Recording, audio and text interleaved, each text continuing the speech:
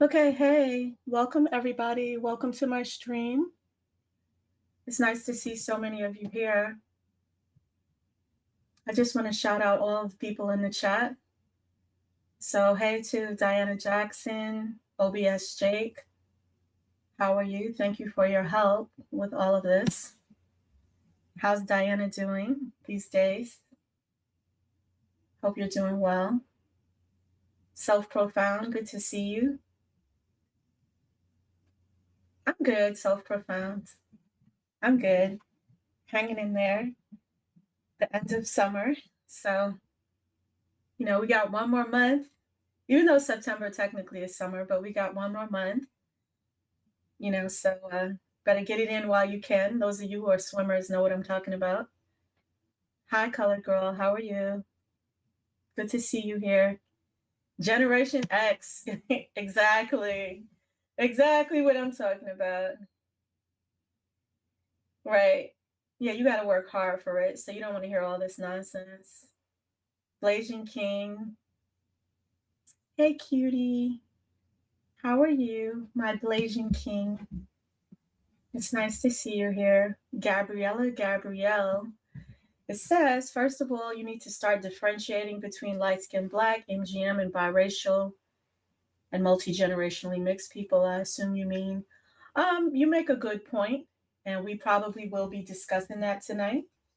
Okay, the fact that you have to differentiate between all these groups, or else what you're saying makes very little sense. But it's nice to see you on the stream. Some guy on the internet, it's good to see you. Generation X, I said hey to you. Pink Paradise, welcome to the stream.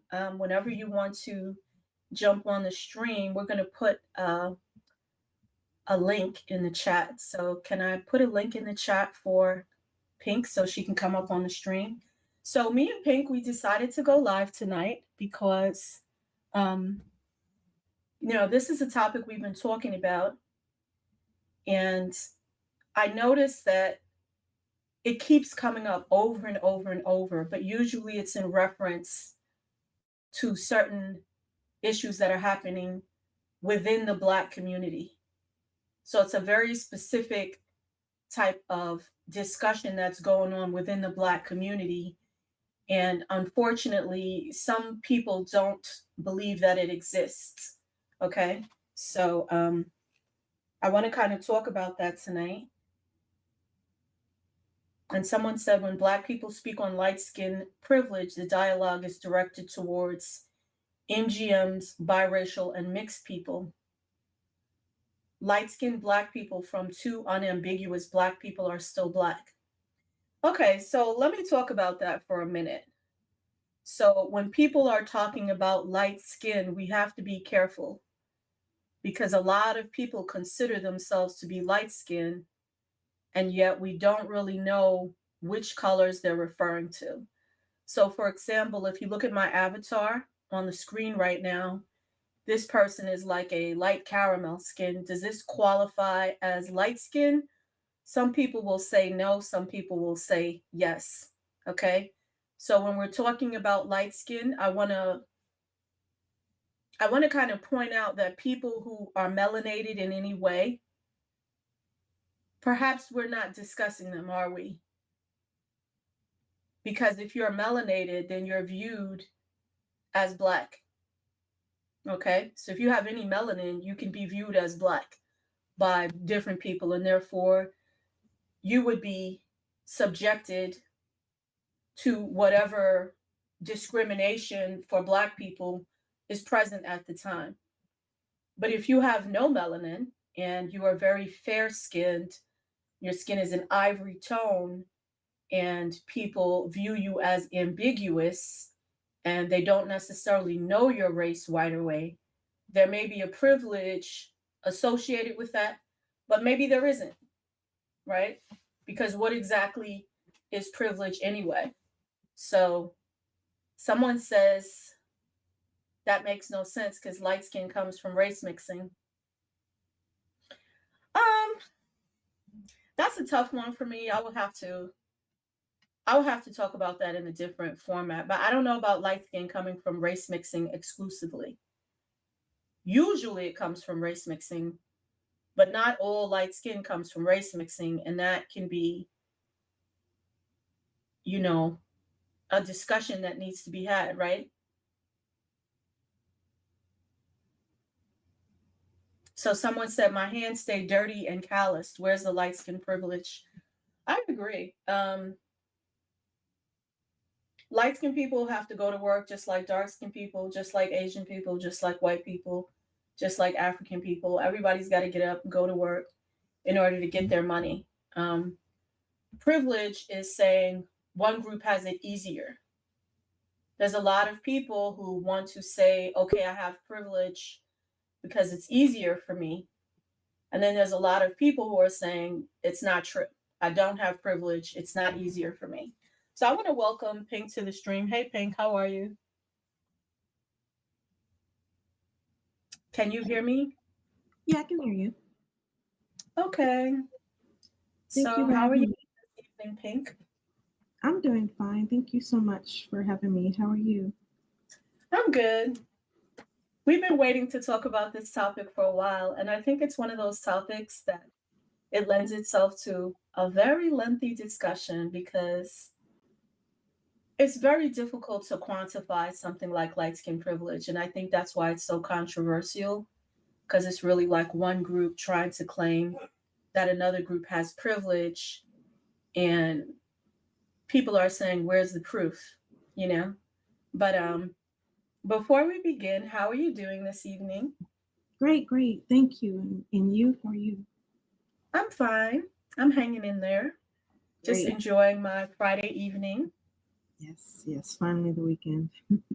Yeah, it's finally the weekend. So those of you who are getting off of work and you're relaxing on your Friday, I hope you can enjoy this stream. I just want to say hey to a few more people. Graham Sean, thanks for coming. The Owl Show, it's good to see you. Um, so let's get into it. Light skin privilege. Oh, here we go. One more person. Hey, Graham Sean, how you doing tonight? Hey, ladies, how's it going? I'm mute. Y'all were talking. Okay. All right. Well, it's good to see you. Um, we got the Owl Show. Hey, Owl Show, how are you doing tonight? Let me know when you can hear me. How you doing, Owl Show? Hello, how are you? How's everybody doing? I'm good. How are you doing, Al? I'm okay. I've been a little busy this week. So, yeah, but yeah, it's been okay. It's been okay. That's good to hear. That's good to hear. It's nice to have you on the stream. It's nice to Um, be here. yeah, thank you. And a few more people. Golden Mulatto King. So, how are you doing tonight, Golden Mulatto King? Nice to see you. Um, so let's get into it. I just want to go around the panel. And I'm going to ask the big question first. Does light skin privilege exist? And we can start with Pink. Well, in my opinion, based on my experiences and based on what I've seen, I don't think it exists. I don't think I think it's a myth. I think it's used to gaslight us into feeling bad about um, we're what who we are.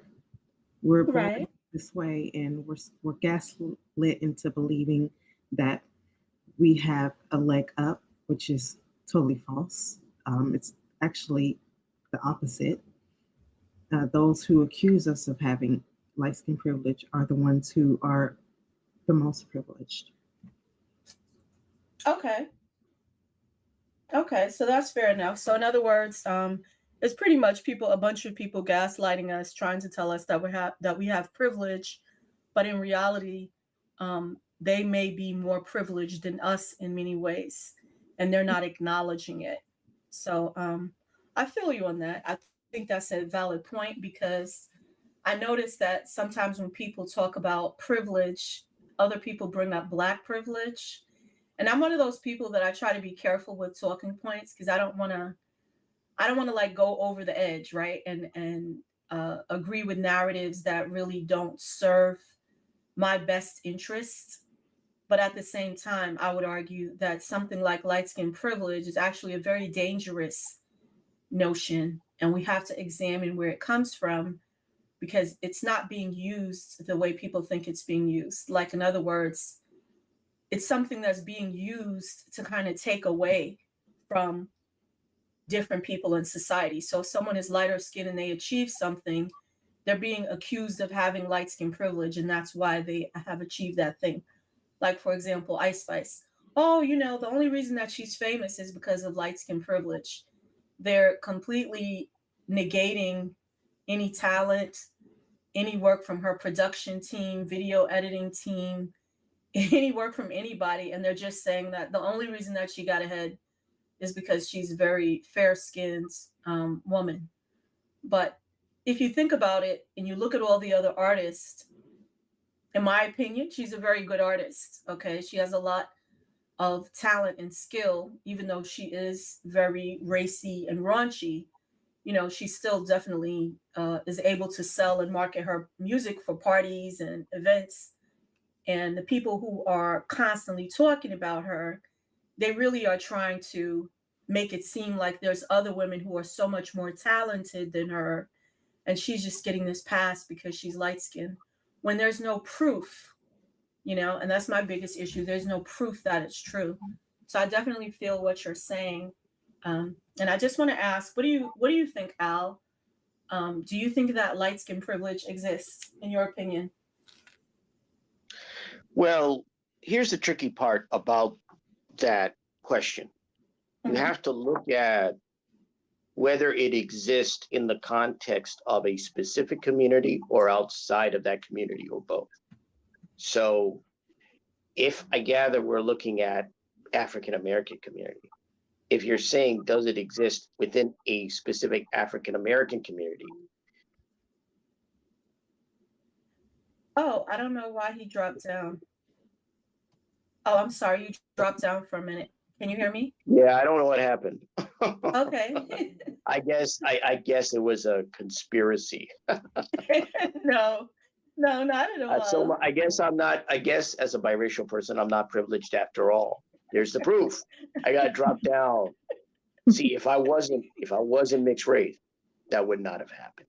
That would not have happened. That would not have happened. See, no privilege.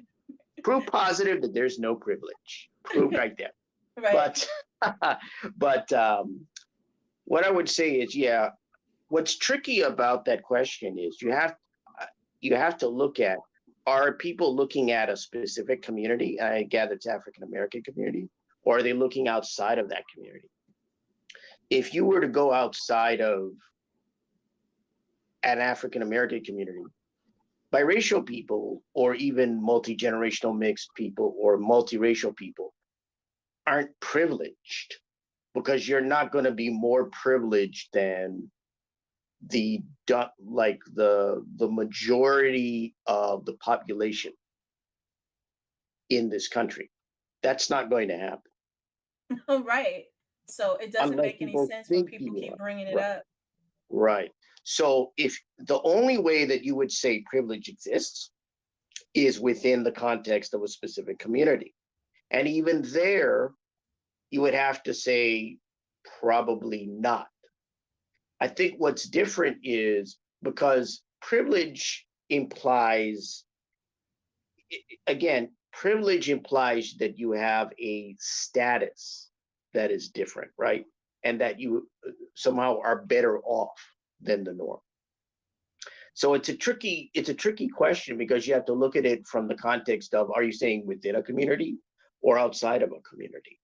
And when you look at what people who are mixed race and people who are biracial, multiracial go through, there doesn't seem to be privilege, because people can recount incidences where they were mistreated, called names, bullied, even discriminated against. So if you go through all that and you're a quote unquote light-skinned person, that doesn't seem like privilege. Privilege would be the absence of that, right? That would be the Right. absence. You're not going through any of that. So it's a tricky question. See, when people ask this question, you notice that, is there privilege? Like, which what's the context? Within a community or outside a community? In both cases, I would say no, there's no privilege. But because biracial and mixed race and multiracial people have had a degree of success, some of them have had a degree of success, that's the difference. People are confusing success and ability, the abilities and skills that a number of quote unquote light skin or mixed race or multiracial mixed race and biracial people have picked up and what they've been able to do with privilege. And see, that's another discussion. See, that's what they really mean. Oh, well, you're successful and I'm not. And the reason for your success is the way you look and your aesthetic. It has nothing to do with anything else, because I, who have a different kind of look, these people, they'll say, well, we're skillful and we're educated and we're this, but we're not successful.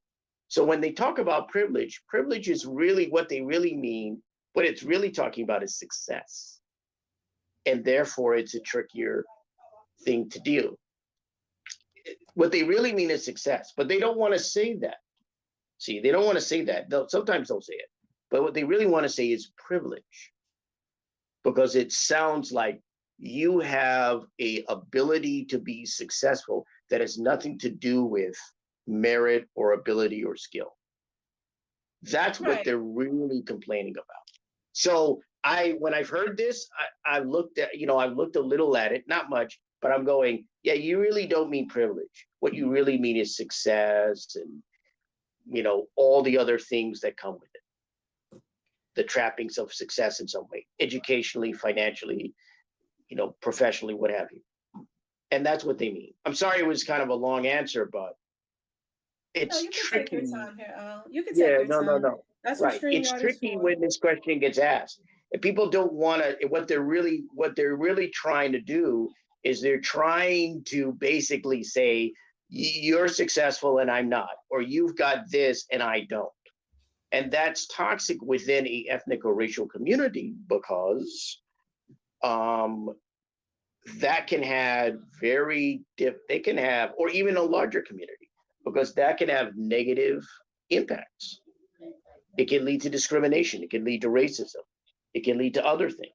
So.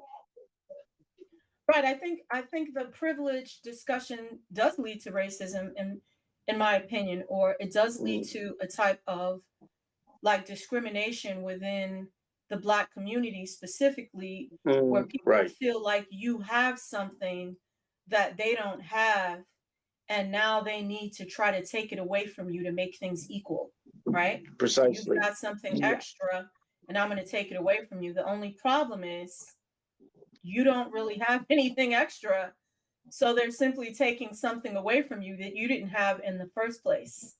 Right. So, yeah. So the one last thing I would add to that is there's a specific context I gather you're talking about here, which is within African American community. So that's where the problem seems to be, is this idea of privilege. I mean, if you were to go outside that community and try to push privilege, it probably wouldn't go anywhere. I mean, if you might get the ethnic discrimination thing, like, affirmative action in that context, if you're dealing with people outside of that. But that's not the same as privilege in and of itself. That's something else. So it's a tricky situation. It's a tricky subject, because people want to kind of limit it. I see what they try to do, and I'm going, yeah, I see what you're doing. It's really about success and the lack thereof. And what it comes down to, it's like the parable of the sour grapes, right? The fox couldn't get the grapes. The fox labeled them sour, rationalized that they were sour. So there's a dismissiveness. So if people feel, well, they've got privilege anyway. They got, they've got a special status, or they're accorded this anyway. And that, of course, leads to resentment, anger, discrimination, racism. Again, Right. sorry it was so long. No, it's okay. You don't have to apologize, Al. Thank you for you always come with like the intellectual commentary, and it's very much appreciated. But I wanna go to Grandma Sean. So Grandma Sean, what is your opinion? Does light skin privilege exist? I'm gonna disagree with you guys on some points and agree with you on some points. Okay. I do think it exists. It exists in due to your proximity to whiteness and your featureism. Right now, I'm speaking anecdotally, excuse me. Okay. I have benefited, and maybe it's the region I live in, perhaps it's the demeanor I have to go along with that. Mm-hmm. Um, Perhaps connections my family had. You know, there are areas where I've had some difficulty being a black person, right? But Right. my lighter skin and my features, there are white people, because we're not speaking in terms of in the black community. We're going to get pushed back because there's this notion that we do have it easier, and some people want to make our lives harder, right? I've seen this and run into that many times. But there's also, speaking of black community, we've heard this term, people being color struck, and they will go out of their way to help you, thinking that it's going to benefit them in the future, right? Because of your rise, you might pull them up with them.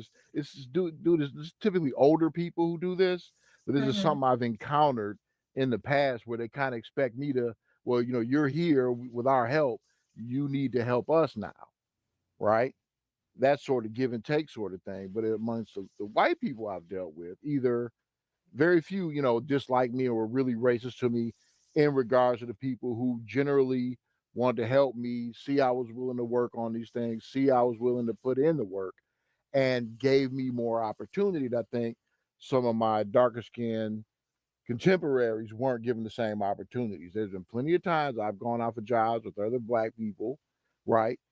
We all had the same skill set, if not them being a little better or having more experience, but somehow I'm the only black guy that's hired with this company, or the only black guy sent to certain areas. Like me being a construction worker when I was an apprentice, I was always sent way out in the suburbs, 40, 50 miles away, and I'm the only one out there. And this went on for years. Like it wasn't just a one off thing. I was constantly kept out in the suburbs of Detroit.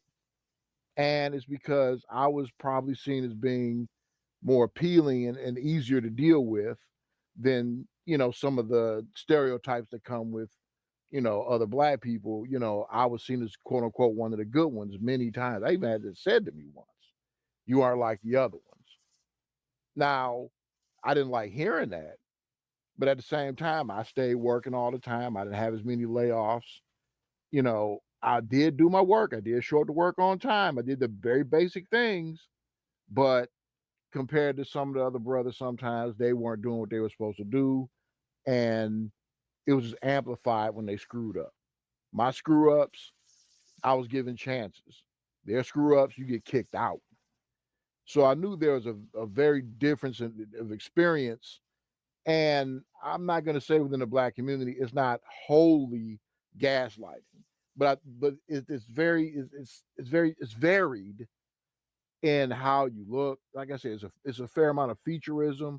If one of these people has a biracial child in their family, and because of the way I look, they may look for parallels with that. Well, my kid is this way, maybe he's that way too, because the assumption always is that I was biracial or mixed. It was always that way. I was never seen as just a 100% black person, so to speak, Mm-hmm. right? And yes, I mean, outside of my work, yes, I put in the work. I did the things that generally you're supposed to do, right? Mm-hmm. But it was helped by the fact that I was lighter skinned. I think I was given more benefit of the doubt than sometimes other black folks, just off looking at me, which could be completely wrong. I could have been, on some real bad stuff at the time. Right. I could have been, I could have really been, like, I'm gonna screw this. I'm gonna go in here with the notion that I'm gonna act a fool. right? Just like everybody else, you know, per se, within the black community. I'm gonna act just like them. I mean, that's how I felt. Then there's other times, I'm just thinking I'm doing what I'm supposed to regularly do, and out of nowhere, I would get supervisory positions, just like over to everybody else. I was black when I was put in the city with other black people. I was typically looked for over leadership positions. Just and I always wonder why. Like, what is it about me is different? This guy has 10 years more experience than me. Why aren't you putting him in charge? Because I'm a fair person, you know. Right. But it would be these quote unquote weird things that would happen in my life, and it would always come back to that. I was more appealing to be around. There's cultural things because I hung around a lot of white people. There's cultural things I understood about them.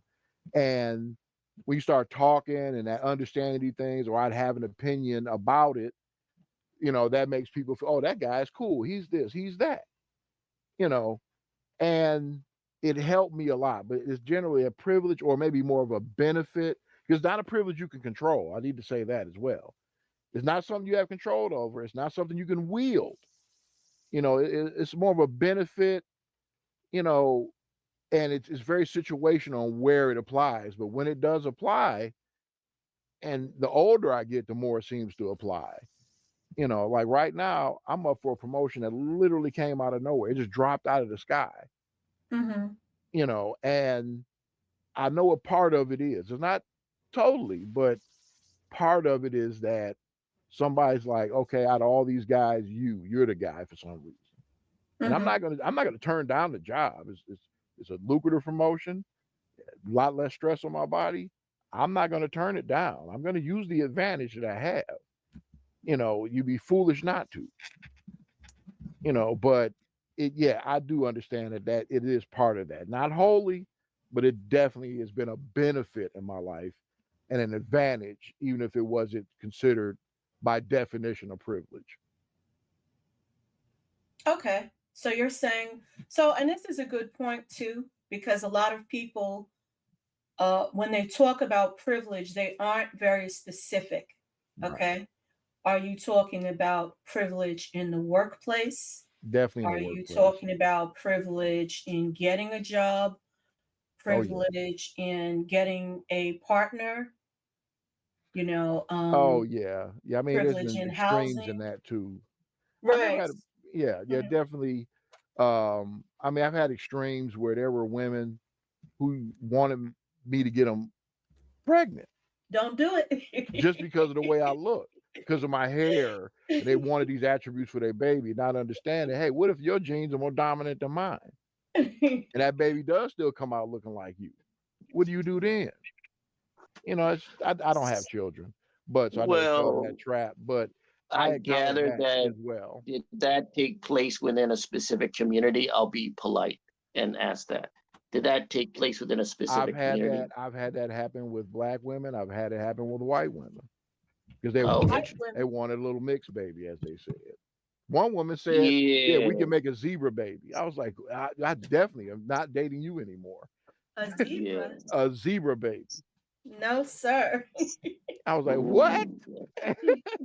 Like, no Well, freaking I way. like I said, I can't speak for MGM or other types of mixed race people, but as a biracial person, as a biracial guy, I'd be like, that's a flat no. Right. That's a flat no. That's again, the problem is if you're getting an offer like that, it's you have to look at what is the you know again, it seems not to come from a good place. It definitely That's what I didn't. would say. These were people Yeah. who were not think. Look, when I was younger, man, I was just bouncing around, so to speak. Right. I encountered a lot of women, with a lot of different attitudes and points of Right. view and things of that sort. These are the extremes, right? But I have encountered that in my life, and it's just been, other things of different nature. Somebody asked in the chat what a zebra baby was. This white lady, will call her, a black and a white child. She said zebra baby, and I was like, oh, I was taken aback, and I was like, no, I just Right. didn't drive up there anymore. Yeah, I'm not. Yeah, like seeing those in those terms again. Anything relating to animals, you Yes. know. Yeah, it's like we got to kind of lay off any kind of terms with the animals. But Right.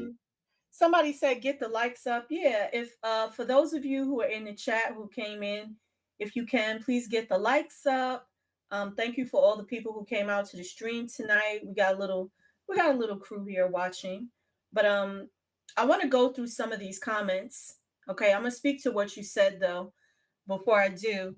And one of the things you said kind of resonated with me, that it's your feeling that you were given more so the benefit of the doubt than some of your darker coworkers. Hmm. I want to talk about that because in the workplace, in my experience, it depends on who you work for. So when I have worked for people who are, like let's say of the European persuasion, and I feel like I can kind of like vibe with them better in terms of certain things going on at work.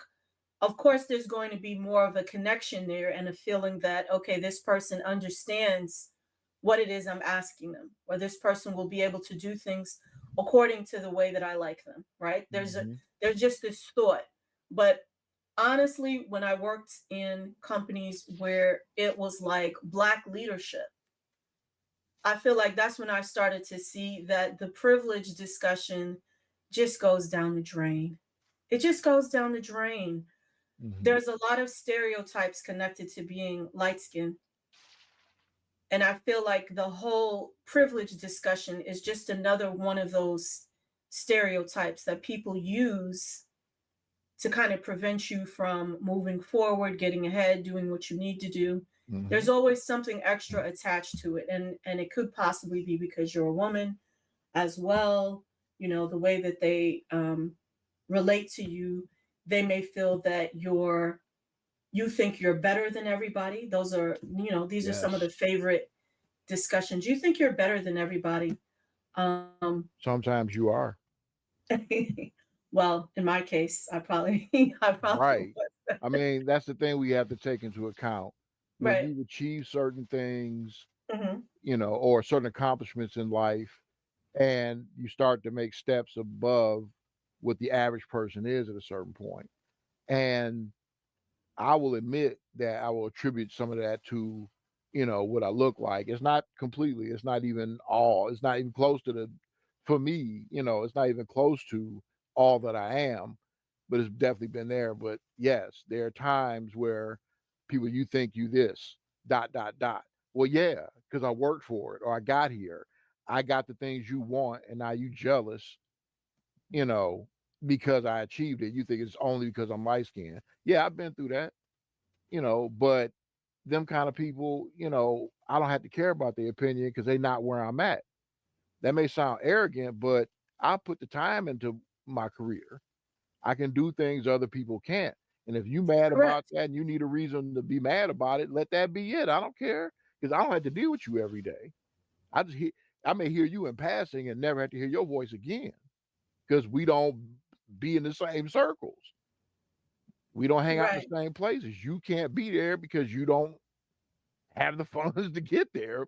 I mean, the guy from McDonald's works at McDonald's going to be where I'm at. No, no, typically no. And that's the kind of person going to be mad with me. I don't care about. I mean, there's a fair amount of classism too. But yeah, when them people say you better than them, probably because they know you are and they But don't that's why like I'm it. saying I don't like the privilege discussion, because I feel like a lot of the time you're measuring apples and oranges, Oh yeah. you know, um, and that probably is going to lead me to my next topic, which is that there's a difference between someone who is biracial, or Hmm.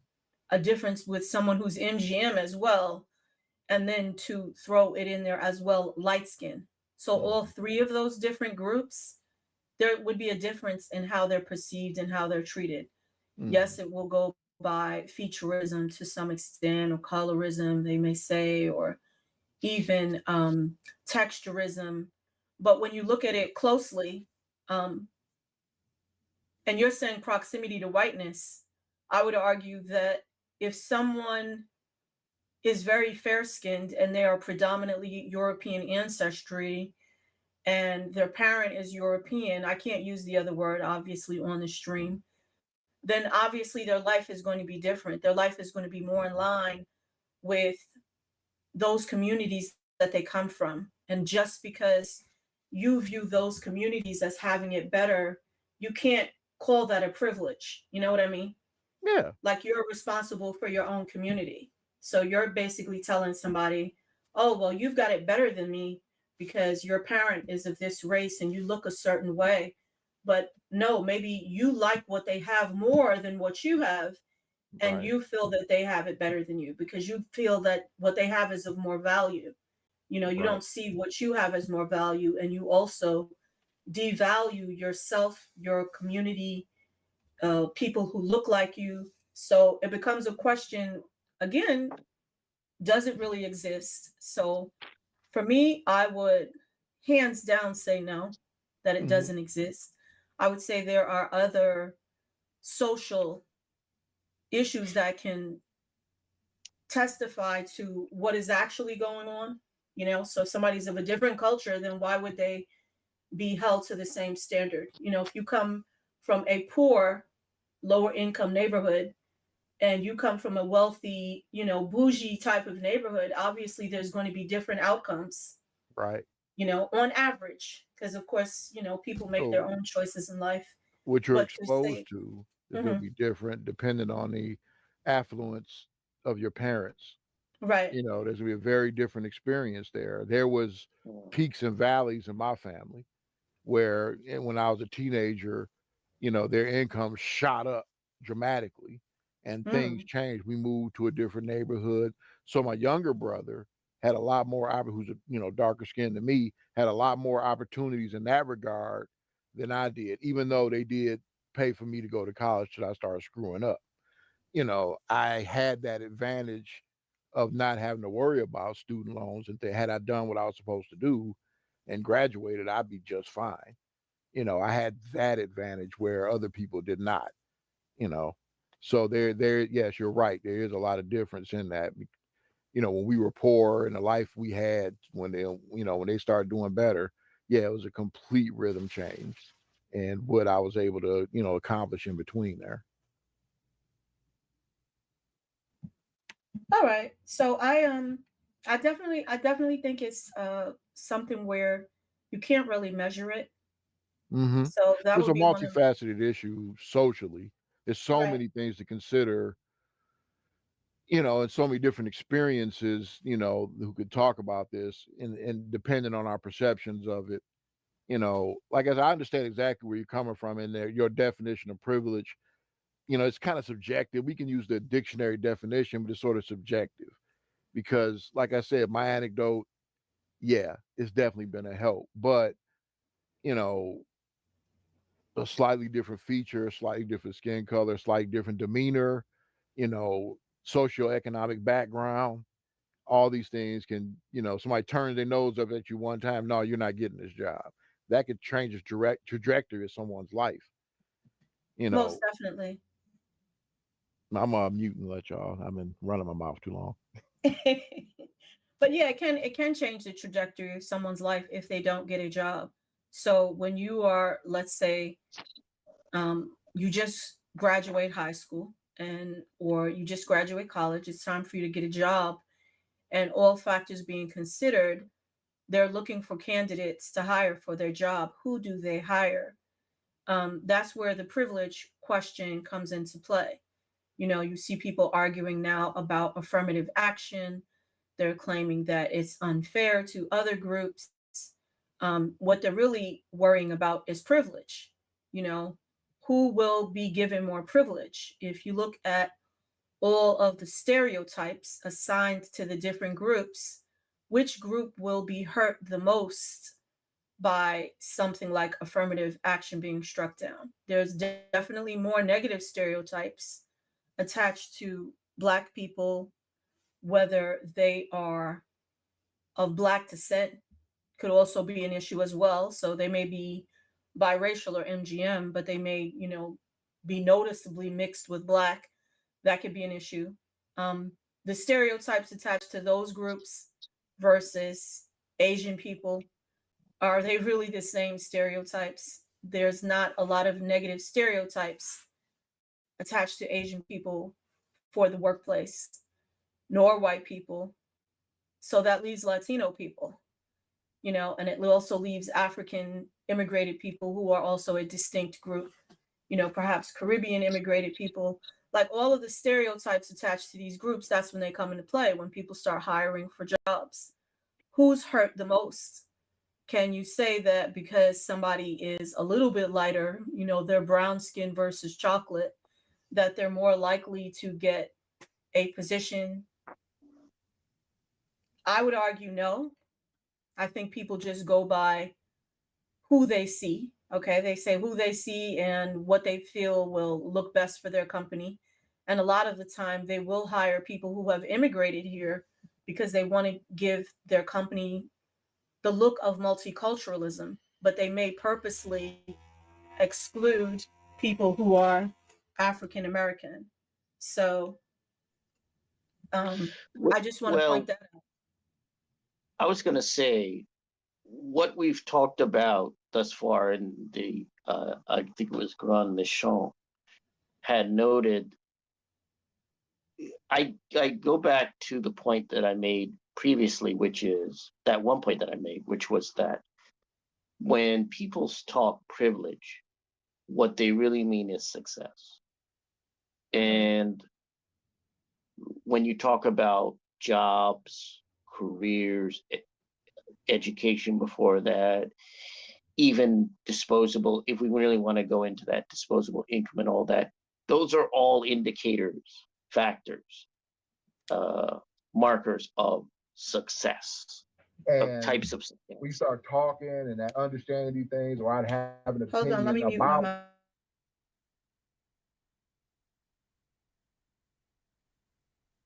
Okay, and so when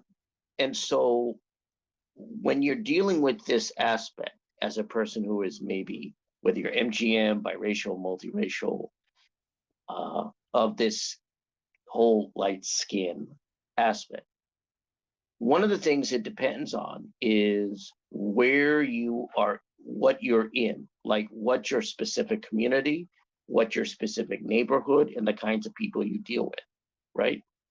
Like, I'm someone for whom this topic is more an abstraction because I grew up in a place that was more multiracial than multi-ethnic. So I didn't grow up in a place where the idea of privilege in this context existed. I never had to deal with that because I didn't have people going, well, you're this because you look this way. Also, I didn't have the kind of career where I was driving Jaguars or BMWs or Rolls Royces around and living in, a 4-story mansion. So there's that aspect.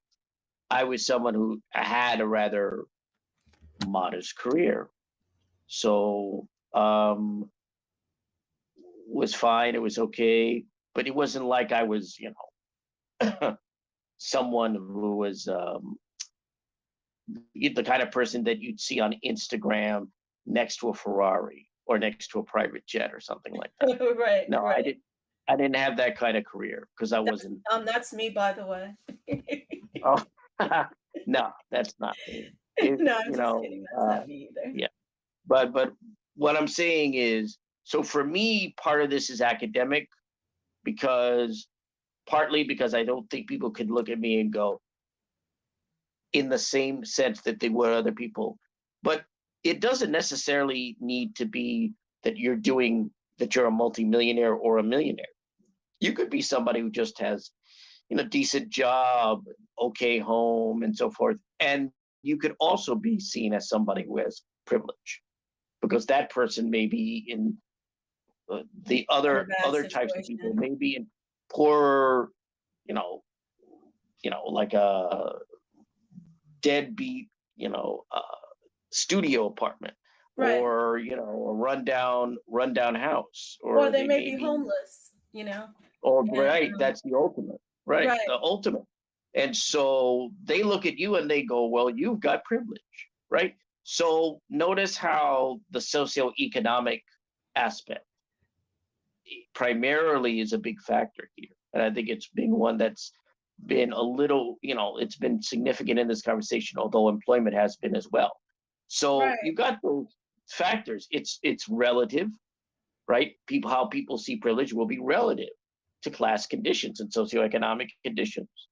Even if you're somebody who may be living a barely middle class life, you may be seen as privileged because your job is better Yeah, or because your you have a house better is better. job. But I feel like, what my problem is? It just seems like there are plenty of Black people, fully Black people, two Black parents, darker skin, chocolate, bronze, cocoa tones, ebony, that have good jobs.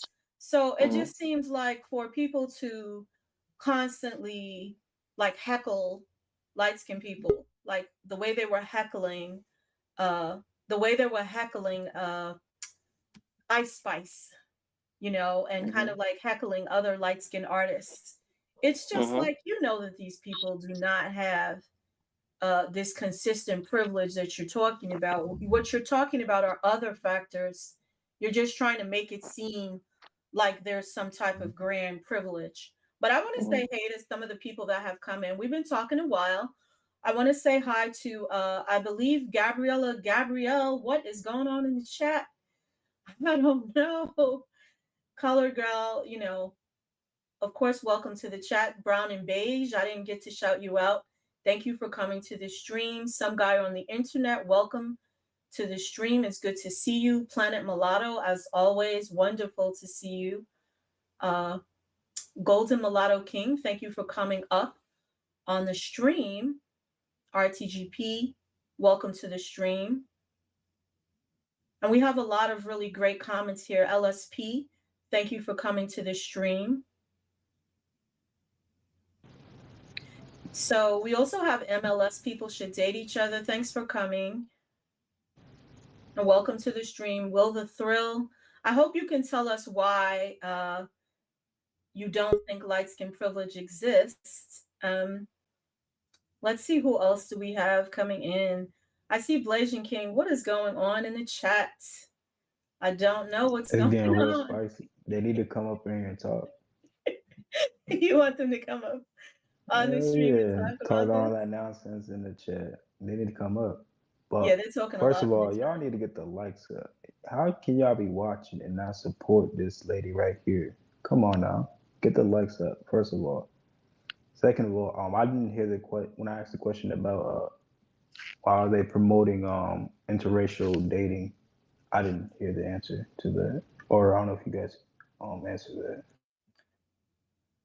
So we could talk about that. That would be derailing a little bit. But we could talk about why are they promoting interracial dating so much? Well, And Well, yeah, because the main reason is because when you make usually it's usually black and white people, and when they have babies, they're gonna have babies that look like us. So that's the reason why I was asking, because it don't make sense. They act like we are not part of the society. You know what I'm saying? right. So what do other people think about what he's saying? well, I just need like 10 seconds to speak to the old subject. This is a point I wanted to make about the people who complain about us having privilege, who Mhm. are typically these people who are complaining about us having this privilege. Where are they at? Why are they having these complaints? Because people, and speaking to something Al said, when you're speaking about success, successful people don't really have time to complain about your color and the success they think you got. They're too busy on their trajectory going up. They don't have time to worry about that. But I just wanted to make that point. As far as the interracial dating thing, it's more permissible now, and the more permissive people are going to engage in it. The product is probably, going to be a biracial child, and depending on how you see these things, or depending on who they get with, they can make a MGM like me as a grandchild. But today, everybody's doing everything with everybody, so you're going to have so many different ethnicities and genetics put together. I mean, it's going to be more than just black, white, biracials. You're going to have, all types of people getting together soon. Right now we're seeing the black, white thing, you think being pushed. Well, I think it's just this is what it is now because it wasn't too long ago, you know, those interracial couples would catch a lot of hell from both communities. It's not as bad as it was anymore. And people want to experiment. So I see a little bit of an argument breaking out in the chat. And Gabrielle, welcome to the stream. If anything happens, I will have to remove you from the panel, but it says something about people are faking who they are. Okay, so people are faking who they are and where they are from. So, what is that about? I never said that. Are you sure it came from me? People are faking who they are and No, Planet Mulatto said it in response to your comment about groups oh, of people in African countries with a okay. lineage that's European and Arab, and they know it. So, what's going on? How are you doing tonight? And welcome I'm to our stream. Thank you. I'm great. I hope everyone's having a great evening or wherever you are, afternoon, early morning. I don't know what he's referring to. But I came up to, so first I'm going to answer what Golden Mulatto King stated about the interracial couples. I don't believe that there is an agenda being pushed. Um, I mean, there may be because I remember reading, I think it was Time Magazine. They predicted by like 2045 or something like that, America will be a multiracial country where everyone, is mixed up. So there may be an agenda. But for me personally, again, I just want to put this out there. I am an unambiguous Black woman and I have darker skin. I'm not the darkest on the spectrum of dark skin, but I do have darker skin and I do date interracially. I don't think that there's an agenda, but there may be, who knows. To piggyback off of what Grand Mashant Ultimate, or I'm sorry if I Yeah, butchered you your can name. call him Grand Ultimate. Um, you spoke on, you know, people who are light skinned, they don't really have any privilege. It's because of their hard work, which I do partially agree with you. And I don't fully agree with you because there have been a plethora of instances, especially in my own life, where I work in an industry that's very um, you know your how you look, your looks and your beauty and all of that is put on the forefront. And again, I have, like I was saying on the chat, I have MGMs in my family. I also have biracials in my family. So I don't have an issue with either biracials or MGMs, either way. But I do see, a priority when it comes to them. So I I want to can agree with you. Image is everything. definitely. So I'm not, I'm not ugly by far or anything like that. But just because, there are 5 shades or 4 shades lighter than me, they will get, the spotlight, or they may not even be you look at them and you look at me, you're like, okay, well, you look better than her, but just because she has that light skin, that gives her a push. And that's Is the that something truth. they said to you, or is that something you assumed? No, that's not what they said to me. That everyone knows that. Whether it's in the modeling industry and in the, adult entertainment like strip club or gentlemen's club industry, any industry where your beauty is put on a pedestal and they look at your exterior rather than your interior. And I'm not saying that I don't get opportunities or I don't make money or I don't do good, but it's there.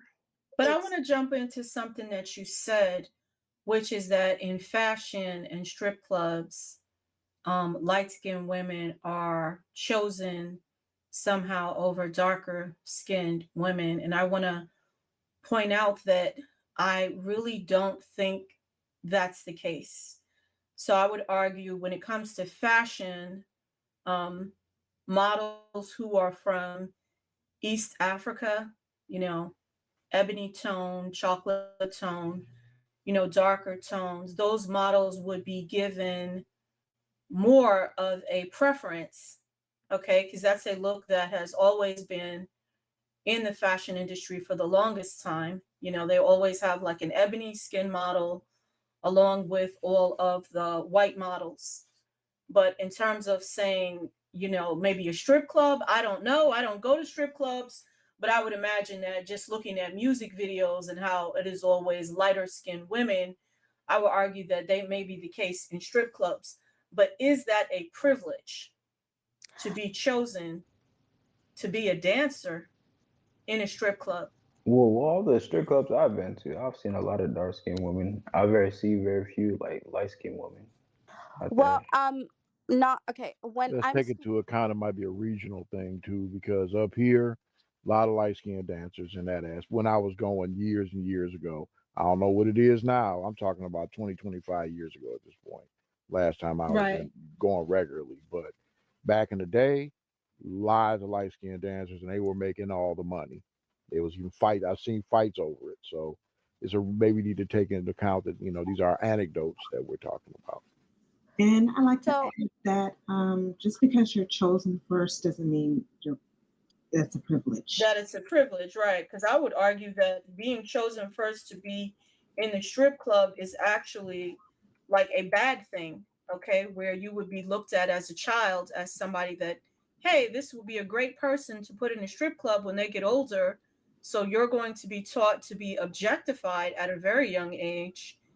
And because another group of women in your same community think that somehow that's a privilege, they are going to deny all of the negative uh, aspects that come along with you being in that type of position. And I think that is something that does go on if people reside within the Black community. There is a lack of empathy for lighter skinned women and all of these issues they go through being objectified by men. Okay, so I also think it exists for darker skinned women too, but for whatever reason, um, I'm not going to say it's taken more seriously. I'm just going to say it's looked at differently. Okay. Well, it's a so self-repeating process, right? So if Right. people believe that the quote unquote light, let's just say biracial, MGM, multiracial, and quote unquote light skinned people have a better place and a better space and a better life because of all these, because in every other, uh, in every strata of society, they have an advantage. Then when you're getting disadvantages and when discrimination comes your way and when times are tough for you, yeah, there's not going to be sympathy. There's not going to be empathy, obviously, but not sympathy. You're going to be dismissed because it's like, well, we've got problems, but you don't. And so that's why I say community is important to look at. If you're a so-called light-skinned person in an African American community, that's the problem because there isn't going to be a lot of, how do I put it, a lot of sympathy for you if Right. you have people who evince these attitudes of privilege. In other words, if you have people who feel that you have a leg or an arm up on them, then they're going to be delighted to see you, you know, see that leg broken or That's see right. that arm broken. They're um going to see that. I don't think And so that's not that's unusual. okay. I think that's a bit taking it too far where you said a leg broken, wanting to see MGMs and biracials and mixed Well, it's an people do expression. bad. It's an No, I expression. know what you mean, but Yeah. seeing them do bad or anything like that. But um Golden, back to what you said, um where MGMs and biracials, etc., are subjectified. So when you get in an industry where your beauty is prioritized and how you look, your body, etc., you already know what you're getting into. So that's that. Whatever, if they're subjective, what they know what they're getting into, and I did as well. But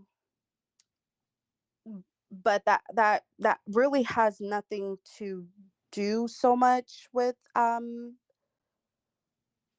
But see, like I don't ever want to gaslight. Like I would never gaslight Black people when they talk about racism, right? I would never gaslight them, but I do feel there is a lot of gaslighting from darker skinned Black people, even brown skinned Black people, when it comes to the light skin privilege discussion. I feel like there's a lot of gaslighting. There's a refusal to hear what people say or their stories. There's like a push for people to kind of like always be in alignment with what the Black community says, whether or not they agree with them. And I think that this is why I wanted to have this live stream. I actually welcome people coming up who are not necessarily light skinned, because I think, it's important to get both sides of the story. Some of the people who have been complaining, here and there about light skin privilege, it's funny because they didn't show up to the stream. But I just wanted to attack it because I do think, there's always like, it's just like ignoring what people are saying. They're saying they don't have privilege. They don't feel that they've been treated better. They feel that these stereotypes put a target on their back. These stereotypes make it so that they can't really exist in the Black community. When they flee the Black community because they don't feel comfortable within the Black community because of these stereotypes, then they're accused of kind of like, not wanting to be proud of their roots, or abandoning their heritage or something like that, when in reality they just were not being treated very well in the Black community. They didn't feel like their voices were being heard.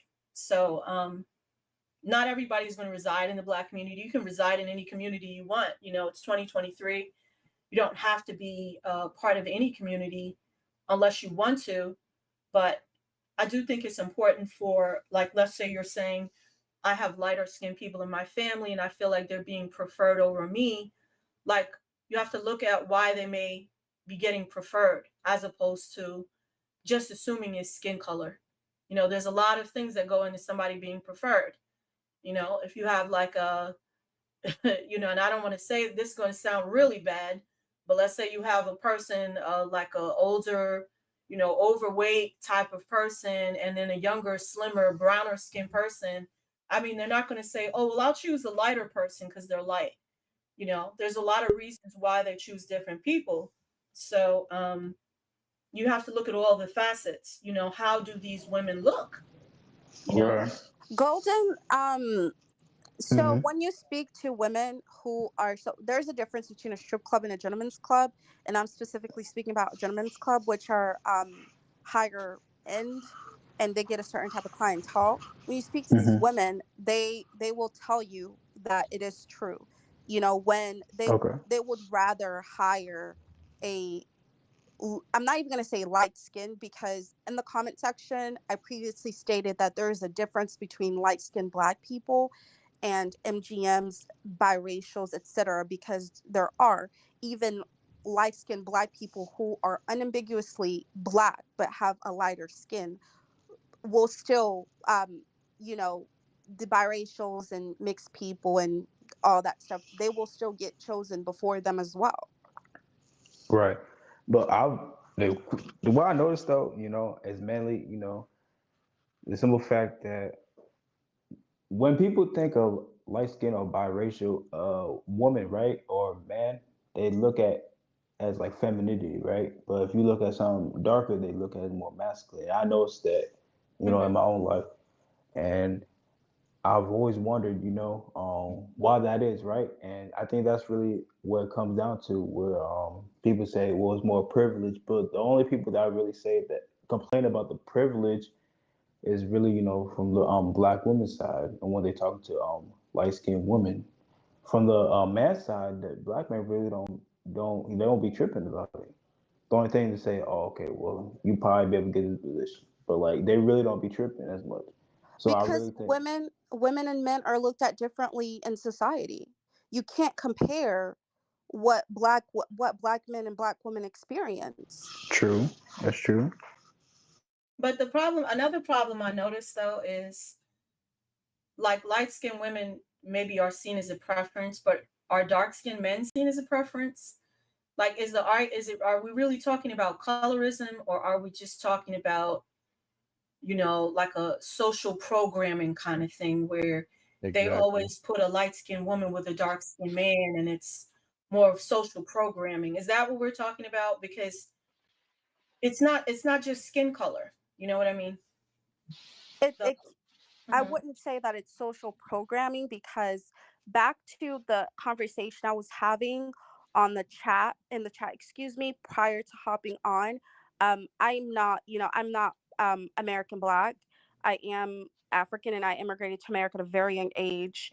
You will even see the affluent African men, they will deliberately pair up with the African women who come from a lineage of, who are MGMs. Because as I was saying in the chat, when you have African ancestry, it's there. It's not like in the Caribbean or in the Americas. It's not hidden. It's known. You know exactly, Right. you know exactly who it was, and when it was, etc. But the But I thing want is, to say something though what a too. lot of, Yeah, I go say ahead. something Go real ahead, quick. King. Well, I know it's a lot of things is do you just think that's more or less like the beauty standard of the world around us? Because the simple fact that even black women, they literally get weaves to replicate biracial or MGM woman. Well, there's a fair amount of history that comes before that. It wasn't to resemble biracial women. It was that the hair texture typically that black women had was seen as dirty and unkempt and kept them out of certain places. So in order to have certain jobs, use in certain spaces, they had to straighten their hair. That's why certain people who made these products, back in the early 1900s, made a lot of money and became famous because that straighter hair made the white populace more comfortable to a degree. So this is something that goes back over 100 years at this point. Also, we need to look at around the world what having a paler or lighter skinned complexion meant. It meant you weren't out in the fields working hard. It meant typically you led a life of privilege because you didn't have to be outside toiling like everybody else did. This may had a trickle down effect to some degree, but within the black community, it takes on a different connotation due to our enslaved ancestors. But the sort of privilege that supposedly the lighter skinned slaves had while being chained to a stove and the hell beat out of them as well, there was a notion because they were in the house, they were considered better, right? So a lot of these attitudes have trickled down in one form or another over the last few 100 years, and we're still dealing with some of the echoes of that to this day, just with a slightly more modern twist every generation. That's just my take on it.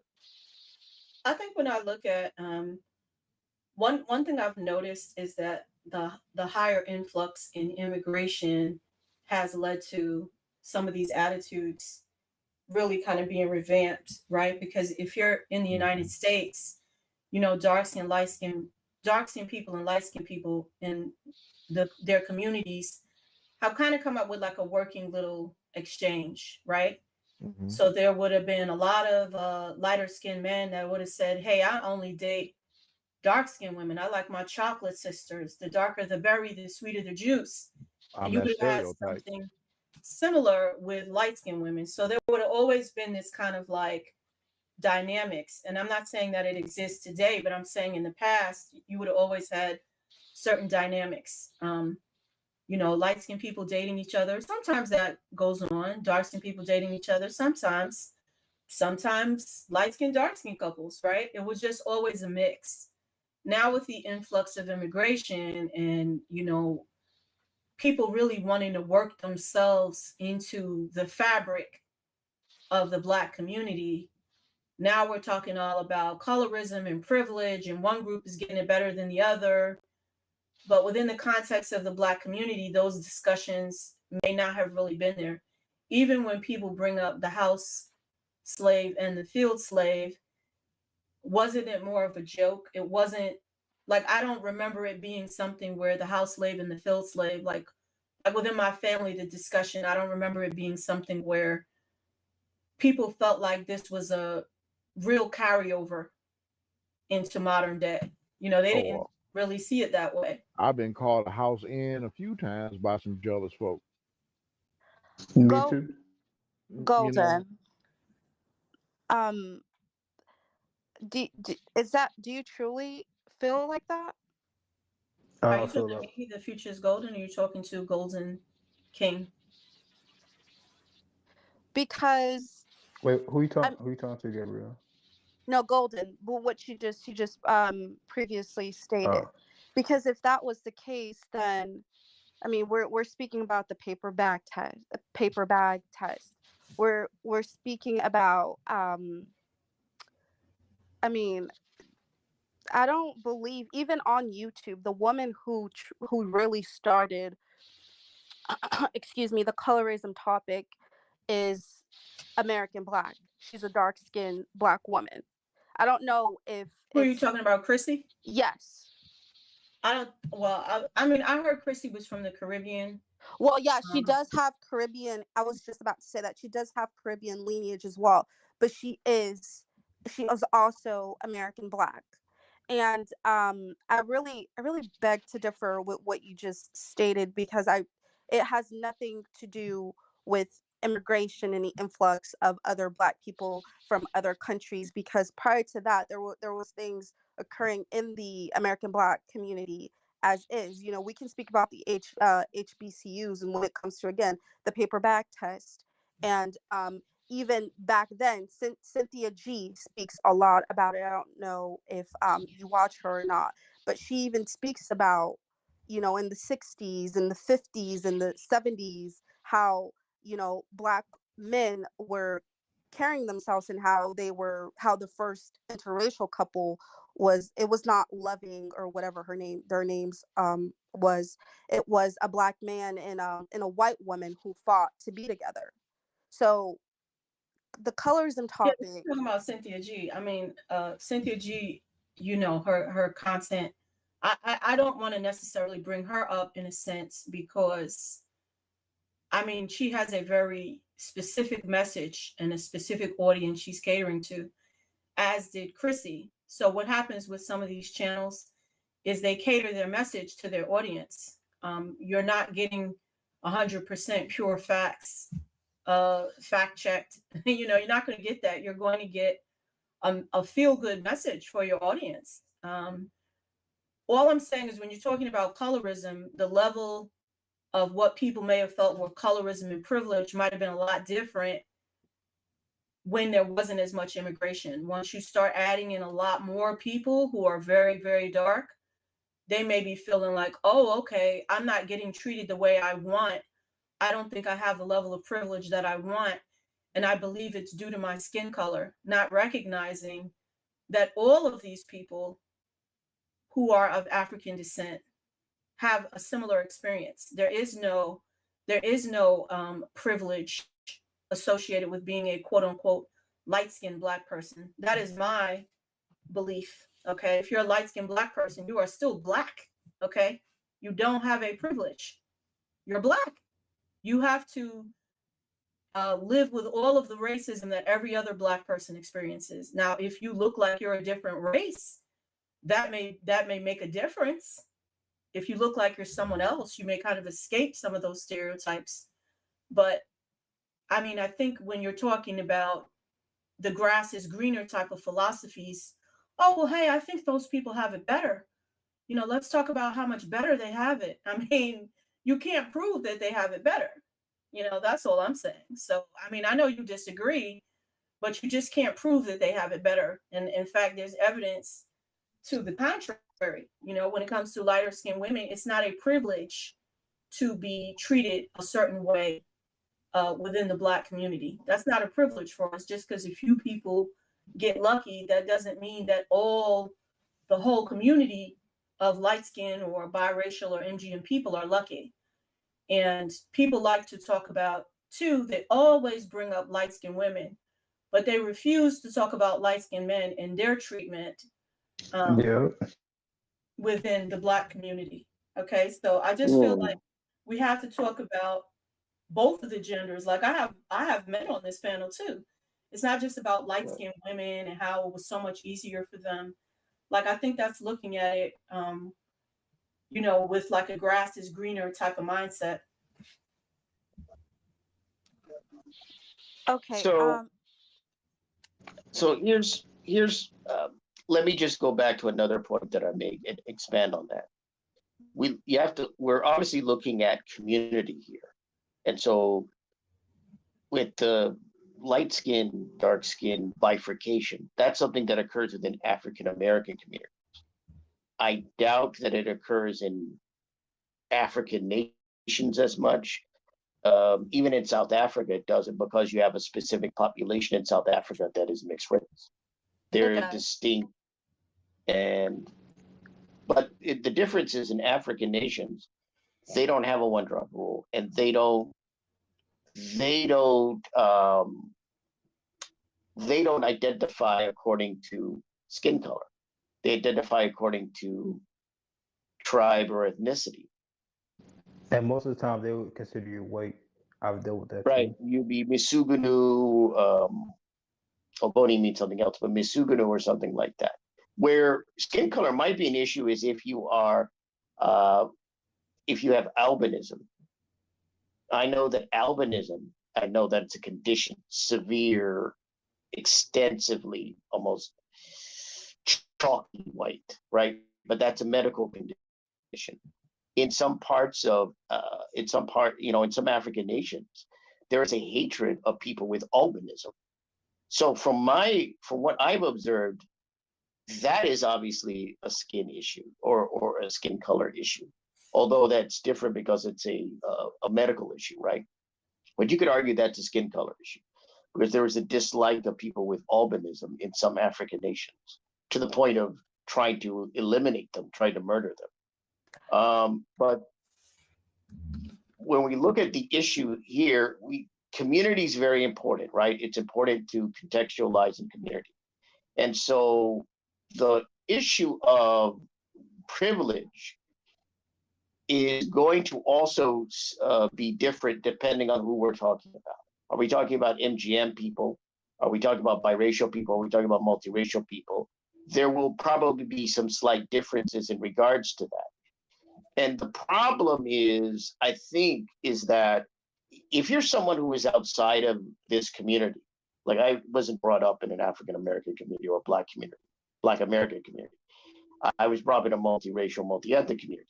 So for me, I approach this objectively. I'm not looking at it subjectively.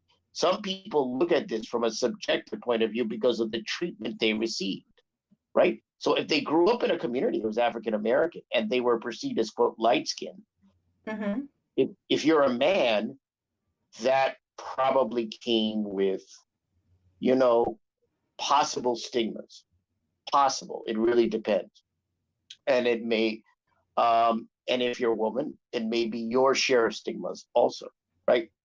So it really depends on the community that you're a part of, right? And what the issues are within that community. And part of the reason why the whole idea of privilege is dangerous is because over the years, and some people have looked at the influx of Africans and Caribbeans, right? The thing about it is that people from those other countries are clearly not going to see, quote unquote, light-skinned people or biracial people, especially as Black people, or certainly as people like them. They're going to see them as different. So some people are going to go, what's the deal? Like, it's like, yeah, they're mixed race. Yeah, they're different. Why are they a part of this? Why are they an issue? And so that possibly may be a part of this whole idea of privilege. It may be. Again, it's tricky to discuss. But if you are outside of a community, as I am, I look at it objectively because I didn't have people coming at me and saying, you have this because you're light skinned. You have this because you're biracial. You are this because you don't look like these people in this community. So when you haven't had to live with that and deal with that, it's going to be very different. Right. You know, whereas if you have had to deal with that, the issue of privilege is going to be irritating to you, or you may go, what privilege? I got called these names, I got harassed. I mean, I've talked to biracial women specifically. We're looking at a specific subset, and you know, biracial women have been, a number of them have told me they were bullied, that it was difficult for them within African American context. Now, I don't know what the case is when it comes to MGM women. There may be some of that. I don't know. That would be, again, interesting to delve into. And Gabrielle, you wanted to cite say all something? these. Yeah, go ahead. No, Gabrielle was trying to say something, right?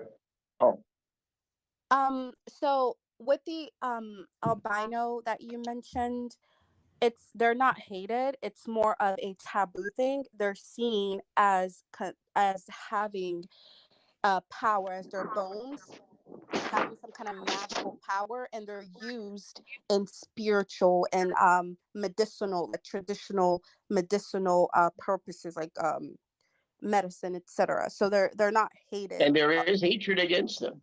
Albino They have been people, targeted. They have albino been people targeted, are and not there going have to been walk people down that the have street.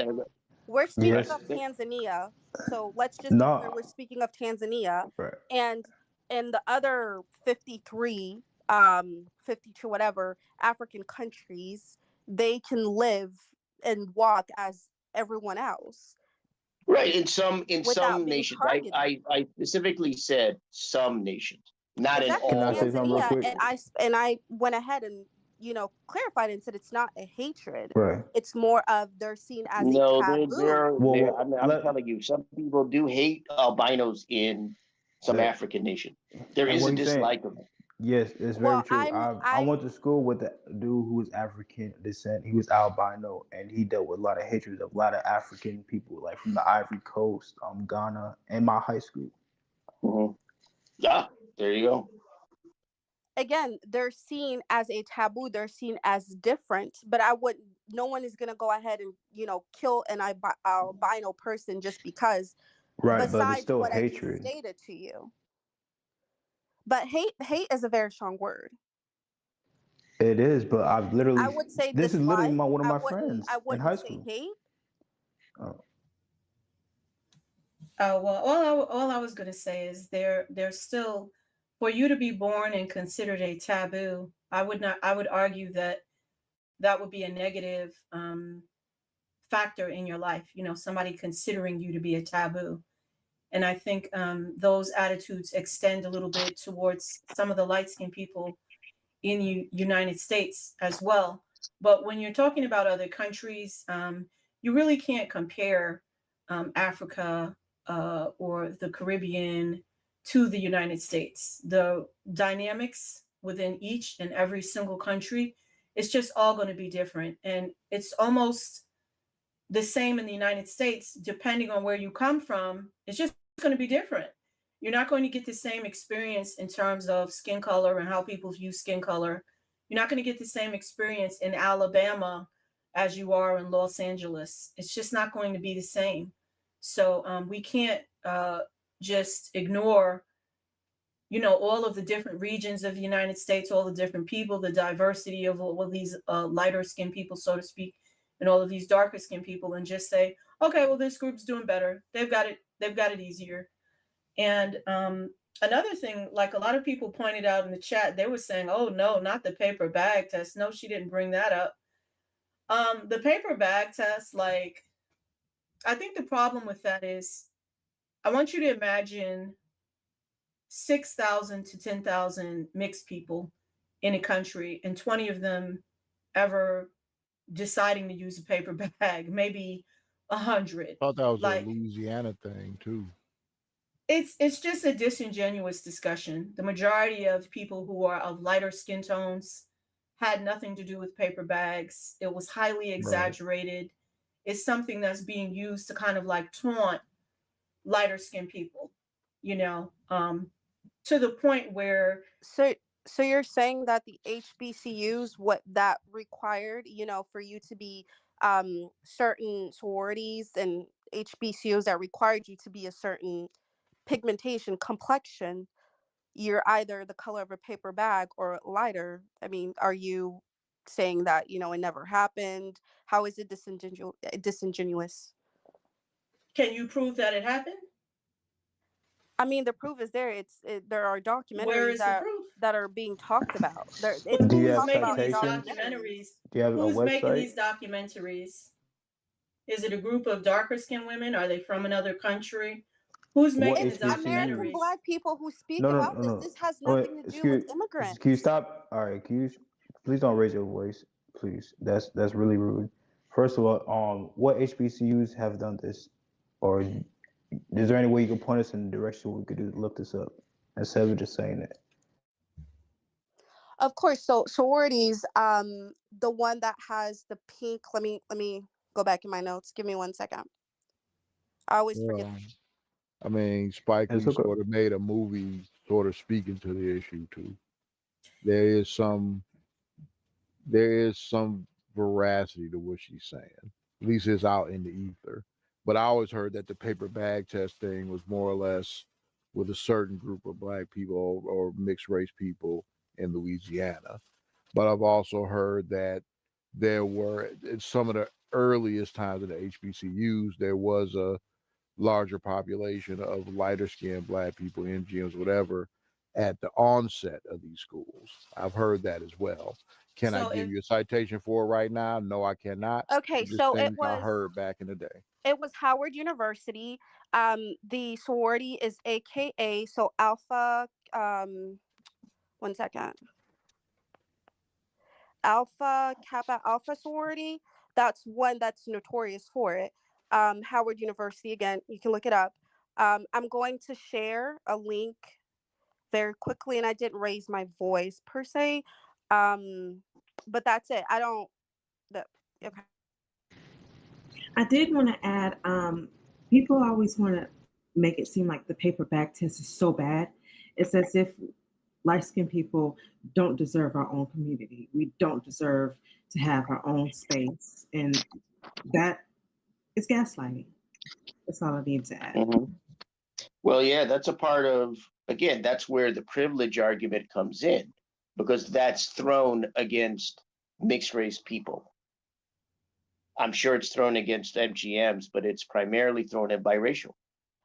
But the Right. issue with the paper bag test is that it's not that it had nothing to do with light skin, quote unquote, light skin black people not being able to have their own communities. It's more of okay, we have this institution that was created to represent an entire race, because we're forgetting they were included as black due to the one drop rule. right, they were considered as black, but were they black? That's the thing. They weren't black, but they were It's considered as that. And Right, so but you're you have considering this, somebody something that they're not, and then they're saying, well, I want to make something separate just for me and my group. And but then you you have the other group of people complaining that what they're doing is unfair. If they're not the same group of people, why does it matter? They weren't the same group of people anyway. You're talking about a paper right. bag. The majority of people who are half black and half white even may not even pass a paper bag test. So you're talking about a Mhm. very specific group of That's people true. who are nearly just 25% African saying, hey, I want to break away from these groups. I don't feel like I'm a part of these groups. Let's create our own situation where we can delineate from these people. And they create some type of delineation and people are complaining. Like, it's almost like there's nothing you can do to make things better for yourself when you're a lighter skinned person. So I'm not looking at the paper bag test and other things from the viewpoint of a darker skinned person who may be offended because they're excluded. I'm looking at it from the point of a lighter skinned person who feels like, okay, well, I want something separate, or I don't feel like I'm being treated well. and I want to get out of this situation, or I don't feel like I'm the same as this person, so I want to leave. That's the viewpoint I'm looking at it from. So Because I if think that that was if you look at it from the other viewpoint, it's always going to seem like a bad thing because somebody feels that they've been excluded or they feel they've been mistreated. But what about the other people or why they made those systems in the first place? You have to look at that group. So if that was the goal at the end, why were they still being, representing themselves as being Negroes, as being Black? If they wanted to separate, they should have done it fully then. I mean, you have an entire university that was created for the predominant population, which are, dark skin or But why would it brown matter to a skin. darker skinned person? Why does it matter? What, Like, because I what didn't, is I'm not, what I Wasn't it wasn't what alive during those 64? times, but why would Hey, it one at a matter? time, please. What One you're at a time. asking is the $64,000 question. What you just said, Future is Golden, is the $64,000 question. Why does it matter? Why is this a thing? And so that's more difficult to answer. It's like you want to be a part of a community. Like you want to ostracize somebody and you want to exclude them at times. And then when they decide to go up on their own, then it's a problem as well. Like it just seems to be about control over what you get to do with that group, how that group gets to live, how they get to be perceived. And when they try to break away and they try to delineate, then that is a problem. So, I mean, I'm just trying to understand your narratives because you're saying Howard University, was this great institution and the Alpha Kappa Alpha sorority had these practices. But if you look at the Alpha Kappa Alpha sorority and you look at all the pictures today, you do not see one single complexion only represented. You see a multitude of complexions from all over the world that happen to be of African descent. You look at Howard University, the majority of students there, people have complained, are from the Caribbean and Africa. They're not even African American. So it's just like almost some of what you're saying is it's coming from the point of being excluded versus looking at groups wanting to be exclusive to themselves. That's basically your argument, right? I disagree because even if we're speaking about a time where Negro Americans, Black people were excluded from the regular PWIs and regular universities, so they had to create their own, and light-skinned people were a part of that category. We're a Well, part. well, We're a part of. I'm sorry. Go ahead. I'm sorry for interrupting you. I just had a point to go along with that, what you were saying. I'm sorry. Yeah. Yeah, No, go ahead. let him chime in. Well, you have to also look at who were typically the people at the start. People who started these HBCUs were the educated people at that time, who were typically the people who were probably going to be educated in those what we now call PWIs. It typically probably wasn't going to be the darker skinned Black person. Again, your proximity to whiteness can be an advantage to you. And typically those were the people who were able to go to those schools and then bring that education back to be able to educate people at these HBCUs. So we have to look at that aspect as well. Is that am I not understanding what I'm saying? Right, and this is from 1928, and we now is the main discussion of today's topic is about current times too, right? So we don't see that as much. Yeah, this is 100 years. Yeah, this is 100 years later. I think that it still Like does people still factor talking into a about different this stuff level. 100 years later. And it's not relevant to today, so I don't know what you're talking I'm about. not trying to be Right. funny, but I feel like it's 100 years later and no one sees how these arguments come across as ludicrous to people who are light skinned, to people who are mixed race, to people who are biracial. They come across as ludicrous because it doesn't have anything to do with the dynamics of today. We are now in a different time frame. And the majority of these people and what they had to do 100 years ago, those dynamics no longer exist. I mean, it just doesn't exist anymore. You have to look at the dynamics of modern American society and talk about where the privilege is. Okay. You can't talk about 300 years ago, it was a privilege to be lighter because you'd be in the house with no context, with no discussion about what's going on in the house.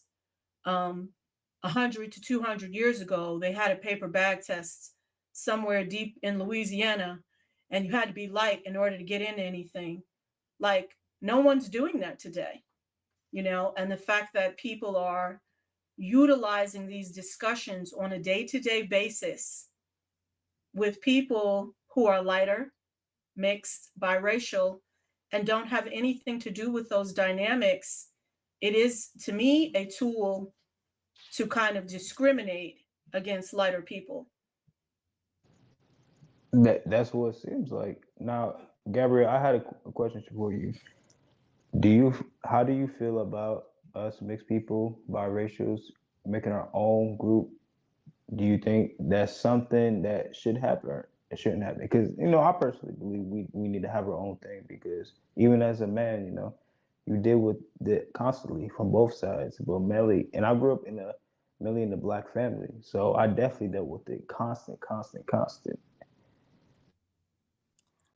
I 100% do believe that biracials and MGMs do and should have their own categorization. I even preach it in the everyday world life, and I'm considered, I'm called divisive and hateful and all these words. So I do agree with you. I Why are do you think. why are you being called divisive and hateful? Let me Nobody said understand you this. were. No, No, let me I mean, understand this. Why are no, you I'm being saying in called? the everyday world. I'm not saying here. I'm saying when I do speak about how I see myself different from a biracial woman, from a woman who's different, mixed, etc., and Mhm. I don't see them as black, or a man as a black man. I'm told that everyone's the same. We're all black. When white people see us, they see us as being all black. They're going to shoot first, ask questions later, etc. So, Gabrielle, if you don't mind my asking, are you someone who is in a largely Black community or African American community, if you don't mind my asking? Yes, mixed a little Yeah. bit. I grew up Okay. in a mixed community, the suburbs. Okay. All right. So I think she has a point here, and I would agree with her on that, because I have talked to African American, I've talked to Black American people who obviously clearly delineate biracial people from Black people and understand that biracial people or mixed race people are mixed biracial or mixed race. And they've told me that they've had arguments with other African American people when they've said this, because there's been a reaction. One woman, when I was on a panel elsewhere, had said she was called racist by Black people, by saying biracial people were biracial and they were different and so forth. She was called racist, according to her. And someone else that I had spoken to, she had a hard time trying to understand why there is this um, continued paradigm and mindset within African American communities that biracial people are also Black people, or that they're a different kind of Black person. I mean, I have spoken to individuals who've told me about some of their experiences stating that. So I think Gabrielle has a point here, based on what I've been told, based on what I understand. Well, It's yeah. Go ahead. I agree with you. And this is why I subscribe to Golden, because to a certain extent, I agree 100% to a certain extent, so maybe not 100% with your message. I believe that MGMs, biracials, mixed people do need their own space. You do need your own categorization. You are not black. You don't have the same experience that I have. We will never live the same lives. I 100% respect biracials. I have no issues. Again, I have biracials, mixed people and MGMs in my family. And I think So I'm glad that you said that, because I think one of my issues is that I feel like with this delineation from the Black community, some people view it like in terms of, a hierarchy, right? Like, mixed people are going to be above Black people, other people view it as like just kind of like horizontal, like mixed people are going to be in a different space because they are mixed or heavily with another group of people, and then Black people will be in their own space because they are not necessarily as mixed, or they really aren't, very mixed. So their experiences, how they view the world, how they interact with the world is going to be very different. That's fine, but I feel like what I have a problem with is all of the stereotypes that people attach to light skinned and mixed people. That's what I have a problem with. Um, the perception that somehow they're going out of their way to maintain privilege or doing these other things to kind of undermine or oppress Black people. I have a problem with those types of discussions, because I think that there are dark skinned people who are oppressing light skinned people. There can be light skinned people oppressing other light skinned people. Like, it is not exclusive to skin tone, but somehow people are making it a skin tone issue, and it puts a target on all light skinned people's back, whether or not they are a detriment to the Black community or not. And they're also not necessarily beholden to the Black community. Like, no one views Korea or the Arab Emirates as beholden to the Black community. They just view light skinned people like that. And that's another thing too. Like, I feel like when dark skinned women talk about these different issues, there could be all kinds of people in the room: Black men, white men, Asian men, light skinned women, dark skinned women, Hispanic women, Asian women. But it's like the one set of people that they focus on is light skinned women. Like, the focus is always on that group. Like, they always have something to say about that group. They won't talk about the dynamics with all of these other groups, just that one group of women. And it feels like a problem to me, because it's like, is this really about systems of oppression, or is it just, I'm mad because I feel like that group of women has it better than me, and therefore I'm gonna make up all this stuff and do all this stuff to get back at that group of women because I think they have it better than me. And to me, that's what it personally feels Right. like to me. Well, can you? I would like to hear Pink go first, and Gabrielle, you go ahead. Who, me? Okay, so I definitely see how, Golden, you're viewing it that way, but I can 100% tell you, from a dark skin woman who I am heavily in the colorism discussion because I have experienced it in my family, outside, etc., that it's definitely not that,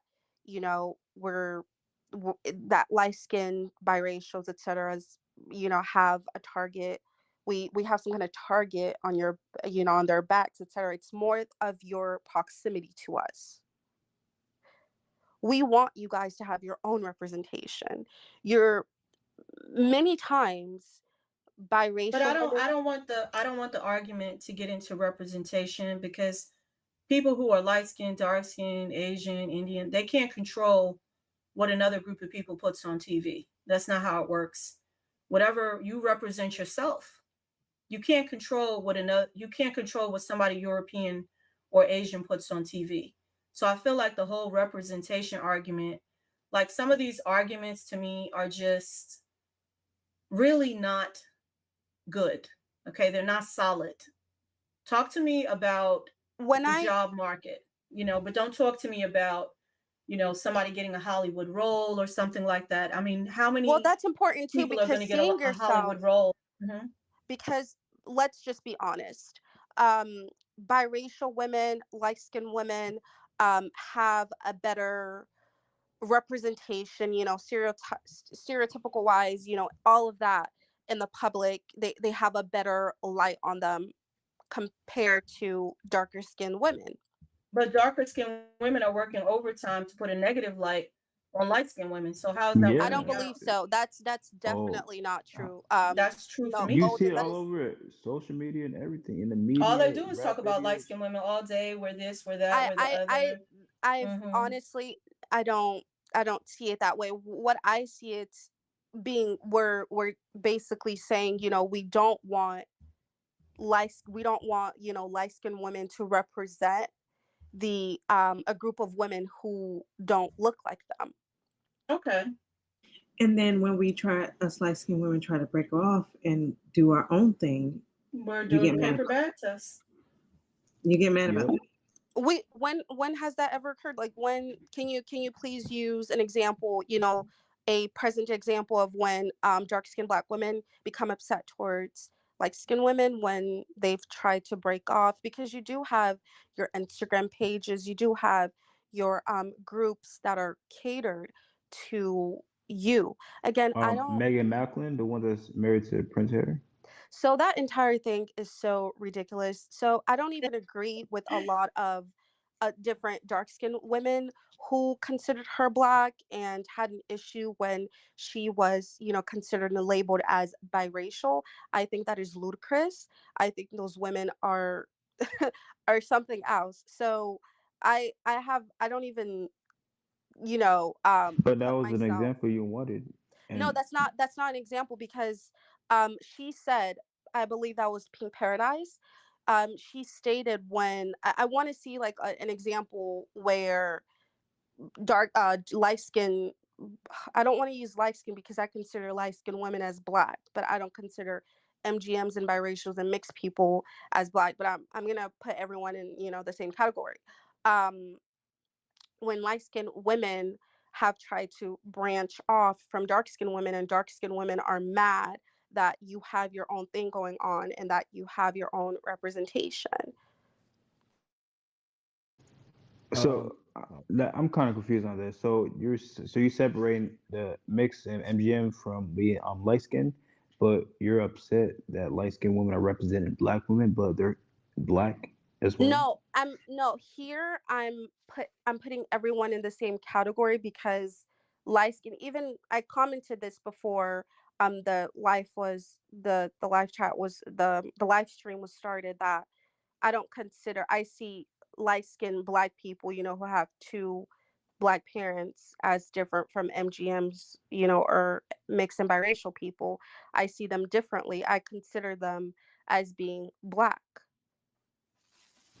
But you're having a problem with light skinned women representing Black women, but they're Black. So I don't So have a problem. It's not more of a, I said light skin here because I'm using that as a term. That's the term that's being okay, used okay. for MGMs and biracials and mixed people, because not all MGMs and biracials, mixed people are light skinned. You have some that have darker skin as well. But let's examine this, because you're specifically talking about media representation, and I feel like it's kind of like as if media representation is our whole life. Like we're not. You can, like, where's the media representation from Africa? Like, shouldn't the media representation from Africa prominently feature skin tones which would uplift people of those tones? It It's does. almost like nobody. Okay, so then why isn't that sufficient? So it Like, does, but the thing is, I don't. A lot of people don't know this, but everyone else, so the Black diaspora, so we're talking about Black Caribbeans, Black Africans, and Black Europeans, they look to Black Americans. So but Black Americans, you're the looking Black to Black community, Americans who the Black are. community in Black America, it's the standard. So growing up, But I whose fault is that? These were the people that they sold as slaves. Whose fault is that they're the standard? It's not their fault. Like, I well, don't. I America has feel always like, been the standard. yeah, but It's that's now not. just changing with Afro beats, and all of this. America has always been the standard when we're speaking about mainstream wise. I understand that. I understand that America is considered a standard. But what I'm saying is, who's considering it the standard? Like, if you're from another country, shouldn't you be considering your own country the standard? if you're going to look at somebody else and consider them a standard, you can't be mad that they're not placing you above themselves. So it's, to me, like it's an argument that doesn't really make sense, because I also feel like the media representation of these different types of women, I mean, they're really trying to um, kill two birds with one stone, so to speak, right? So they're going to put a person who is mixed with black, and then they check the black square, and then they check the Latino square. They also check the Middle Eastern square. They get to check the white square in a sense. So they're checking all the squares when they put a mixed person in that category, right? I That's do what they're sus- doing. I It do doesn't have anything to do with, oh, well, these people are better than this other group of people. That's a perception that darker black people have. That is not the perception that lighter people have. You can't just assume that because Zendaya is on the cover of a magazine that every light-skinned woman in America, has it good. And I'm not saying it in a negative way to you, but just that in the sense that I feel like these are attitudes that are becoming like ingrained, almost like people talk about colorism, and then it always becomes, look at how good light-skinned women have it. But well, like, you're Golden, not you ever have getting the story from those women about what their lives are really like, whether they Ivory. have Uh-huh. privilege, whether they are mistreated, whether they even care about being represented in the media. Because, like, what if they don't even watch TV like that? Like, it's just, there's a lot of discussions that it opens up. And I feel like you can't just take two or three things loosely, put them together, and say, okay, all of these people, old, young, fat, skinny, um, sick, well, all of these people have privilege because Ice Spice and Zendaya are doing well. Like, I'm just not seeing it. And this is a Okay. good Right. comment as Well, So because mixed race and MGM and uh, multiracial women know better, and men for that matter, they know better.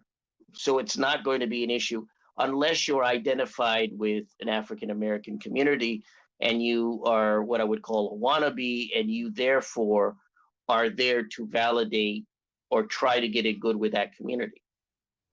So those individuals will then say, oh, yes, biracial people have privilege, and we have to regulate the privilege, or we have to acknowledge it and then check it, whatever that is. Is that like checking a code in when it's wintertime? I don't know. How do you check privilege?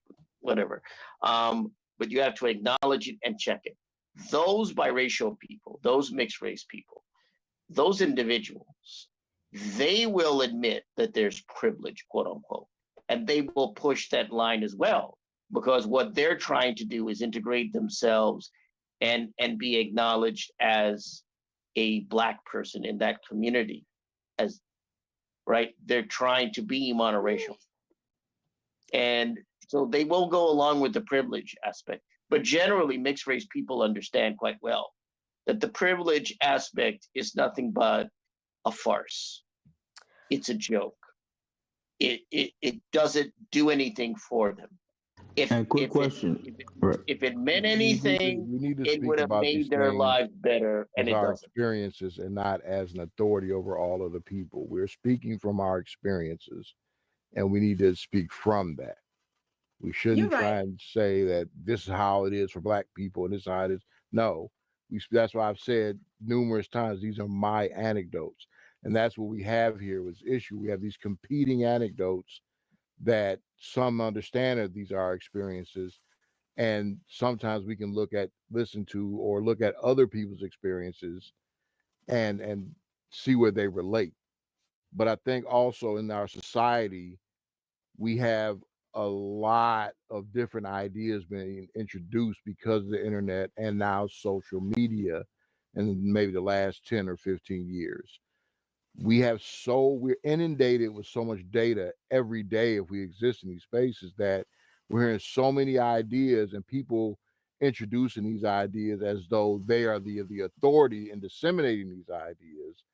And you're like, what the heck is this guy talking about? I've never been through that in my life, or that's not how it is, or this is how it really is.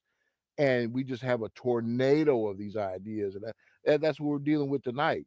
We started off with one topic, but we've talked about the African diaspora, this group and that group, when we're really talking about the experience of us as who have some connection to the African American, ancestry or culture, and how we're dealing with it. But you have so many ideas coming from outside of that now. I think the things are starting to get diluted to a certain extent. I'm kind of rambling because I'm a little sleepy, but I hope No, y'all but can I know what understand you're what saying. direction I'm Like, Yeah. going. Real quick, mhm. Jay said nobody's telling Ryan Destiny, Justin Scott, Naomi Campbell, etc. that they ain't black. It's definitely skin color. That's what Jay said. How do y'all feel about that? What does that mean? What do they mean they are? I Well, what mean, Because this they, person is That trying to doesn't make say is any that sense. what they're Yeah, trying to say is that they have some mixture in them, like they may be mixed with Right. other I don't even know. I ethnicities. only know one name in there. So Ryan Destiny, I think she may be a quarter European ancestry, if I'm not mistaken.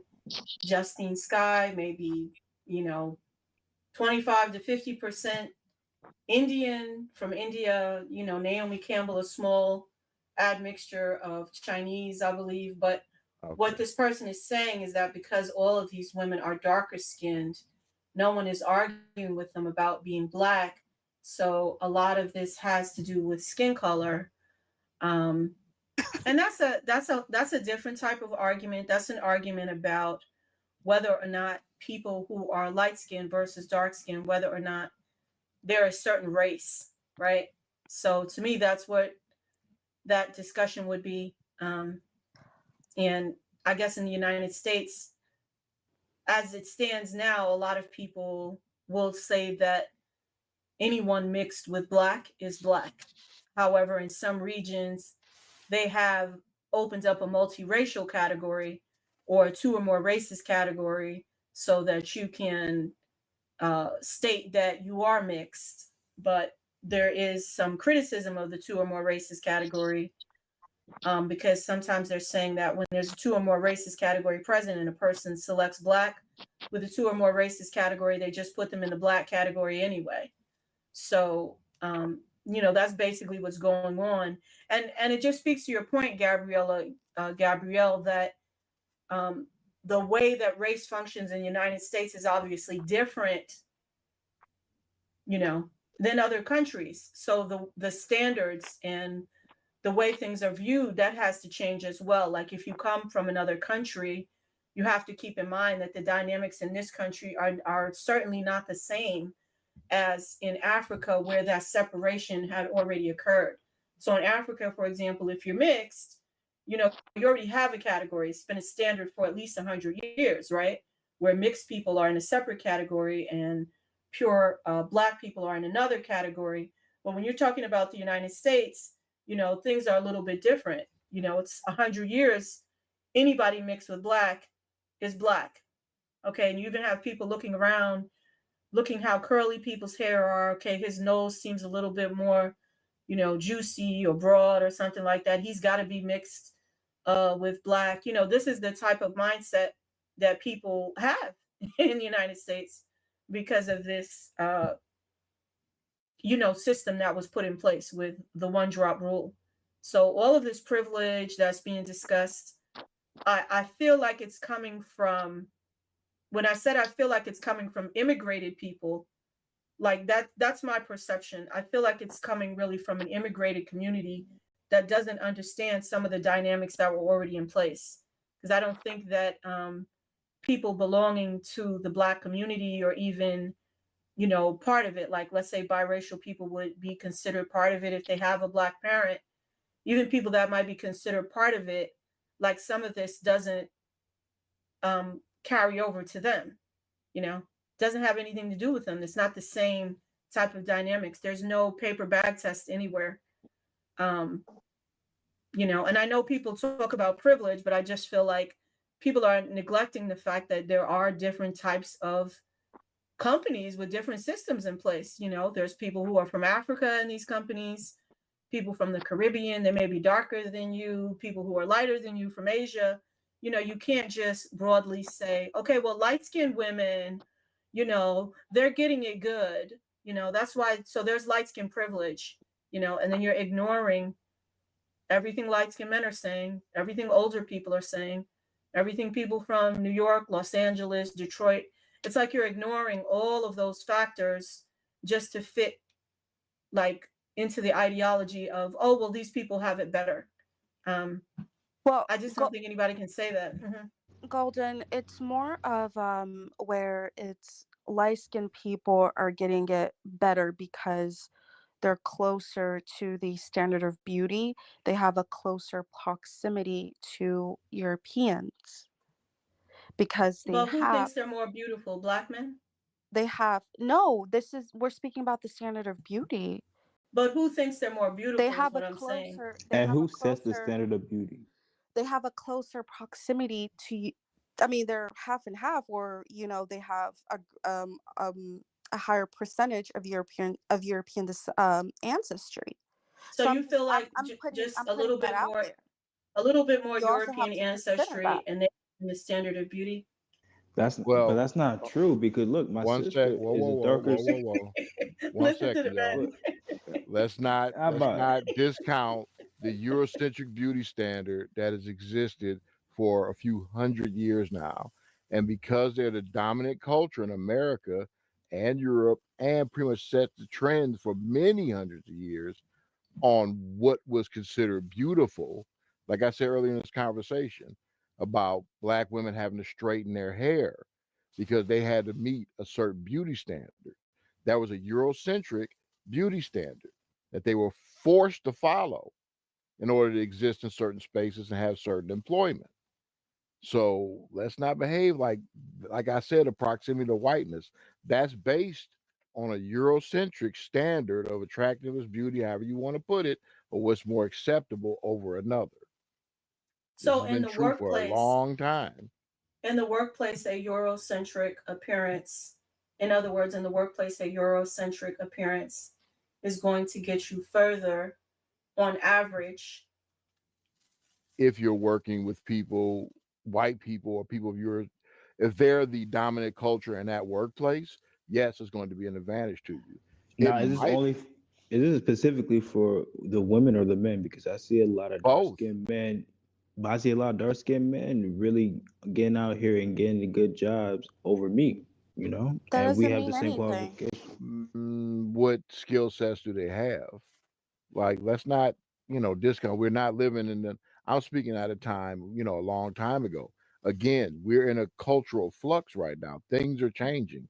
People who didn't previously have opportunity is now being recognized slowly but surely, and those opportunities are being given because they see the unfairness. So yes, we're going to see a lot more dark-skinned men in positions that typically 25 years ago you didn't see them. But that is also true for a lot of different people that we could put under the umbrella of people of color, right? There's a lot more people in these positions, not just dark-skinned men or women. It's not just Black people in these spaces anymore, or these work environments. So, this privilege that we might have had or have, or however you choose to define it, it may be going in a different direction because there may be more equitable opportunity given.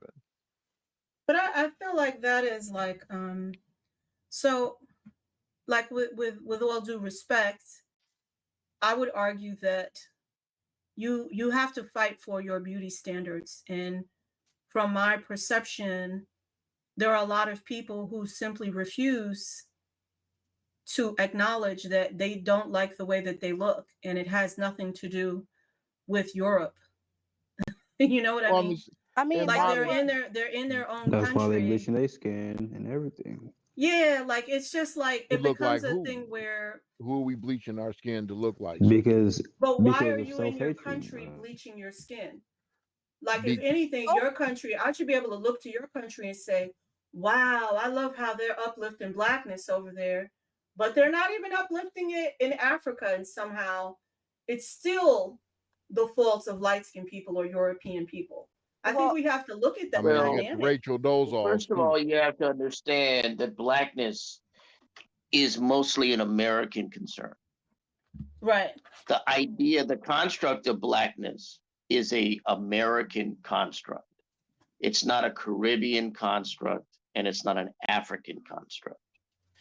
Because when I've dealt with African people, I don't, one of the things I ask them is, where do you come from? Who are your people? Meaning what their ethnic or tribal group is. That's one of the things I ask. I don't ask American Black people, who are your people? You know, what's your ethnicity and so forth. Because they wouldn't know unless maybe if they get a DNA test. And even then, I don't want to go into DNA test. Well, why But don't they know? Why wouldn't we know our history? Would there be some event that that's a larger topic for African Americans. That's a larger topic. But what I'm saying is, but what I'm talking about is the whole construct of Blackness is different because in the US, skin color has mattered because of racism and discrimination, but it's also mattered within Black communities, apparently, which is why you have the whole light skin, dark skin aspect, right? We were cut off for the most part from our African culture. We had to create a whole new culture. And this culture, whether people want to admit to it or not, has started to become a very influential culture across the world. That's right. True. Hip hop. Yep.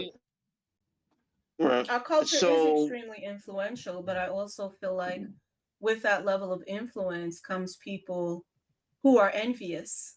Yes. And we have to acknowledge that sometimes some of these discussions and these arguments are disingenuous and they're just meant to kind of like bring people down, you know, no matter what their complexion is when they're African American or mixed with African American. So, like, that's why I'm not really giving into the Eurocentric beauty standard discussion. I would say that maybe 60 years ago, it might have been a more relevant discussion. But I feel like at this point, I mean, there's the natural hair movement. There's all of these different opportunities for people to really celebrate the skin they're in, more opportunities. In other words, for them they're to create representation, to the mainstream. And they don't take it. They're counterweight to the mainstream. That's what you're saying. There are these counterweights to the mainstream. These other kind of movements where you can validate other kinds of looks or forms or norms of beauty. You don't just and not have force to it, but not also force it on people who don't want it. So like, I'm not going to talk about, you know, like let's say Lizzo. It's like forcing certain things on people who don't necessarily agree or believe in those different things, and then saying that somehow it's like Eurocentric. Like I just have a problem with the Eurocentric discussion because I think it ignores the fact that within those countries themselves, they're choosing somebody else as above them, even though that's their country. That's the center. A relatively new thing, though. Mm-hmm. You know, the standard of, let's say, if anybody remembers the actress, the Pamela Anderson types, that sort of look existed for 50 years or more. This certain type of very slender white woman with the big blonde hair and the large, bust and all this stuff. That was a standard for decades of my life. It's only been in recent time have you seen people embrace more of a diversity among the type of women you see in media and things of that sort. It's a very recent thing in regards to the decades or maybe even centuries prior, So that standard, and the standard still to an extent exists, because if you look at what changed it all, and maybe people will disagree, but Kim Kardashian, for better or worse, or wherever she took her influences from, everybody, still women trying to look like Kim Kardashian of many different ethnic groups. Right. That sort of look. What doesn't make sense is the simple fact. Go ahead, my bad. Go ahead, man. I was saying okay, that's true, right? With the Kim Kardashian thing. But she even trying to make her skin darker. A lot of white women are trying to become more mixed or look more mixed or more. Yes, but she was the one, in my opinion, that really brought that to prominence. Because even years like this was, we're talking about 20 years ago, Kardashian came around, right? And her whole family. You still see women to this day still trying to emulate what we would consider a more modern version of the Kim Kardashian thing, going right back to what the young man says. They're trying to appear to be more mixed looking. Yeah, that's true. I see it. That's true. I see it with some of these men out here too. You know, me and my buddies call it playing light skin. You know, they got the haircut, they got the style, they try to imitate the swag. They Right. even got the so-called light skin faces, right? The squinting and the biting of the lip, trying to look sexy, right? But That's been see, that's the attributed to us. problem. Like they won't give you the credit though. It's a character They'll of what they think this thing is, not what it really yeah. is. You know, it I would go so far as to say it's a modern day version of blackface of some form or another. You know, it may not meant to be insulting, but you're taking what you think these things mean, not what they really are, because you haven't had the lived experience of one of us. But you're just going to try and imitate it or cosplay it and get credit for it, you know, as an innovator or something. And then we're looking around like, what the hell? How? You know, you innovating something. This has existed in my family before I was born. What the hell are you talking about? You know, so Right. I guess we get to the appropriation conversation or not, but you know, like I said, there's a lot of different people borrowing from other cultures. Just like you have women bleaching their skin in these other countries, you got these Rachel Dozals and these Kim Kardashians. Everybody is trying somebody else's culture or attributes out. Or we want to try this thing. We want to try something different than everybody else. And it's happening with every culture all over the world. You got the black kids over here that love the Japanese culture, and you got the Japanese people over there acting like cholos over here with lowriders and stuff. Right. It's crazy how the internet has given everybody opportunity to just kind of peer into a little bit of somebody else's culture and decide, I'm going to try that out now. You know, you got African rappers looking like Tupac. You know what I'm saying? It's like it's Right. crazy. But that to me that says something too. So then when we talk about that, then is the beauty standard light skin then? Because is it light skin or is it in the middle? Because if Rachel Dolezal and Kim K are trying to get more towards like a mixed black kind of look, you know, and then you have darker women trying to get more towards a lighter tanner kind of look, like it's not light skin or Eurocentric beauty at that point. There is a certain type of beauty that's in the midway, and they don't Mhm. want to acknowledge it, you know. So like some of these arguments, I feel like when we start examining them all the way down to the bottom of the barrel, basically, like Eurocentric, I just feel like it doesn't add up because, like I said, I would look to Africa to say this should be where the darkest skin is exalted. But I feel like it's funny. I see these European fashion publications kind of exalting darker skin beauty. Well, it's the trend right now. That's you know, you could be considered this could be considered a fad. Like what's gonna be the next thing? Who's gonna be the next culture that is imitated, you know, or you Probably know, some Asians. colonized or things of that sort, right? When Hmm. is it gonna come a point where this is gonna be old news? We've done this, we've been doing this for the last 20, 30 years. The Hmm. next generation is gonna pick up something else. You know, me being 50, you know, I'm looking at stuff from, you know, when I really became aware, you know, as an adult in the 90s to the way things are now. And, you know, this just seems to be a trend right now. But believe me, after people are done with this particular culture, they're gonna pick up someone else's, and that's gonna be the thing everybody wants to imitate. And like you said, it could be there. It could be people wanting to cut their eyes a certain way all of a sudden, or have their faces look a certain way, or picking up fashion cues from Asian countries even more so than they are now.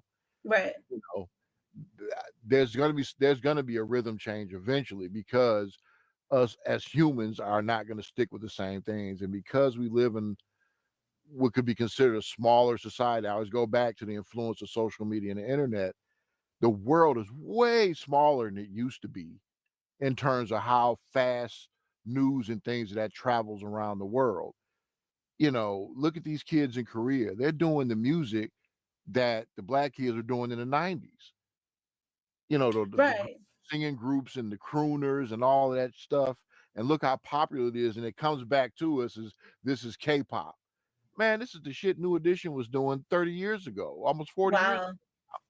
You And know, they're it's, just copying. Wow. it came right around the world, right back at us. So at a certain point, you know, people are just going to be struggling for anything to individualize themselves. And I think that's what's happening now, is because we still have these separate cultures where things are starting to become more and more blended.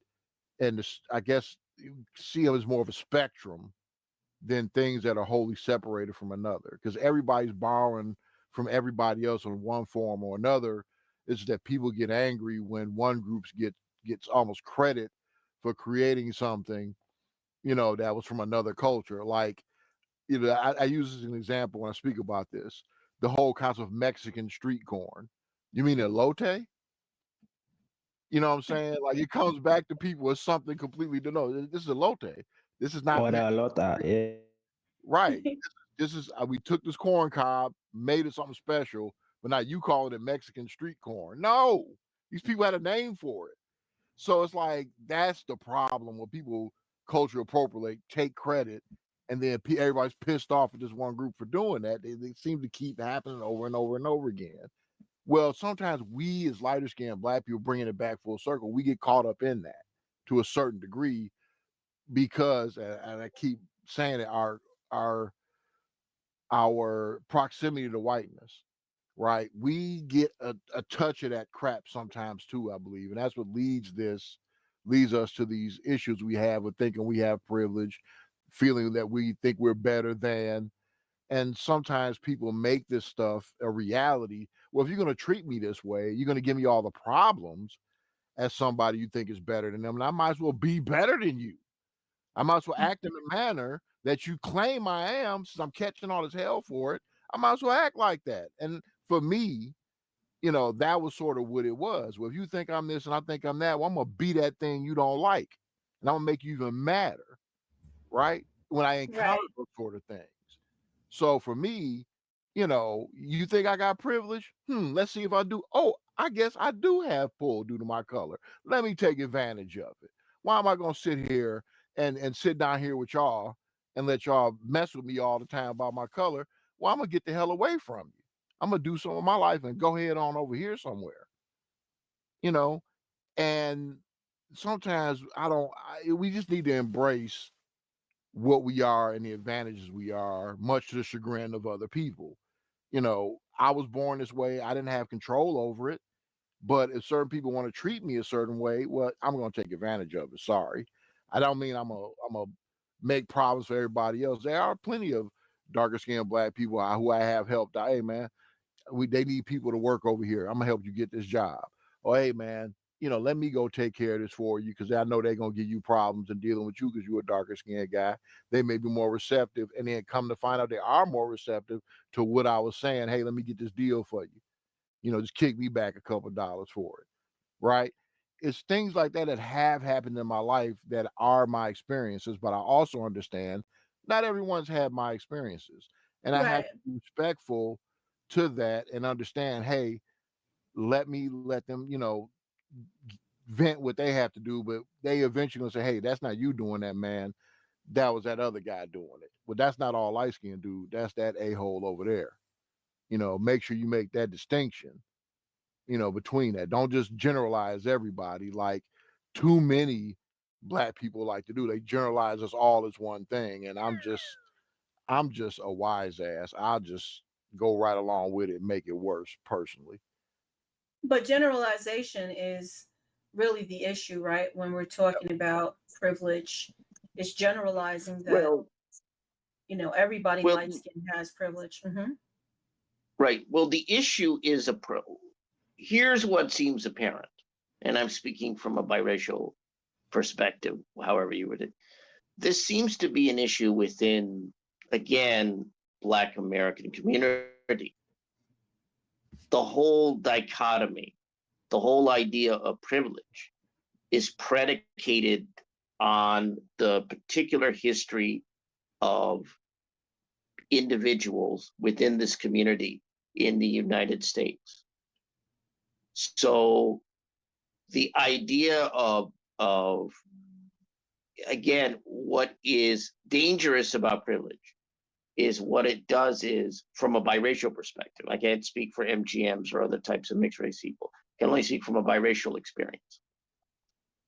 What's dangerous is that it basically doesn't allow, it often doesn't allow biracial people to function as effectively within a community, monoracial community. And this is one of the reasons why I have advised biracial people. You have to be very careful about trying to be part of a monoracial community because of issues like privilege. Because at the end of the day, those will basically serve to alienate people. They'll serve to, I think you had mentioned this yourself, people will feel comfortable, they'll feel perhaps angry, put upon, and they'll say, you know what, I don't need to deal with this. I can go elsewhere, I can do my own thing.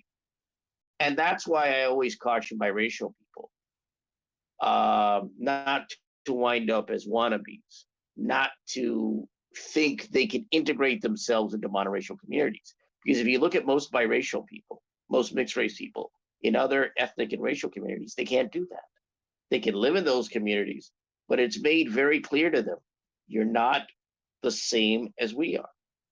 You're not just this, or you're not just that. Fill in the blank, right? If you Well, I want to ask, and that's I'm sorry. I wanted to ask Pink Paradise if she wanted to add a few more things to the discussion before you left the panel. So, we've talked about a variety of different things. Pink Paradise, would you like to add anything before you leave the panel?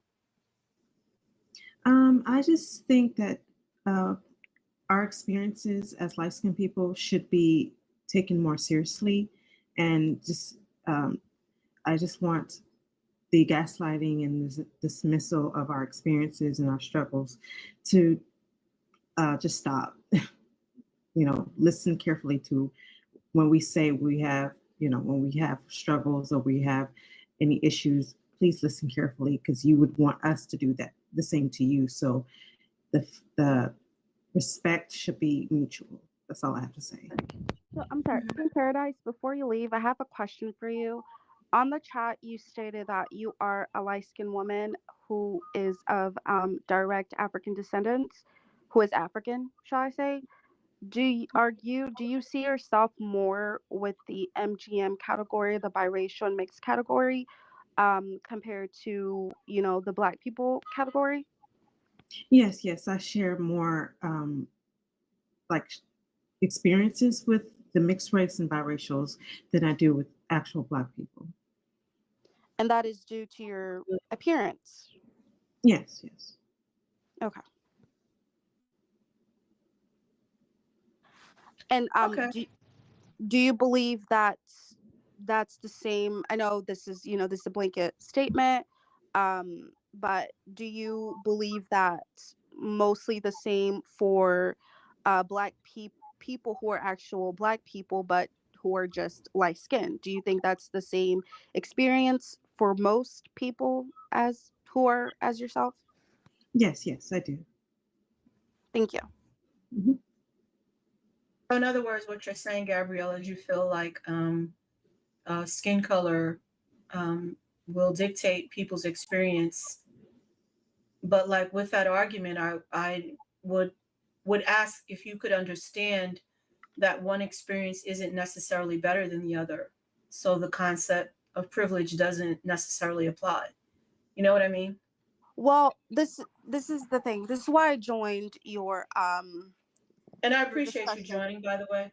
I did want to have like different viewpoints. I don't want an echo chamber on this channel. I do want different viewpoints. So I appreciate you joining the panel. Thank you.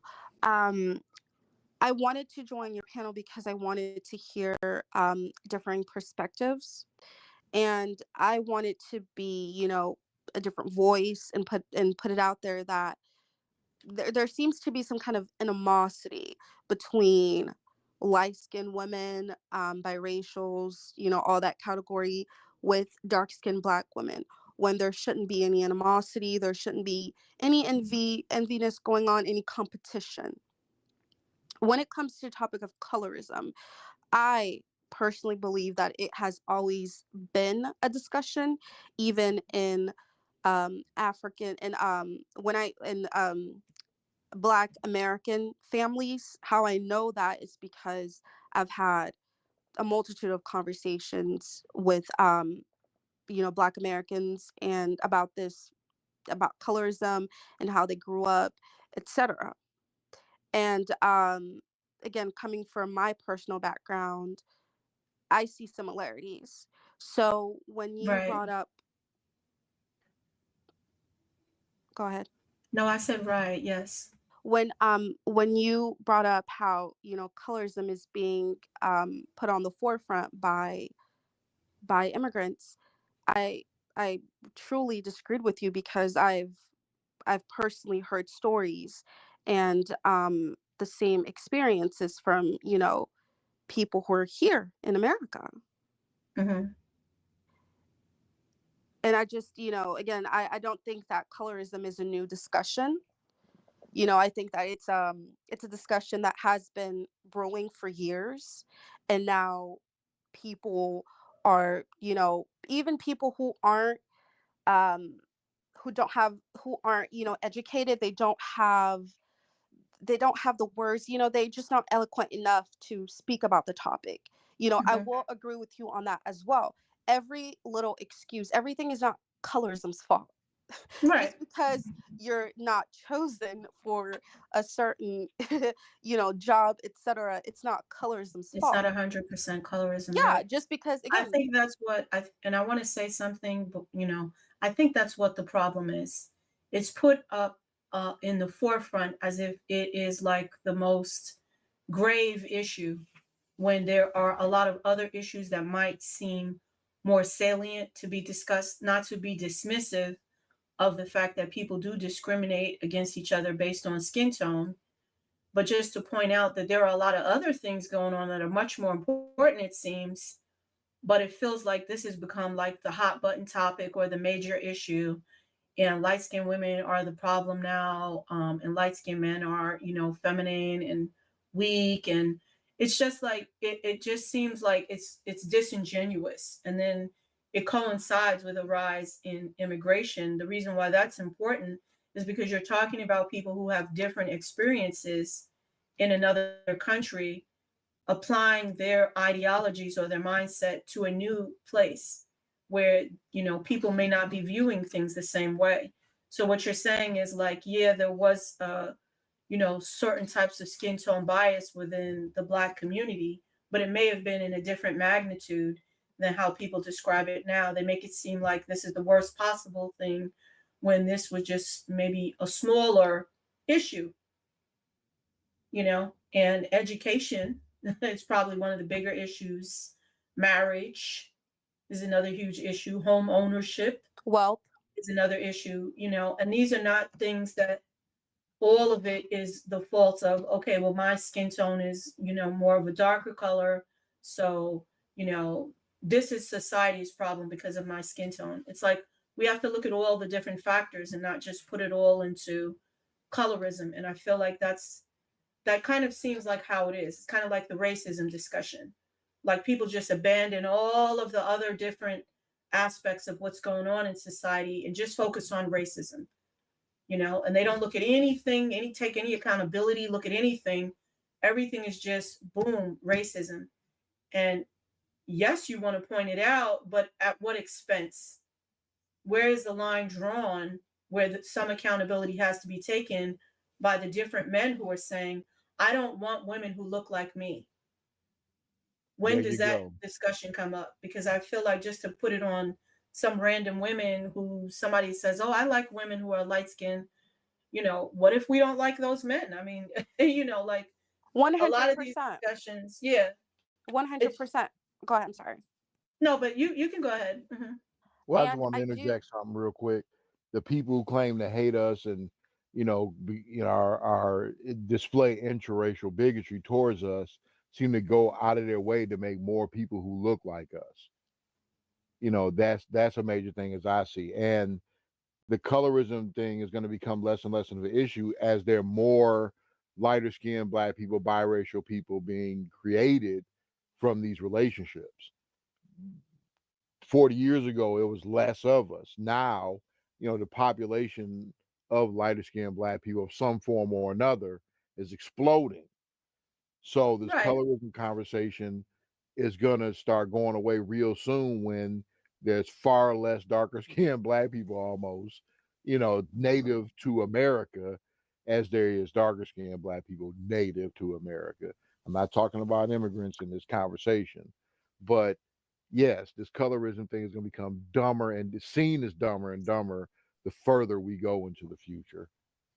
Well, you do still have.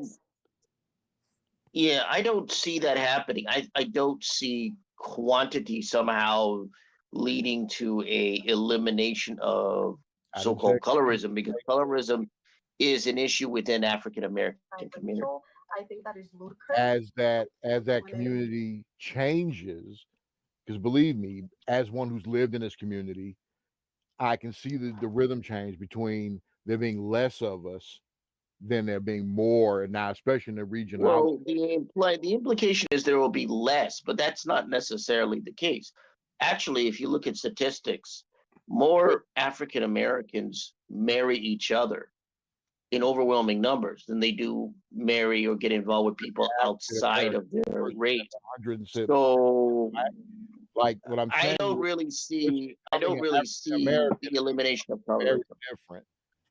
If you have more lighter skinned African Americans, then you think the lighter skinned African Americans are going to be colorist against other light skinned African Americans? Nope. No. That's marriage. Again, you're arguing that it will recede as there supposedly are going to be more, as you define them, light-skinned African American. I don't foresee that even if you have a certain increase, that the aspect that colorism as a phenomena will go away simply because there is a degree of increase. I don't think I said I that. agree.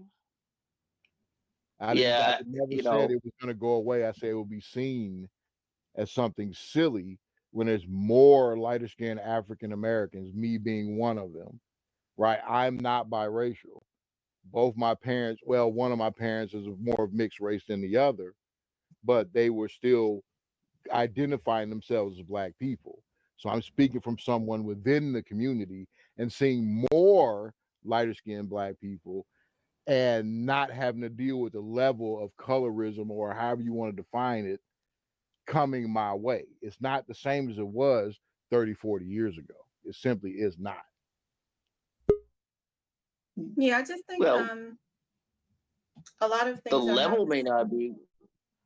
Yeah, I think. I mean, No one again, said I think it elimination. was your argument. I think your argument seemed to be that somehow it will eventually recede, It's going to be seen. and I don't see it eventually receding.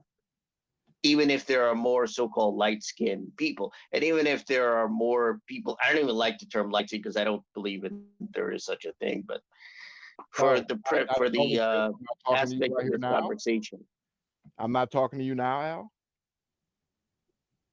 well, I don't believe in that state. I mean, How can you not believe in somebody that's that talking thing to you doesn't right make now? any sense. So you're saying I don't know how to identify myself? No, nobody's saying anything like that. I'm saying I don't put any stock in that statement, in that aspect. But what you put stock into is my business. Okay. Well, let's change the topic because that's a whole different avenue to talk about. I'm just trying to figure out, am I some sort of ghost? Am I some figment of someone's imagination? Like, what is he saying right now? Well, you just stated that you are essentially MGM, right?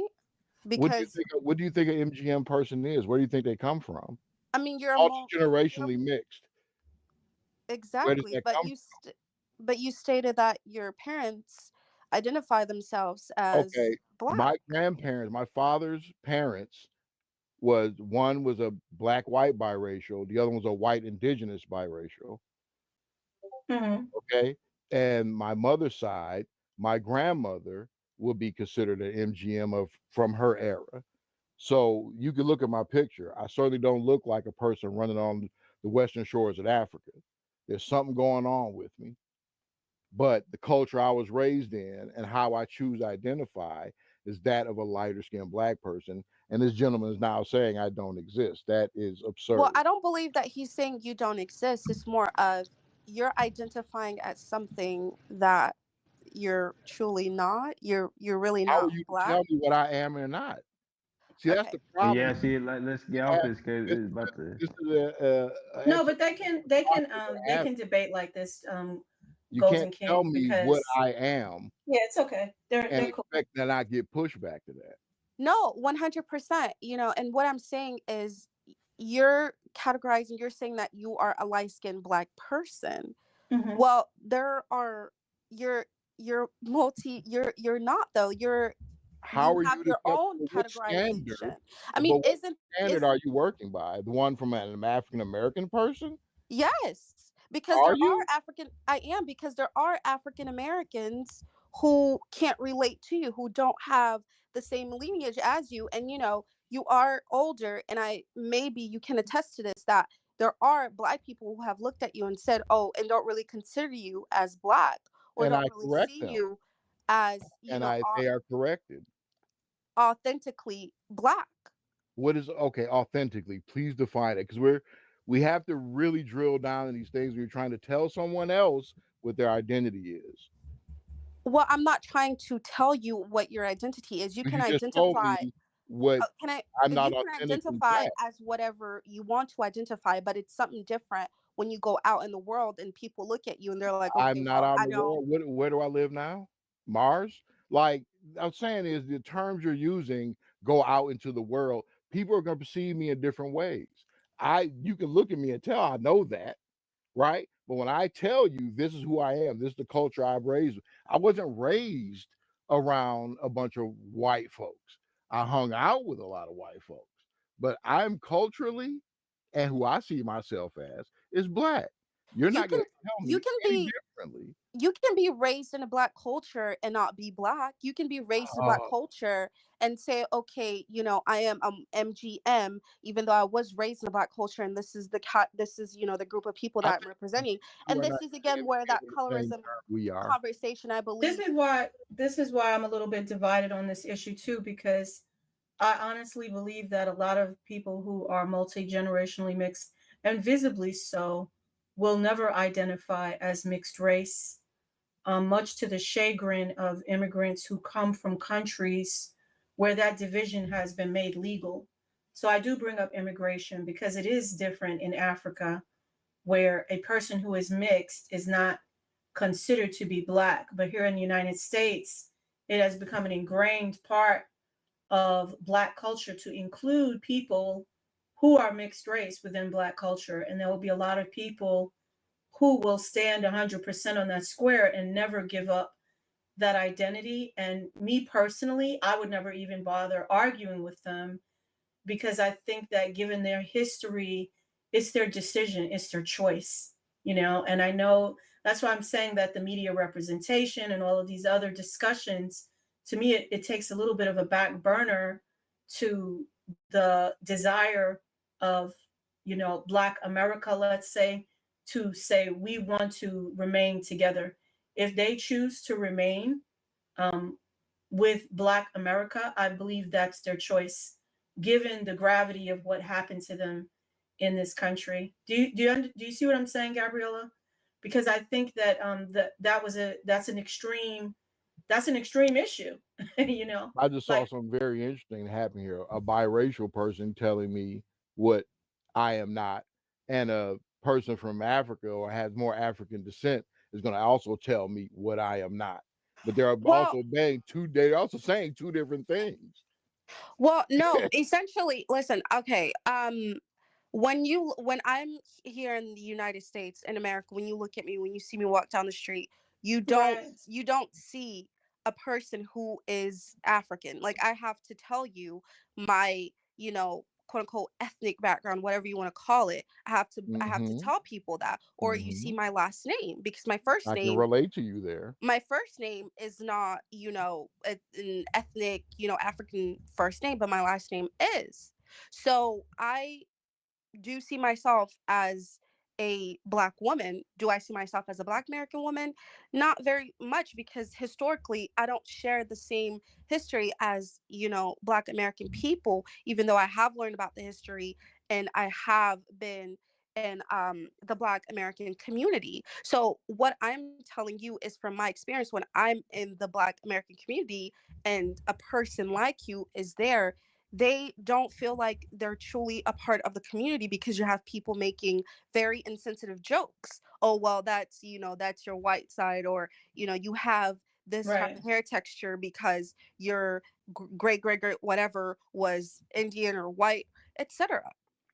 So essentially that's just what I'm saying. You're considering yourself as a light-skinned Black person because you're raised in a Black community, when I am not unique. when I Look, know, but when may I black interrupt black real quick? immigrants put aside, we're speaking about Black American people. There's division in the community. Right. I don't Quick, disagree with that part. Go ahead, right, sir. I have a quick question. So your mother and father are mixed. When you said one's, are they both like biracial, like half and half, or like? My father definitely was more so. It depends on how you use these terms. Is a child of two biracial people biracial, or are they MGM? Right? How do you Mm-hmm. define that? Those terms haven't been made concrete yet.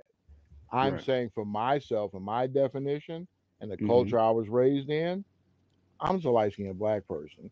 For purposes of these discussions, do I use the term MGM? Yes. Do I use the term MGM outside of these discussions of subject matter? No, I don't. Right. Well, I mean, what kind of for me, I'm kind of confused on the simple fact that you both their parents are mixed. Because I would figure, two mixed people can't create somebody a black person, right? The majority of my genetics is that of African American, right? I Right. just, but the Right. genes that express the way I look were probably more dominant than the others, right? But that doesn't mean I'm any less Black than a darker skinned Black person with the same genetic or similar genetic makeup as me. Right, like you watch boxing, right? Tank Davis. He, if you look at his nose and everything, he looks more African, but he's obviously a lighter skin complexion, right? So I think, I mean, look, you can But now we're identify getting with, into featureism. right. No, but I'm just saying, I right? don't I don't even something is bad, but I'm not into the whole featureism, and No, I no, just no, think no. people I are was just different races. right. It's Yeah, like I was just trying to Well, give an example. these things are I'm very complex. We can't right, ignore the complexity because it's hard. When you right, want to ignore these attributes of people, they can get offended. Like, okay, you're just going to ignore an aspect of myself to make it easier for you, make it easier for you to hmm contain in a certain or putting a certain label on.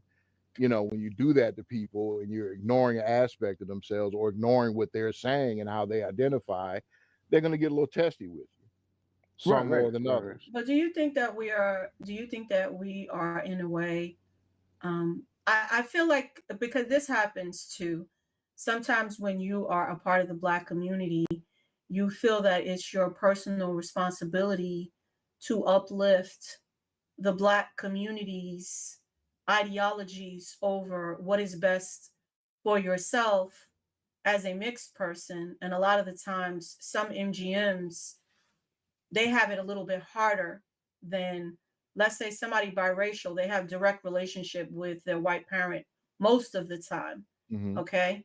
And then a, pure blooded Black person or predominantly pure, whatever, they have their Black family. It's all Black. When it comes to MGMs, all these questions arise. It becomes like our personal responsibility to try to, hold on to Black America, to uplift Black America, to be the face for Black America.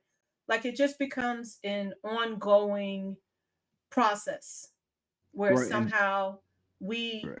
negate ourselves. And that's what, you know, I wanted to have the different voices on the panel, because to me, that is something that I see in myself. Like, you want to uplift these other groups, but what about your own group? What about yourself? When people start putting you down or diminishing you and saying, well, you're not really a part of our group anyway, or you're not really Black anyway, it's like, why did you do all of this? Why weren't you doing for yourself? You know? Well, I don't necessarily speak for all Black people. I'm speaking for people in my circle, Mhm. in my family, and things of that sort. I can't do anything for a guy 5 states away from me. I'm not Right. speaking for him. I'm speaking for the people in my general area. Mhm. You know, I don't feel as though I've given up anything or not speaking for myself. I'm speaking from someone who lives within, I guess if you could put things in a format of a Venn diagram, I exist in many different spheres, so to speak. Mhm. Mhm. That is the reality of my life. You know, I don't see myself as diminishing anything about myself. I speak to a Black issue as I see myself as a Black person. And it's not often that I get that kind of resistance that you know, with you know, when I'm in this particular panel, I don't face this sort of resistance every day. And that's why I find it interesting that I'm getting pushback from 2 different sides about how I choose to identify myself. No, It's a no, you little know, amusing, you know, but but this is not it's good to typically have something I these. run into. It's good to hear opposing viewpoints Oh yeah, sometimes, yeah, yeah, right? yeah, yeah. Because you know what happens. Sometimes we. Okay, so I was one of those people that went hard for so many different things. I'm just going to say that, but you know, sometimes you have to think about what is best for you and where do you stand in this world? Who are you really? And I think that's what, you know, when you identify as someone who's mixed race, multi-generationally mixed, you're talking about being mixed. You know, it isn't about being a light-skinned Black person. And I think maybe is if that's what you were saying, Al, you feel like, you know, light skinned Black is kind of like a term that doesn't apply in a sense to people who are mixed or multi-generationally mixed. Is that what you were kind of referencing, Al, the Al show? Well, basically, what I was saying was I've always found the label light skin Black to be a contradiction. So I've never really Mm-hmm. cared for that phrase or that aspect myself. So that was my take. What people label them, how people see themselves or what their identity is their business, not mine. But for me, that particular take or moniker has never really, you know, it's never struck me as logical or rational Oh or But wow. I reasoning. also think that you're in a state where you don't really have like that quote unquote light skin population. So it will be more difficult to understand that group of people. Like, not everybody is in Well, proximity that's true. to a I don't light pretend skinned to Black. understand You see what I like mean? the MGM population. I make no bones about that. I'm just saying that But it's particular not even MGM. I'm talking term. about light skinned Black. Like, it's this very specific kind of group with its own, Yeah. really with its own culture and identity.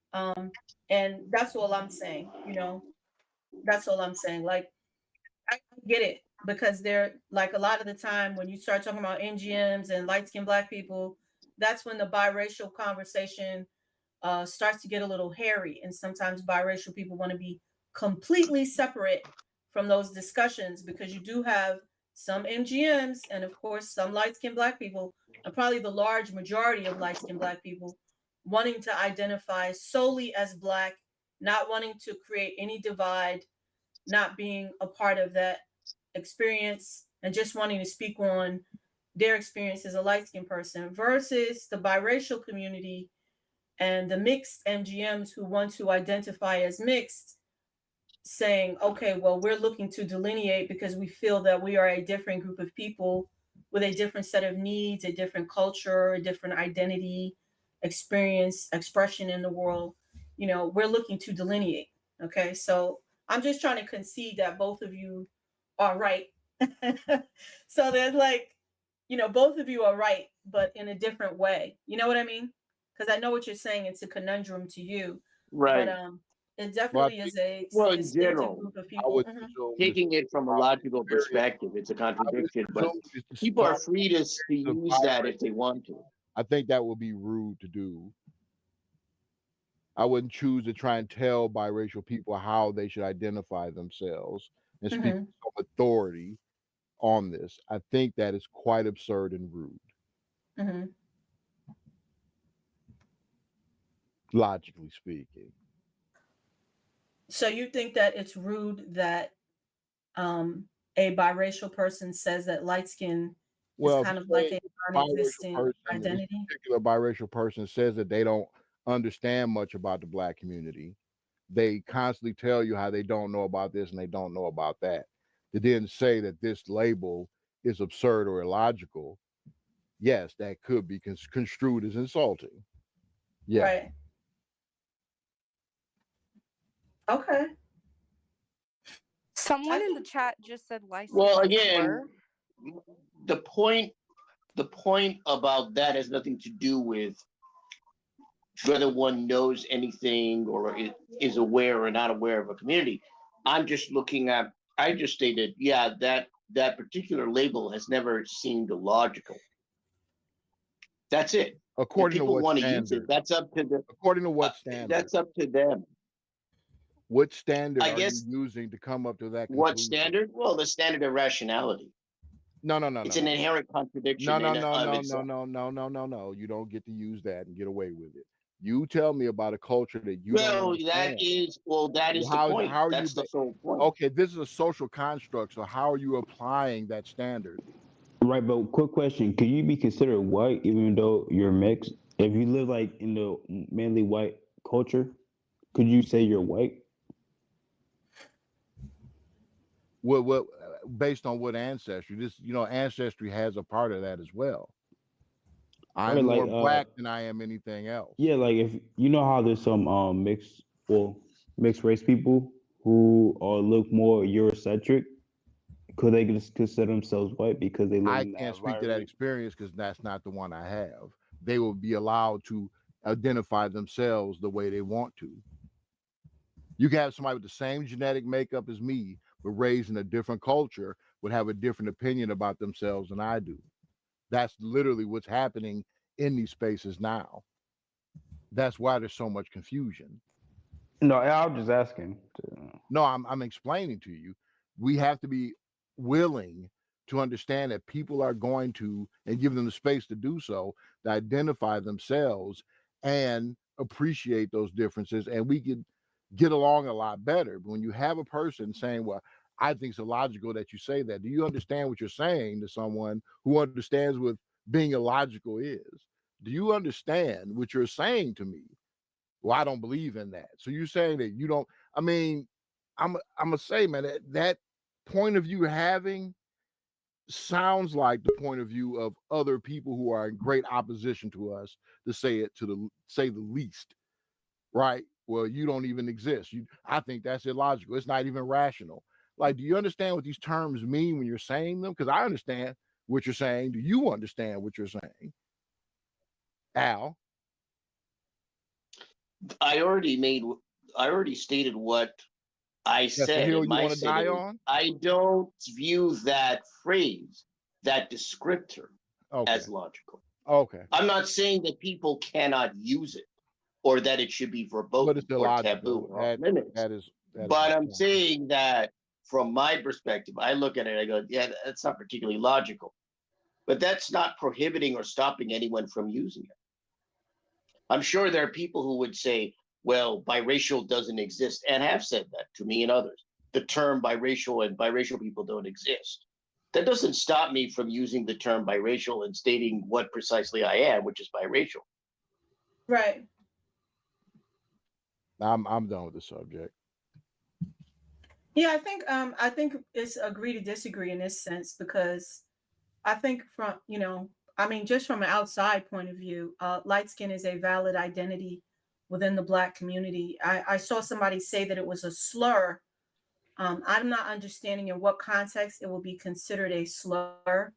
Maybe there are people who are making fun of light skinned men, you know, and saying light skin to them in a pejorative term or in a pejorative way, while with the women, light skin may be viewed as some sort of flattery, like, oh, well, she's one of the light skins, you know, that could be viewed as like flattery. But other than that, I'm not sure how it could be viewed as a slur. But like I said, to the Al show, I do think there are a large portion of light skin, and Gabrielle as well, a large portion of light skin Black Americans, some of them who may be highly mixed, who are not going to want to delineate ever.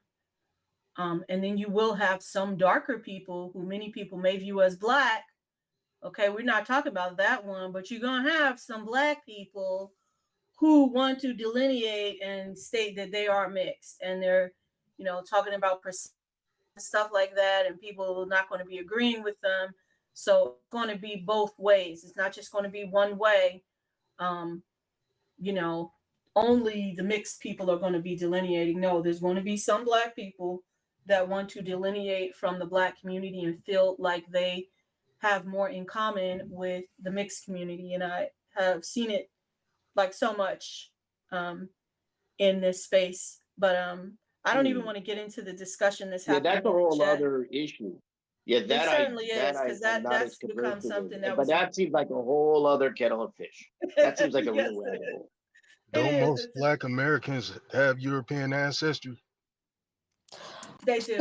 Okay, so if most Black Americans have European ancestry, then no one in America is Black, right? Then what's Not fully due to our history and intermixing. You know, so um, when okay, so when does so where and where does the line for Blackness end and begin? That's a good well, it question. begins with one drop, according to American societal rules. You know, But the which is one drop rule unfortunate. isn't valid anymore, right? Because the one drop rule, goes hand in hand with colorism. When you go on the colorism channels, they speak about the one drop rule and how it's detrimental to the Black community. Let's not act Yeah. like one But Yeah, you drop. know well, what? look, that's Hold how on, like please. I saying gotta say this. The one drop rule was not created by us. It's not just used by our community. Other people one drop us as well. Okay? Yeah, it didn't start. Yeah, it didn't Yeah, start in don't the act like Black it's but community. the only thing in the let me Black let me community. say something real quick. Let's So not do that. just like with the Italians, right? They're most of them have ancestry that's 25% Turkish. So does that mean they're Turkish too, since it's the one drop rule, even though it's different, completely different? No, Hmm. one drop Well, rule is Turkish uniquely an people, American thing. Turkish people are considered, a different branch of white people. In Turkey, you have different, ethnic groups. I don't really. That But I probably was a think bad example. My bad. My bad. I think Black Americans can identify these European ancestors most of the time. So I think that's where the disconnect come in at, Well, they because don't. it, They because So it's still does so don't far having care. back.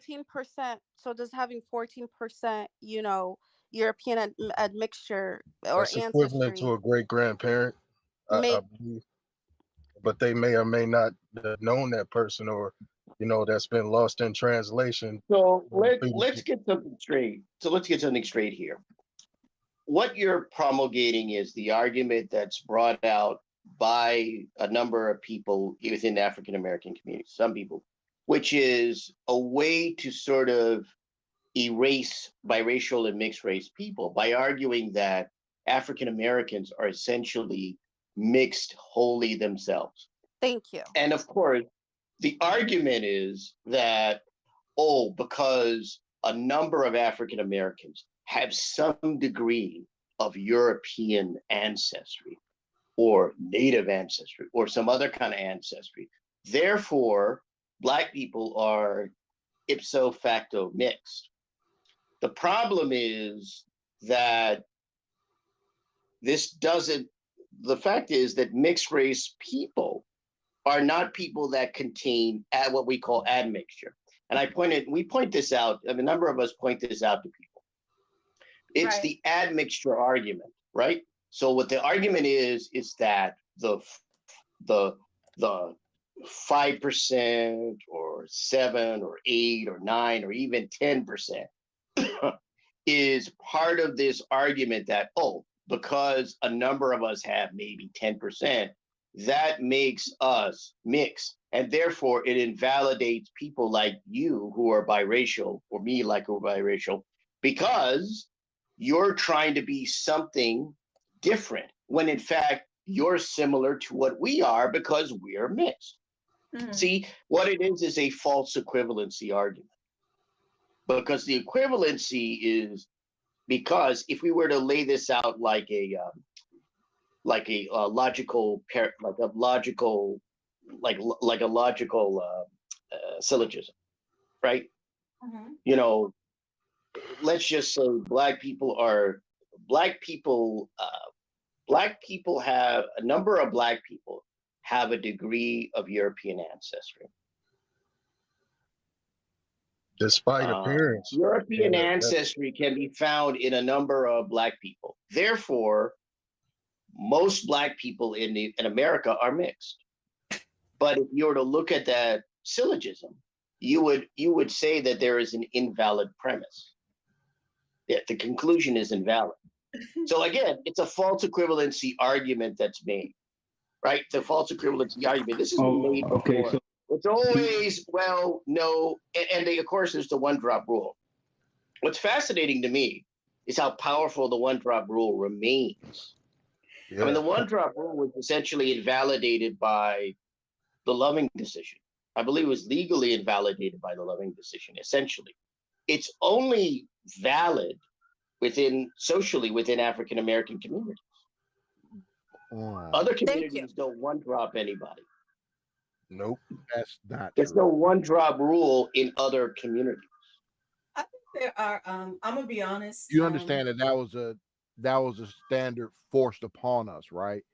Yes. You Yeah. understand who forced that upon us, and the fact that these families who created us didn't claim us; they discarded us, right? So we don't have the familial connection and the cultural connection from people decided you are a mistake, you are a scar upon my family, get the hell out of here, we're not going to claim you.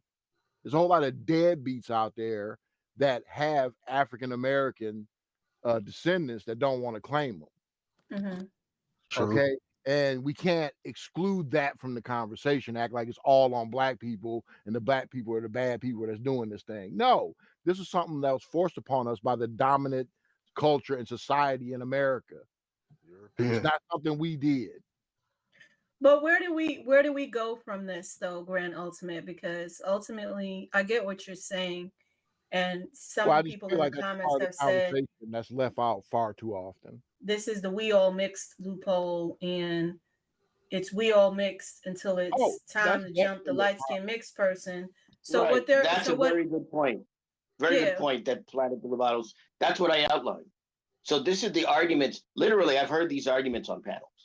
And it's always the effort to destroy the biracial in American society and Right. and to eradicate and eliminate us. I don't know if this is used against MGM people. I'd be interested in hearing whether it is. I don't I know. want to speak to that, but I would say that it does erase MGM people because it's like, okay, well, you don't have a white parent, so you don't need to say that you're mixed because you don't have a white parent in your home. That could be one way that people look at it. Other people could, now that two biracial people get married, all of a sudden they're two black parents. Magically they Well, become see, black when that's they get even married. worse. You know, Mhm. now that I think about it, that's even worse because it completely, what the first part that you mentioned would completely eliminate you when you think about it. If you take that extension, it would eliminate you as a mixed race person. Because the whole point is you can't be mixed race. Because if your Right. parents were, two quote unquote black people, oh, you got to be black. So you can't be mixed race. And the reason that I don't use the term biracial too is out of respect right? Because I feel like when you call yourself biracial, it presupposes that you have a white and a black parent. And I'm not one of those people that I want to sit and argue with people about definitions or what it says in the dictionary, etc., because I think that the social consensus is already there. There's no need to change the definition. And it comes with a certain set of experiences also when you have a white and a black parent. Now, when somebody goes to the MGM category, it's two mixed parents. Whether they choose to express themselves as mixed people or black people, or even, to try to blend into the white community or be colorless, that is all on the family, right? So you're going to have a little bit of a range with MGMs and how they express themselves. But I would say with a large majority, you do have a large vocal group of MGMs that do not want to um, acknowledge what it means to be mixed race. And I think, like with Grand Ultimate, you were saying you don't have any real connection to your European or maybe native family members, right? So you No, don't feel like there's a connection, but where genetic. do we go from here though if that's how the majority of MGMs are raised? Well, like I said, there's going to have to be an understanding that if people are going to identify themselves, especially in the society we live in today, where people can identify as a dirty sock if they want to. So I also understand the pushback if I want to say that this is what I identify as because this is the culture I identify with. My genetics and my culture are not mutually exclusive, right? Right. I am this because this is what I was raised at because of circumstances that were not of my parents' control or my grandparents' control. This is the Uh-huh. culture and how things have come down in the last 100 years of my family. This is how things were defined through Mhm. all the different versions of America, through different laws and changes and things of that sort. Like this is an extremely complicated issue that we're talking about in just these couple of hours here. This is Mhm. so many different subject matter can be drawn from this conversation. But I'm sorry, I just took a little umbrage with someone saying that they found my position to be illogical. I'm sorry. I did not like that, Al. If he doesn't have a connection to his European Well, what I'm ancestry saying is that or the his term is illogical. Oh, Your you identity is your identity, but the term to me is illogical. And can I That's the can I point. pause that for 1 minute? Hold that thought. I just want to say good night to Pink Paradise. She came up on the panel tonight, Pink. Her channel is Enlightened Beauties, and I just want to shout out her channel and ask those of you who are watching and those of you on the panel to please subscribe to Pink Paradise and listen to her voice and see what she has to say regarding these topics. But continue. Yeah, you can go ahead, Al. Well, I was going to say Planet Mulatto's comment below is an interesting one. He says, in talking about the enforcement of the one drop rule, that harks back to what I was saying earlier. And that's the only community for which it is socially enforced.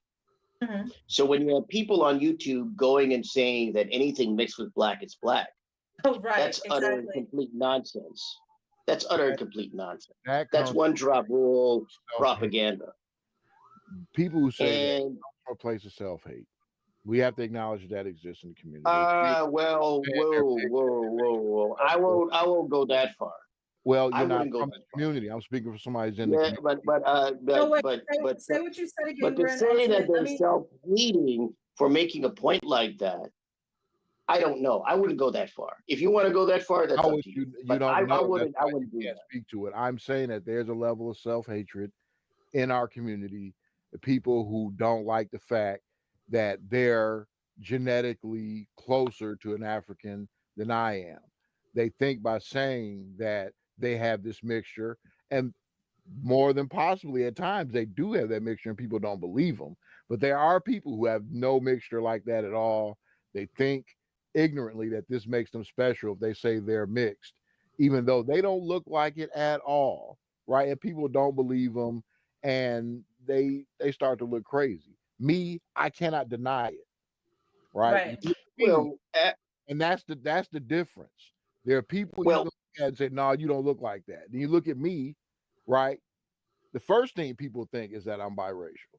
That's just the truth of my life, mm. right? I have to correct them, right? But I want to. But Well, actually, I I want think to talk about the comment that the guy, the kind of comment that was made was trying to justify it's one drop rule propaganda, which is the idea that if you are if you are simply have a black parent or you have any black ancestry, you're black. And that's why I say that that's one drop rule. That's the sickness of the one drop rule at work, and that still remains within that community. Oh, It remains within it. It's very powerful. It's one of the most, I said this on another panel once. I said, that is one of the most powerful pieces of propaganda I've seen in an ethnic or racial group is the one drop rule. It still retains a hold even to this day. And Well, that's part of what you're dealing with.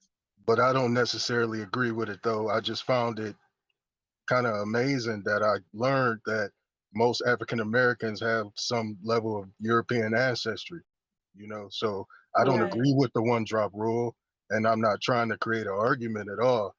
Um, you Right. know, I missed a portion of the conversation just trying to get on StreamYard.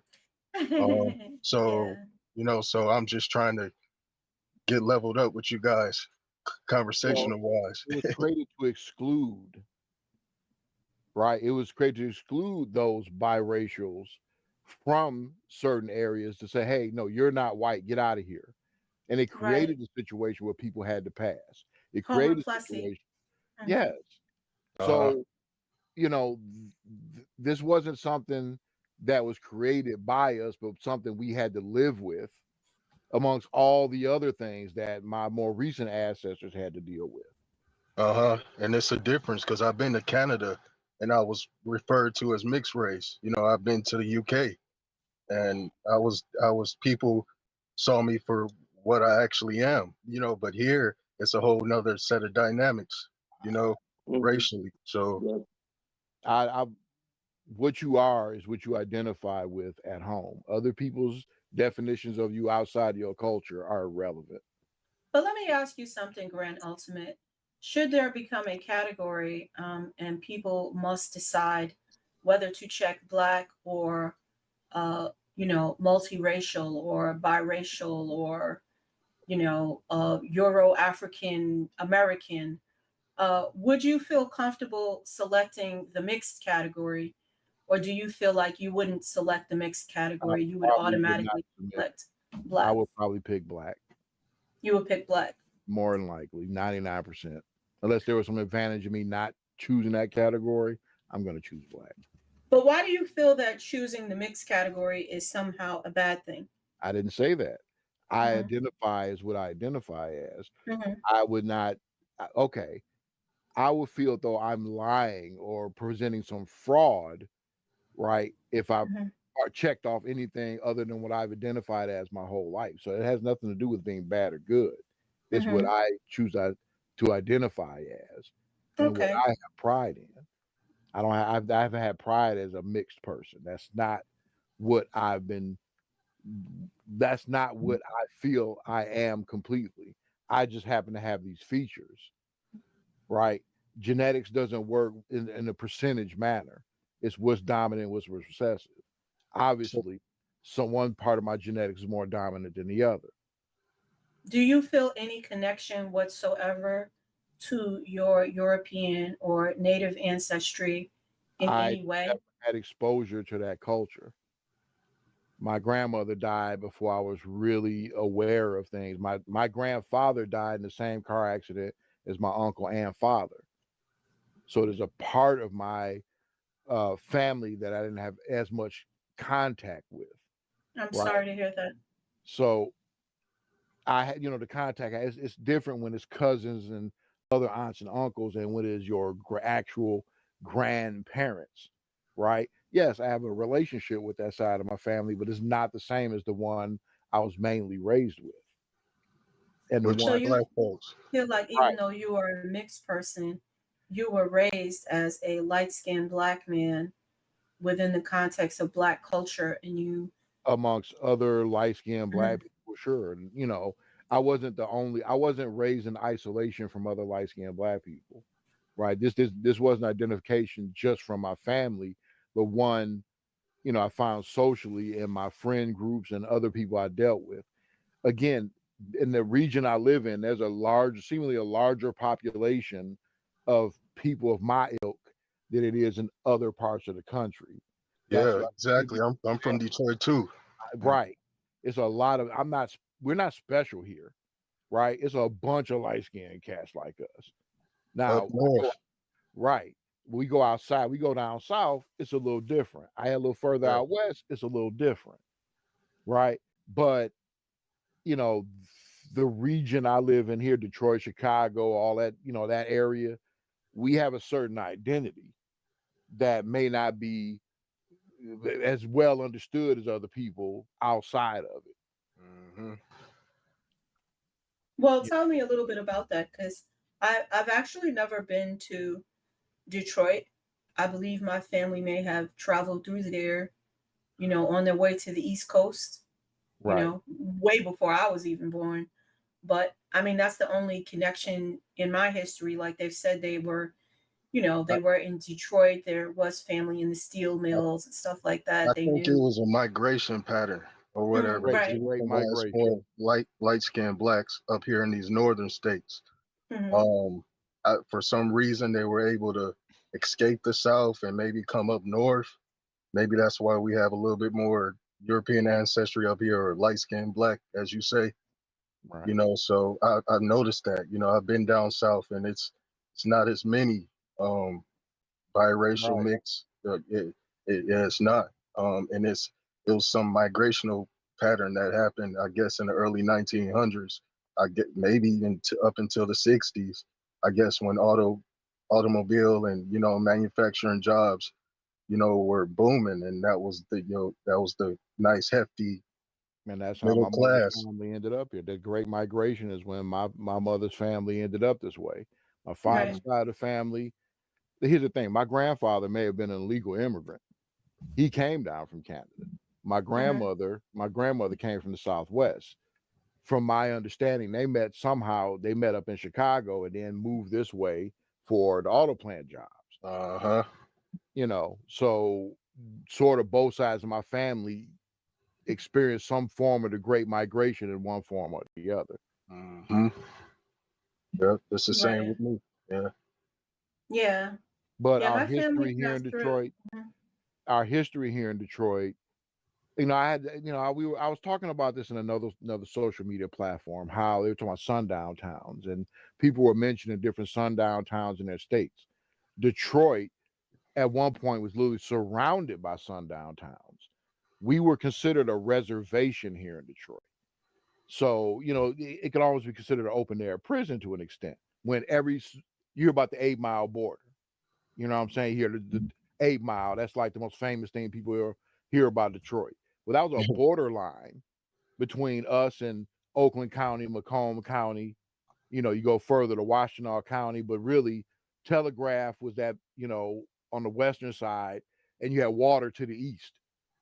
You Uh-huh. know, so you know that is a part of the culture I was raised in, where we were almost compressed into Detroit, and we had to kind of live amongst each other, deal because if you went outside the city, even me being lighter, when I ventured into Warren back in the day, they would want to usher us the hell back out. And this is in the 90s. Oh, okay.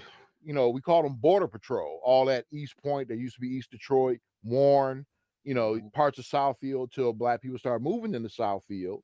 Yeah. You know, I you call know, Southfield Detroit Heights now. right. But Yeah. back in the day, man, it wasn't hardly no Black people over there in Southfield. Nope. You had Detroit, Inkster, and then Clinton Township started getting more Black people, Hmm. right?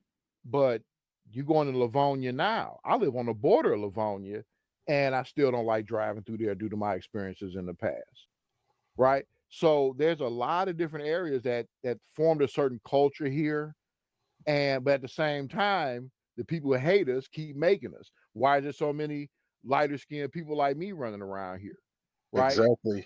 Exactly. Somebody was doing something with somebody. The people they Exactly. hate us, they keep making us.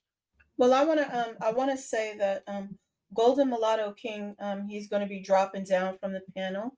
Oh yeah, I'll mute. I appreciate you coming on to the panel today, Golden Mulatto King.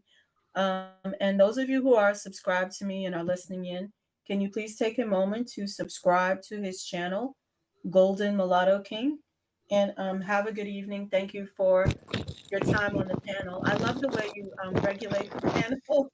He's starting a new channel, and I think he likes live streaming, and I'm really enjoying his live streaming. He's doing really good. So Hey, thank you yeah, all. thank you. I just want to tell y'all, I appreciate y'all.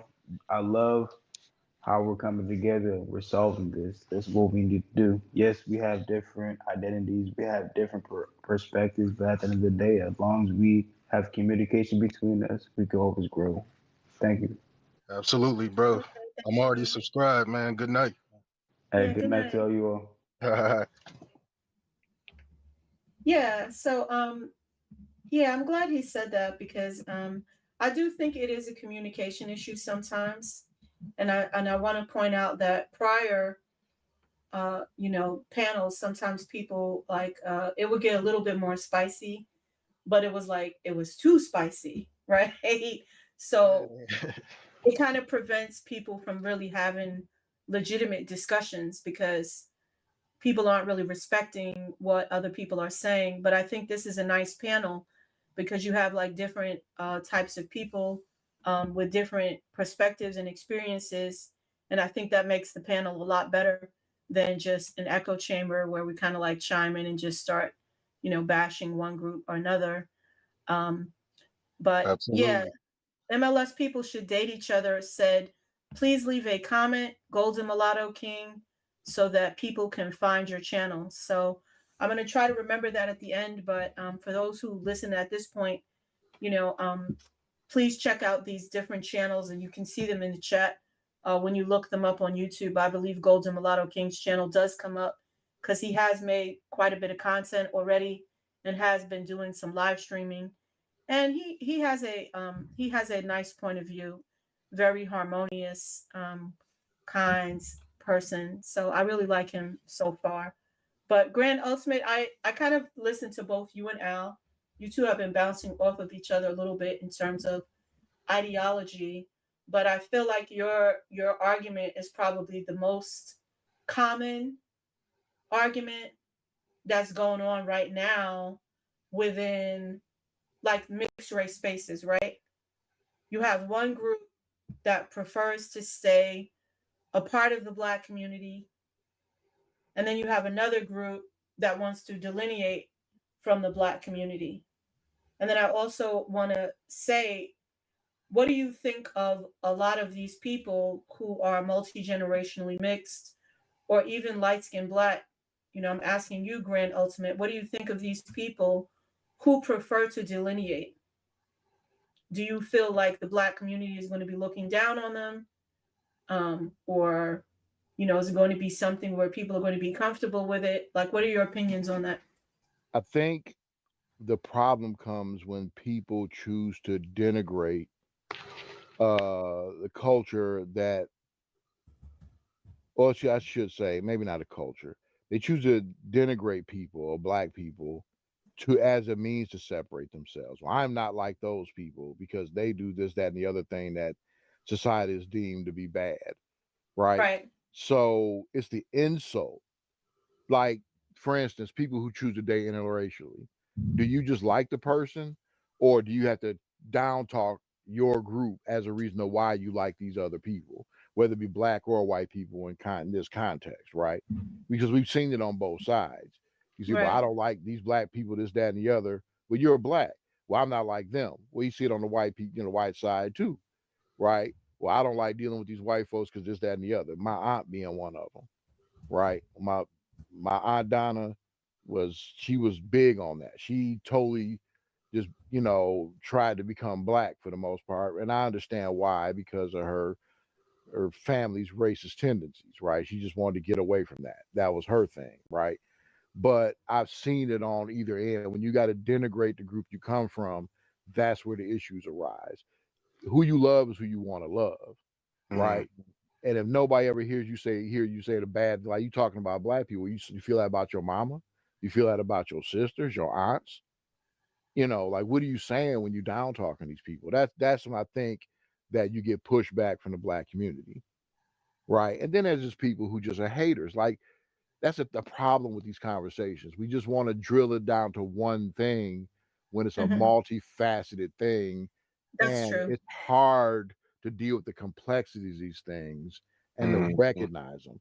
It's hard for me, even though I try to recognize these complexities. I know I can't cover all of them.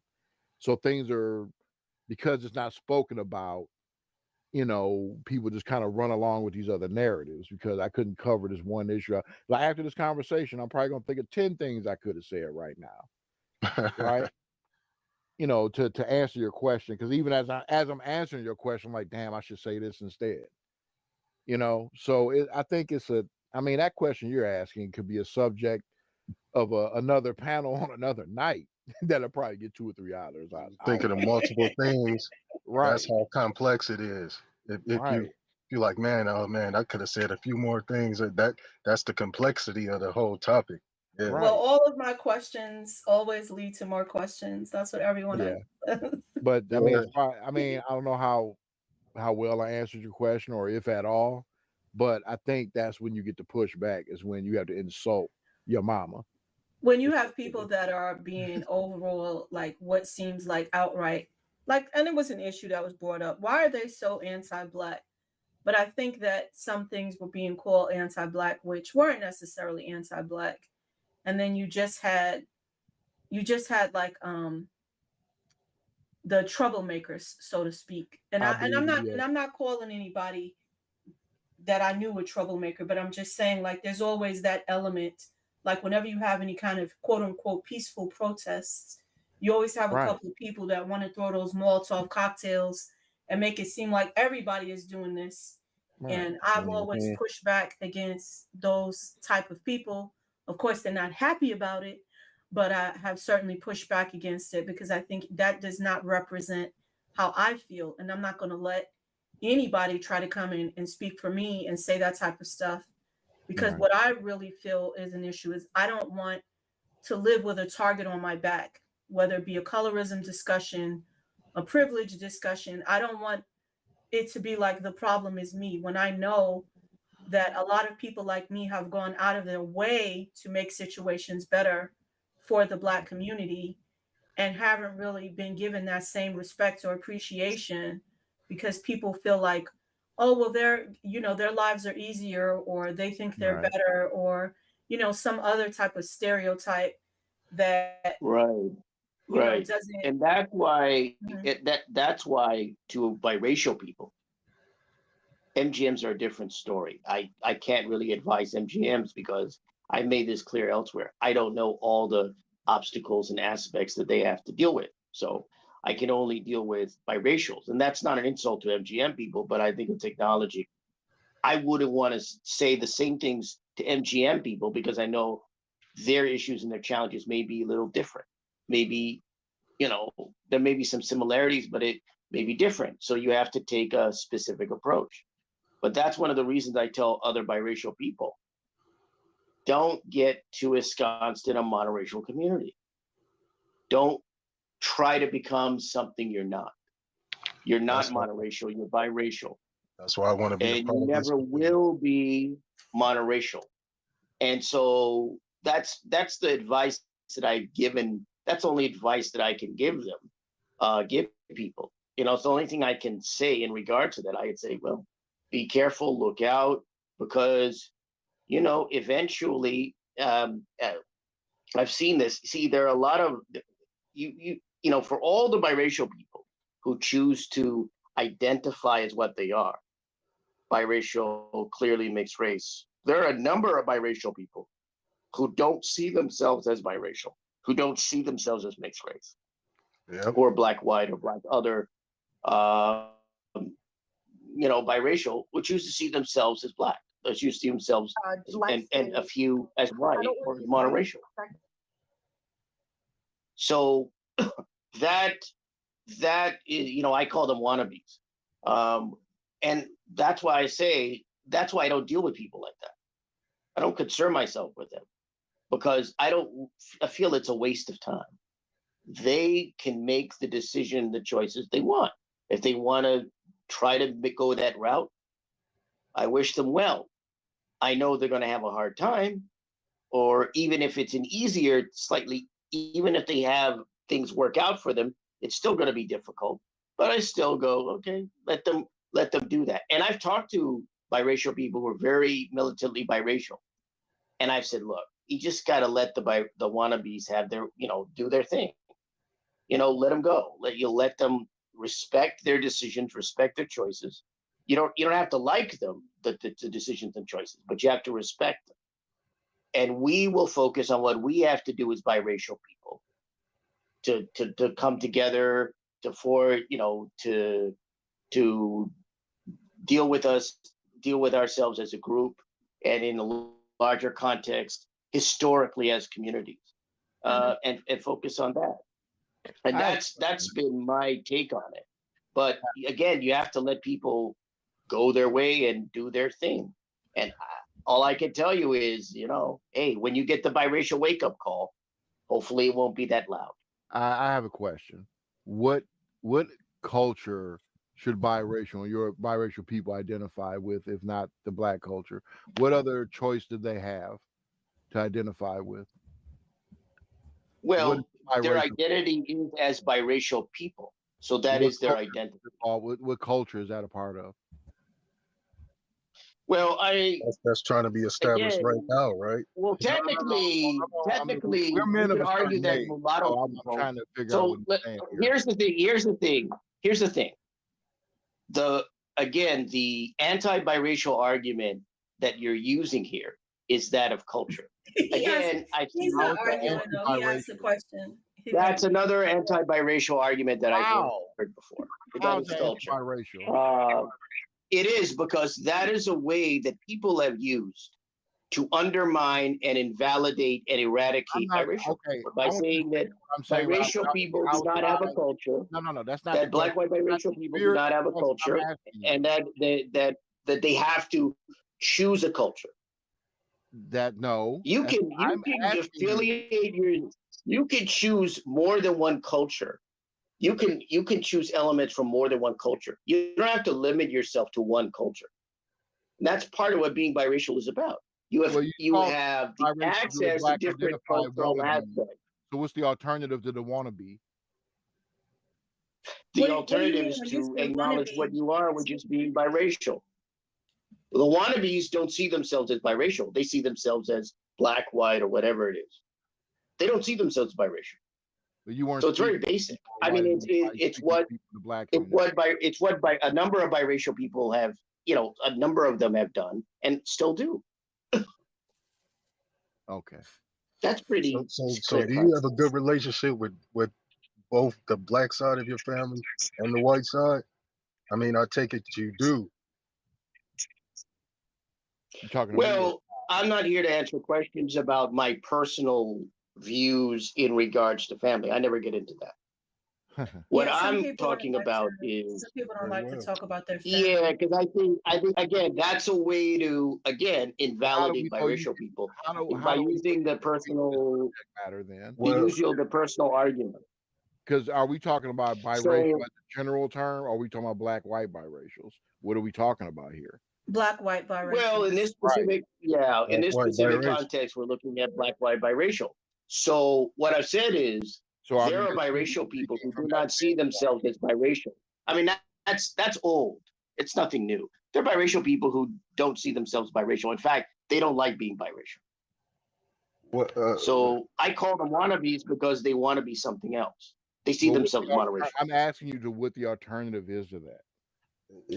The alternative is to be biracial, to acknowledge what you are. I think the point that's the acknowledgement.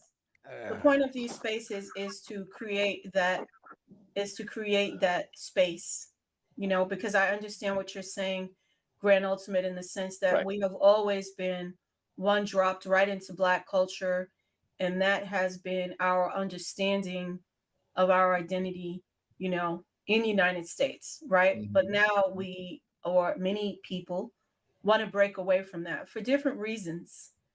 Some of the reasons I don't agree with, like when people talk about representation and those type of topics, I don't necessarily agree with them, right? But I do think that there is an element of, you are now two different ethnicities or races, or you are now a multiracial person, and you can't exist solely as one ethnicity anymore. You need to have representation for all of who you are. And it's not in a pejorative way. It's not to put down. There you go. There you go. When it seems like it's coming from that place, then we have to have questions. When we're Right. calling people wannabes, because thing is, I have biracial cousins, and they identify as black because that, even though their mother is still living right there with them, they lived and were raised around in the black community, around black culture. They see themselves as black, right? They don't Precisely. That's precisely what I've noted. There are or biracials who do not see themselves as biracial. But I So think that's we precisely they that understand describes what that accurately what noted. they know exactly who they are. They know But they're this is what biracial, but it's right. just Oh, they may know they're biracial. No one's arguing that. I'm saying they have made a conscious decision to be monoracial. And that's And so why. we who are biracial, we're different. We acknowledge who we are, and we are who we are. We don't pretend to be something else. We need to. Well, for me personally, I've had bad experiences with because I'm Black, white, Native American, and I've had negative experiences from all those parts of my family. But I found that I can congregate and identify better with people who are mixed race. I mean, we can like agree on so many topics, and it's more of a it's more of an understanding there, you know. Right, because we have Right. so experiences. You know, I see that you feel your experiences and what you go through will be understood by people who may not have had the same experiences, but perhaps other types of experiences that may be close to what you've gone through, and because of mixed experiences, culturally, everything we can exchange. A whole lot of experiences. We can exchange culture. You know, Right. it's just so Right. much that Right. can be agreed upon. You know, In essence, that's community. It's what every community has, and it's what we as biracial people that I've seen online have had too. But it's an online thing. Maybe in some parts of the country we have this, but it's an online thing. So what you're describing is what I've experienced certainly online in biracial groups, and a little here on YouTube. That's precisely what I've experienced because I see the impact and the importance of it for other people. you haven't Right? I see experienced it it's in not so much person. for me, but for other people. Okay, online and groups, and I mean, have you not experienced that in person? With biracials face to Like face? being in a like being in like part of a biracial organization or a group outside of the internet. No, I can't say that I have. Not necessarily group, just running into individual biracials, you know, in passing or Yeah, that's true. Yeah, that's true. I have, but in my case, it's different because I didn't see them as like biracial. I didn't see them as mixed race. They are. I just kind of saw them as people. Whereas once I started getting online and going in groups, I began to learn more about the experiences of other biracial people, which I did okay. not know. Because I didn't talk to people who were mixed race about, oh, what is it like to be half this and half that? It just wasn't something I felt comfortable It's talking kind of about. weird in person. Yeah, Right. Yeah, and it made me absolutely right. initiate these conversations with other mixed and biracial people after I found these spaces. You know, so Yeah. yeah, because before it was kind of odd. I look at the guy and you know I know he's mixed. He looks at me, he knows I'm mixed. You know, and like where do we go from there? You know, but since I've ran into these spaces, and Right. a whole lot of awareness, has been, put in front of me. I said, okay, wow, this can, because I really want this to like go somewhere, you know, maybe have some Right. meetup groups. You can be more a little bit more upfront. You can be polite, but you can be more upfront about asking about being biracial, being mixed race, what people's experiences are.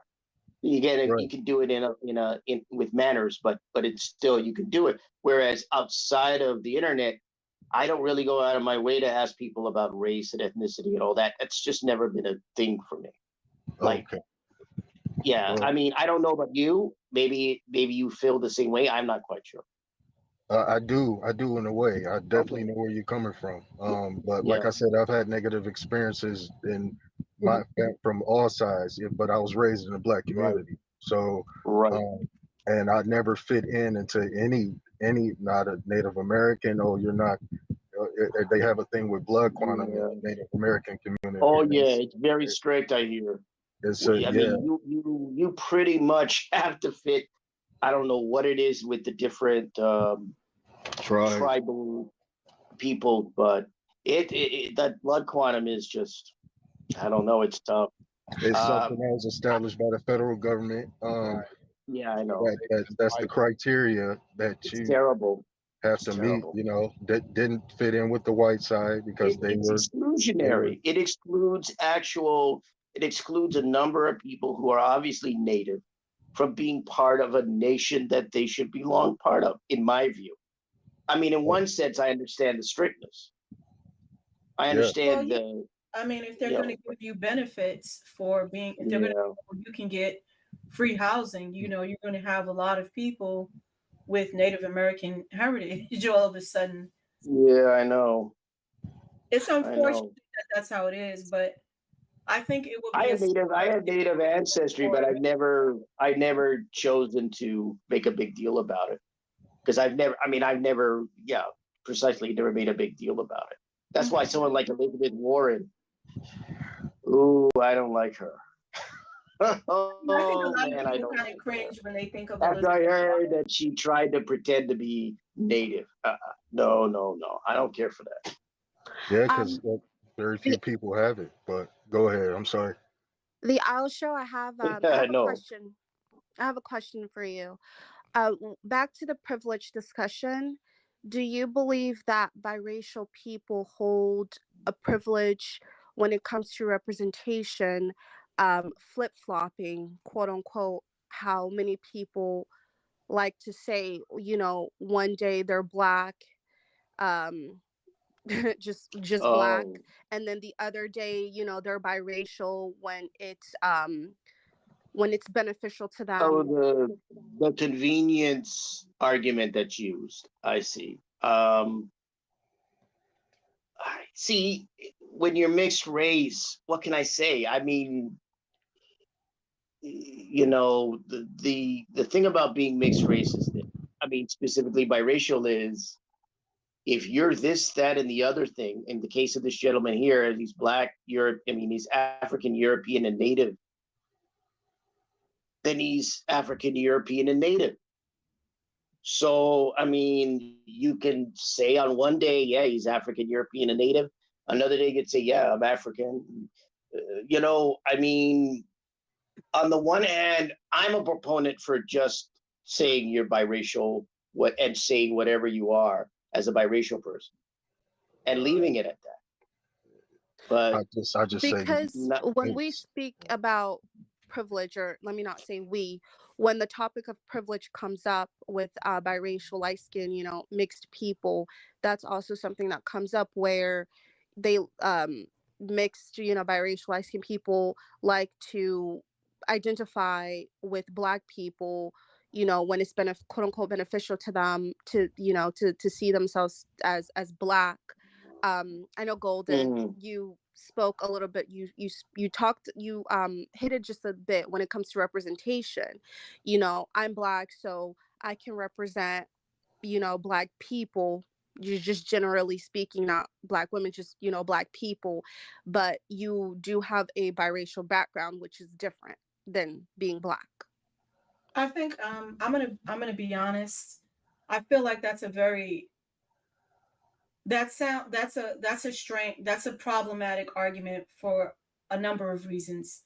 So if you one drop these people into blackness and then somebody selects them because they like them for a movie role Well, no, in a that's dumb country though. where they're not in charge of the media anyway, then it's almost like you're saying, light-skinned people, you should accept this punishment and never allow yourself to get any jobs or anything because you're taking from the black community. No, Golden, And that's then not what I'm saying. What I'm saying is Mhm. that's dumb. They're representing themselves, you know, back to Out the Aisle show as something that they're not, because they're not black, they're biracial. So they're conveniently doing That that so depends on they the can biracial be. person. There are biracial people who see themselves as black people, right. And and I that's why I want to call say them something, wannabes. Gabriella. I'm gonna be honest. I feel like being biracial is a lot like being bilingual. It's like you don't speak half of a language, you speak two languages. That's what it is for a lot of people to be biracial. They can go both ways. It's Nice unfortunate, That's comparison. a good comparison. That's a yeah, good that a lot comparison. of people can't understand why they are in representation in black spaces because they essentially are black, you know.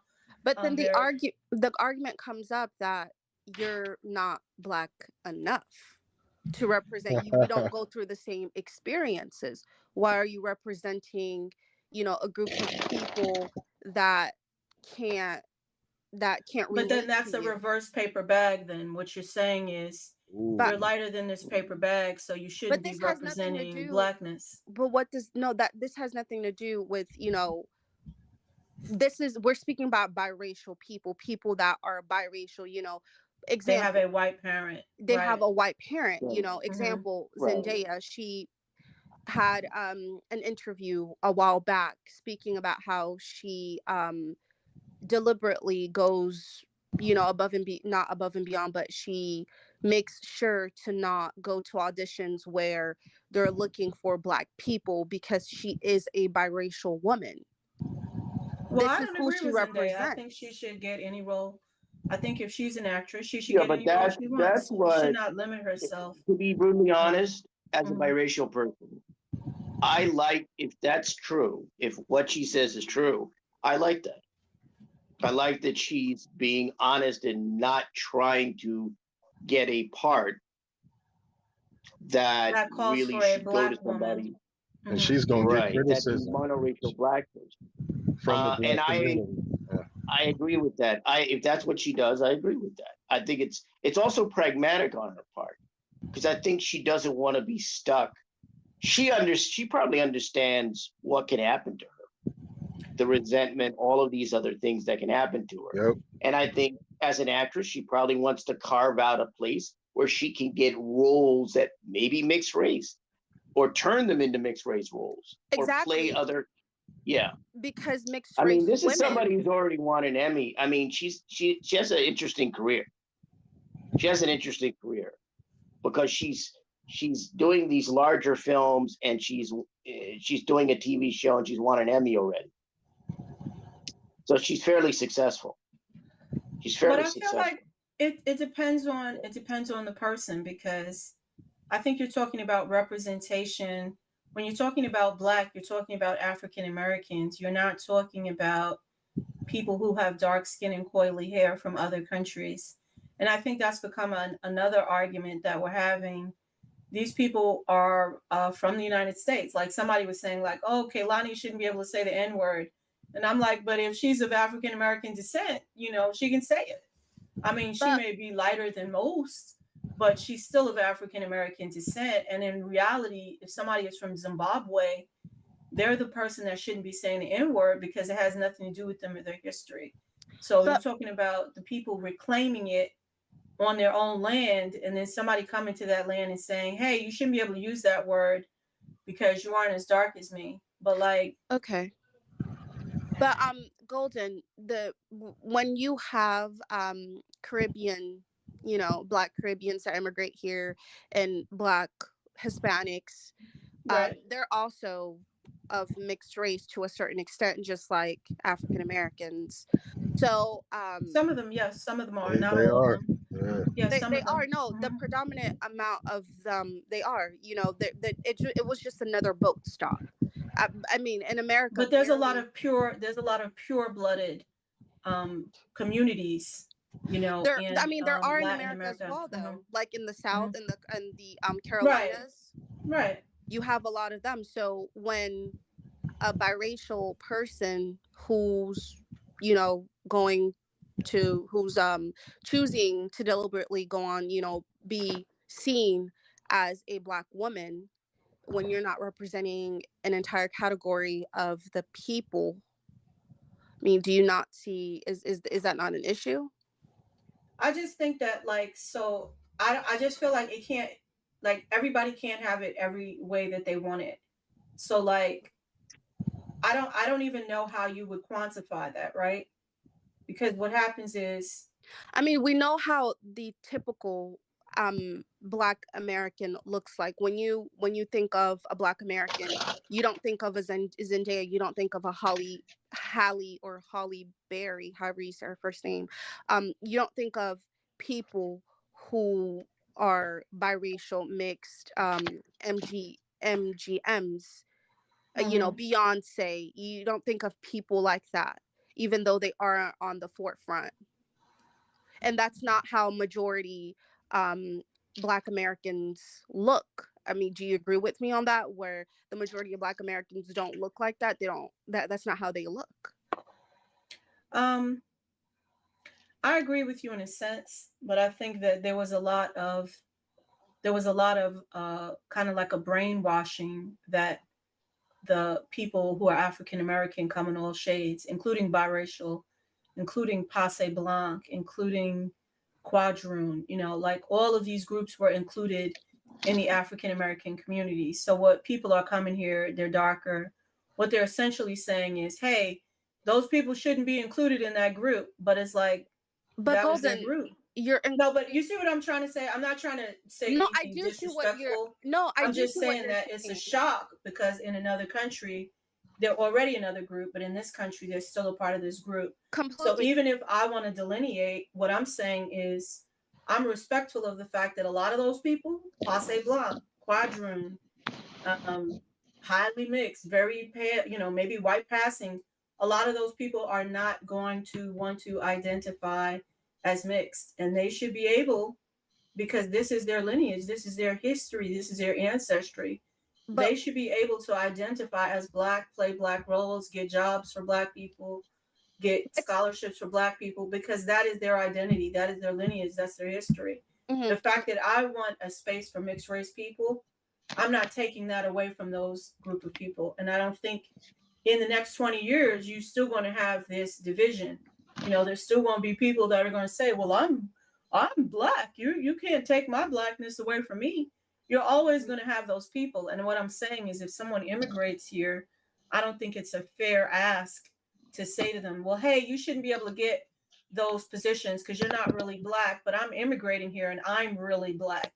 Like, Well, Golden, immigration aside, just speaking about, you know, Black Americans, because a lot of these discussions, immigrants are, you know, aren't involved. I will say I'm the only immigrant, and I'm going to be 100% no, there's real other with people you. who are immigrated, and I don't want people to feel like because you're immigrated, that's an issue. But I'm just No, saying that 100. No, I'm not because saying it's it's an so issue. different. Mhm, Uh-huh. mhm. What I'm Yeah, saying is, in these discussions, people like me who immigrated to the US at a very young age aren't in these discussions. You know, they don't participate. They don't think that it has anything to do with them. I participate in these discussions because of how I was raised and how um I say that I'm a part of two different cultures. But most, when you have right. most Africans, they don't care. They don't have these discussions, you know, and they don't go hard for representation of Black women. No, this is Black American women who are saying this and who are being called divisive and who are you know, being told, well, we're all Black at the end of the day. White people see us all as Negroes.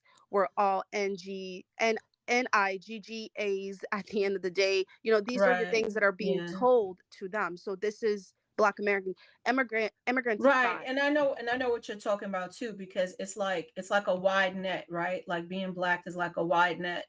that you could be in another country and somebody will throw that net over you. And all of a sudden you're in the Black group and you're like, hey, I don't even know those people. I'm not a part of that group. And then you're in it, you know, and then you have people arguing with you. And then you have other people telling you that you're not a part of that group.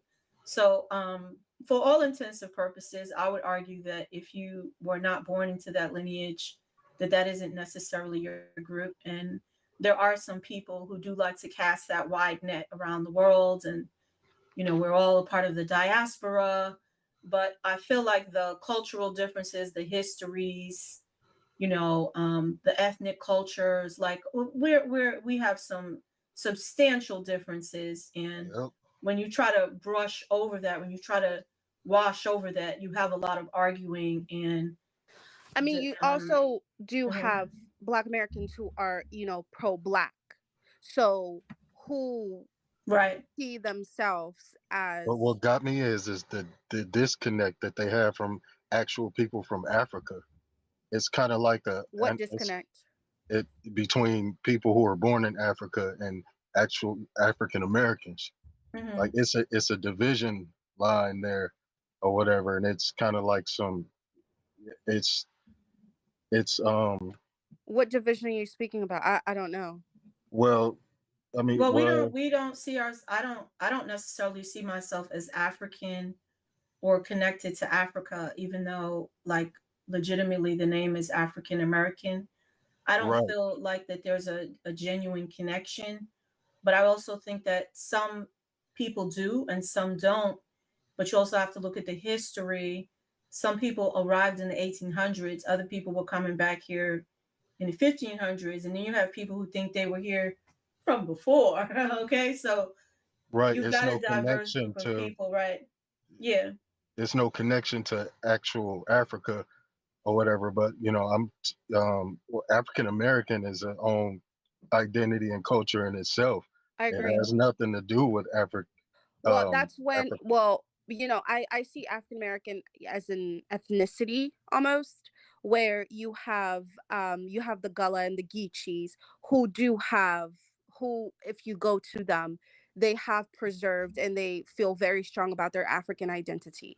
Okay. Yeah, So you do. You have some groups that you have groups them. that want to connect too. You even, I mean, you have some The biracial connection people was that like want to, never lost. You know, they yeah. kept it in their language, you know, when they speak Geechee and Gala and all that in the Hmm. South. So this is what I'm, you know, I'm speaking about. Yeah. Yeah, I you have some that are connected. That's what I was trying to say. There are, and some of them, again, some of them came in the 1800s. So you're talking about 200 years versus 500 years. You know, people that may have been here, their lineage may have been here 500 years, they may not feel any connection whatsoever. Whereas people who came in 1850 or 1950, 1900, you know, it may be a whole different story. You know, they may, even when they do like the ancestry DNA test, they may have family that they're connected to back in Africa. Hmm. Some people have said that, oh, I found out I have cousins in Nigeria, whereas most people, like their ancestry just says like different countries from Africa, maybe 4, 5, Yeah, 7 because different they were all African put together. countries. Yeah, they Mhm. were all put together here. So it's kind of like, yeah, that's what my ancestry DNA said. It said 5 different African countries. So yeah, it's not one particular one that I would gravitate towards because it's so many, you know, and then I know the history of it. So Right. And yeah, I so paid money for the test thinking, like, it's so funny. I said, I'm going to get this test. And when I find out which African country I come from, I'm actually going to go and visit. And it was like 7 countries. Well, you yeah, have to remember that there weren't any borders, and Africa also went through a colonization and enslavement over Mhm. there. I mean, the last slaves were brought in the 1800s, and Right. Black Americans have been in America for 400 Right. years plus years. Yes, So the Berlin Conference that basically led to the segmentation of various parts of the African continent. Um, so yeah, you know, that's why I've noted that in African nations, the basic identification is your your ethnic or your tribal group, because that's essentially your people. That's your ethnic group. That's your culture, where your culture springs from. Mhm. So nationality is, I guess it's important. Um, but I mean, to be brutally honest, if you were to get, well, maybe I can't make this point. Well, I mean, again, the component of African of within Africa or various parts of Africa is always the ethnic or tribal group, and so that's the structure of it. So the nation kind of is not as, to my mind, and again, maybe you could speak to this, Gabrielle, but to me, the nation wouldn't seem as important, or maybe it is deemed as important. The nation state isn't as important as the ethnic or tribal affiliation or group. It is because multiple ethnic groups exist in multiple countries. Okay, Right. all right. Yeah, So like both, right, like they're so both across the vie for lines, right? attention. Right. Mm-hmm. Okay. Yeah, that's So it another does thing. mean something to be Ghanaian and, Yes, of let's course, just because say, yeah, Ghana, because Igbo. in Nigeria. Ghana, let's say a Hausa from Nigeria versus a Hausa from Cameroon are going to be different. Like they're going to Mhm. speak, they're going to understand each other, but their dialect may be slightly off. Oh, I see. Right. You're Mhm. right. And we don't really Um, have, there's not a lot of I'm gonna be honest, Gabriella, I don't know if you realize this, but I feel like there really isn't a lot of accurate information about Africa. Like people sometimes laugh and joke about, African Americans celebrating Egypt. But to be honest, when I learned about Africa, all I ever heard about was Egypt. Like I didn't hear about any other place in Africa. So to a lot of Black people, they may be thinking that Egypt is like some major part of Africa, when in reality, that's just like one country out of like 50 plus, countries inside of Africa. So I just think there is a huge disconnect, because really there was not a lot of knowledge even passed down. And what you're getting today is like bits and pieces, you'll see little Afro beats, but like, what do we really know in United States about Africa? Sometimes we're getting like strange types of news stories that don't look good. Other times they may have some positive spin to it. But I think there Mhm. isn't really that connection. I mean, we have more of a connection to the Caribbean, more of a connection to Europe, but like that connection to Africa is really not there. And Nope. yeah, it's just not there, and I And I see people always that are said just that. very confused. Yeah. I always said that African American culture is just basically like an offshoot of general American culture, really. Right.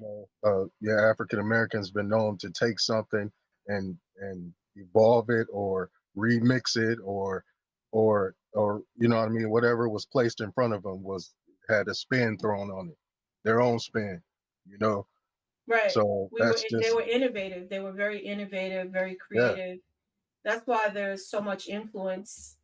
To me, that's why there's a lot of influence around the world. I think they were actually a very talented group, or they brought over a lot of very talented, visionaries, innovators within those groups. It wasn't just, let me get just labor for the land. They got a lot of different types of people, because you can Hmm. kind of see that in the diversity in the people that are here. But I also feel like I don't like people to try to come here and take that away from African Americans, like I I think they're 100% agree with you. And I have issues with Africans concerning that. Mhm. How some come here and really do disrespect Black Americans and Yes. don't understand this is biracials and light skinned aside, because um, all of, your ancestors participated in what, all immigrants benefit from.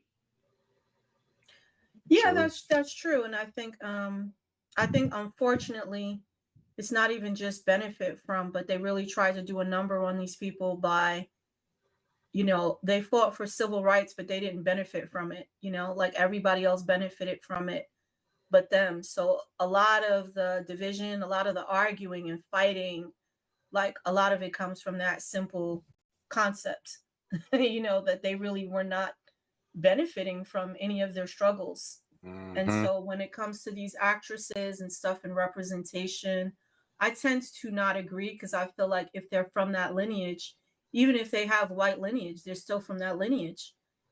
They should be But first in Golden, line. could you see how maybe me versus you, when it comes to representation wise, even though when you see me you don't think of Africa, and you see, just the predominant amount, the predominant of Black Americans when it comes to representation, whereas if they see me they'll be like, okay, they'll disregard my background and say, okay, as long as she looks like X, Y, and Z, and I see myself in her, I feel more comfortable or I feel represented. Like, I see what you're saying. It's a matter of, do you represent a certain look, right? But then if it's going to be all about looks, then no one can say anything about colorism, because essentially what you're saying is this person, even though they're claiming they're Black or even though their ethnicity is African American, this person is too light to have this role. So that's what you're saying. They're too light to get this job. They're too light to represent Blackness. And I personally just have an issue with that because I think a lot of these people who fought for civil rights were also mixed race. Okay. And people don't like to bring up that part either. So like Absolutely. somebody came to my Malcolm channel. X. Mhm. Yeah, Yeah, go A ahead. Malcolm lot of X. the prominent leadership were light-skinned and biracial people. But somebody came to my channel and said that we shouldn't benefit from any of the civil rights that was created for Black people and that they're from like another country. And I just kind of felt like that sounds insane to me. So they made all these sacrifices. They did all this fighting. They were assassinated, a lot of them. And now the people that they were fighting for don't get to enjoy it because they're too light. But then you want to come to me and talk about paper bags and privilege. Like, I just feel like it's disingenuous, whether they're mixed race or not. They should be able to benefit from this, if that makes any sense. So I can see Well, how. Go ahead, sir.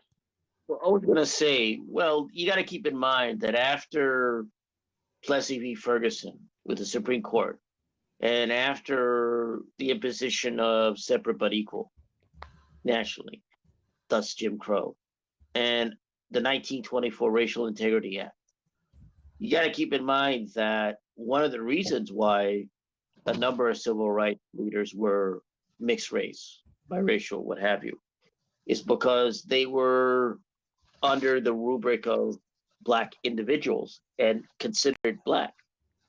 So while in some respects, some individuals retain their sort of separateness, some mixed race people retain their separateness even within an enforced Black identity.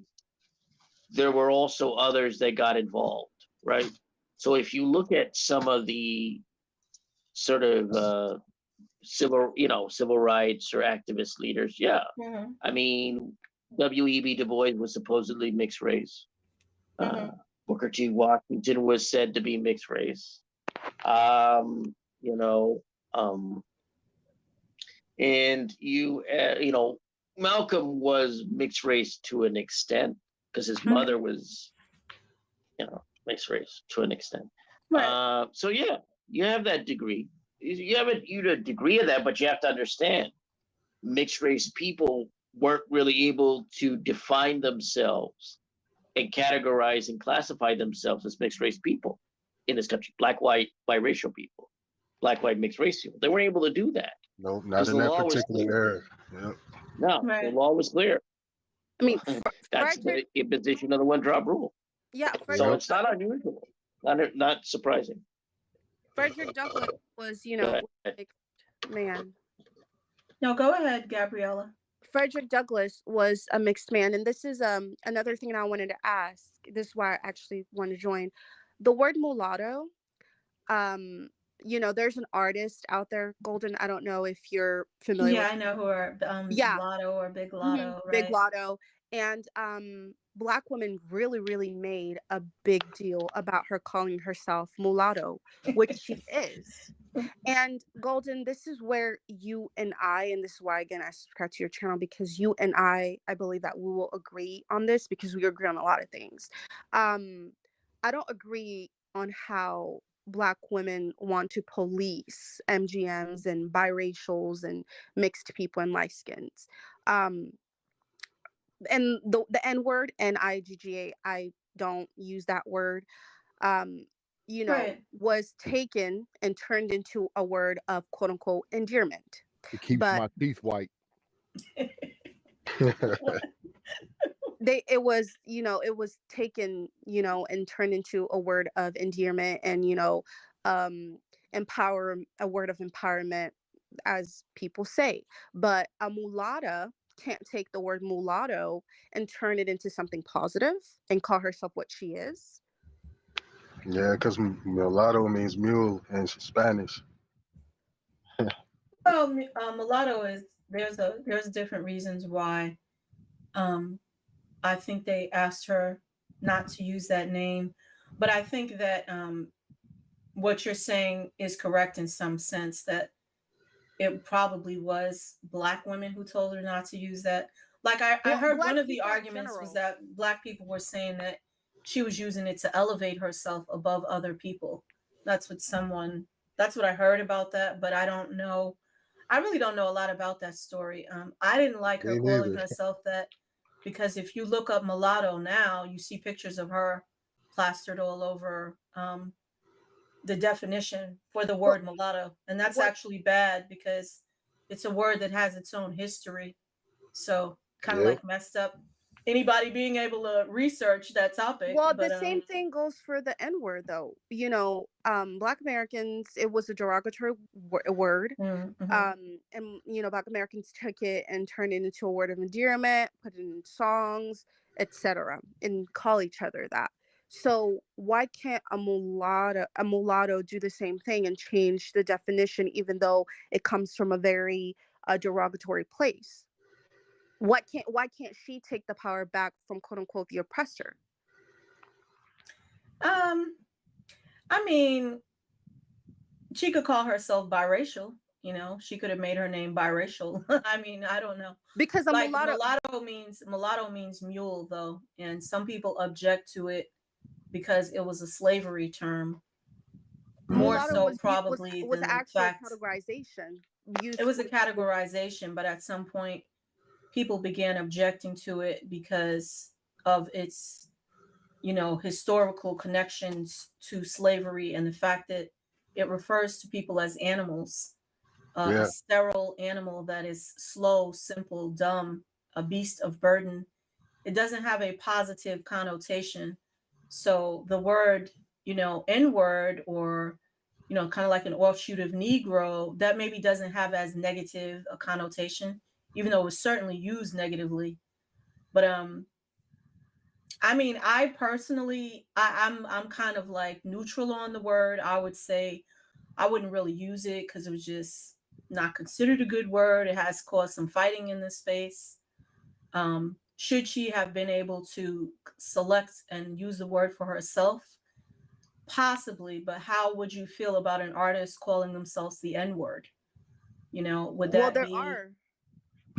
no, but their name, like as their brand, like when you look up Mm. the N word on Google, you see pictures of this person plastered all underneath it. Like me personally, I don't like the idea of somebody making that their name and then you can't even research the history. I mean, that's my biggest problem with her using that word.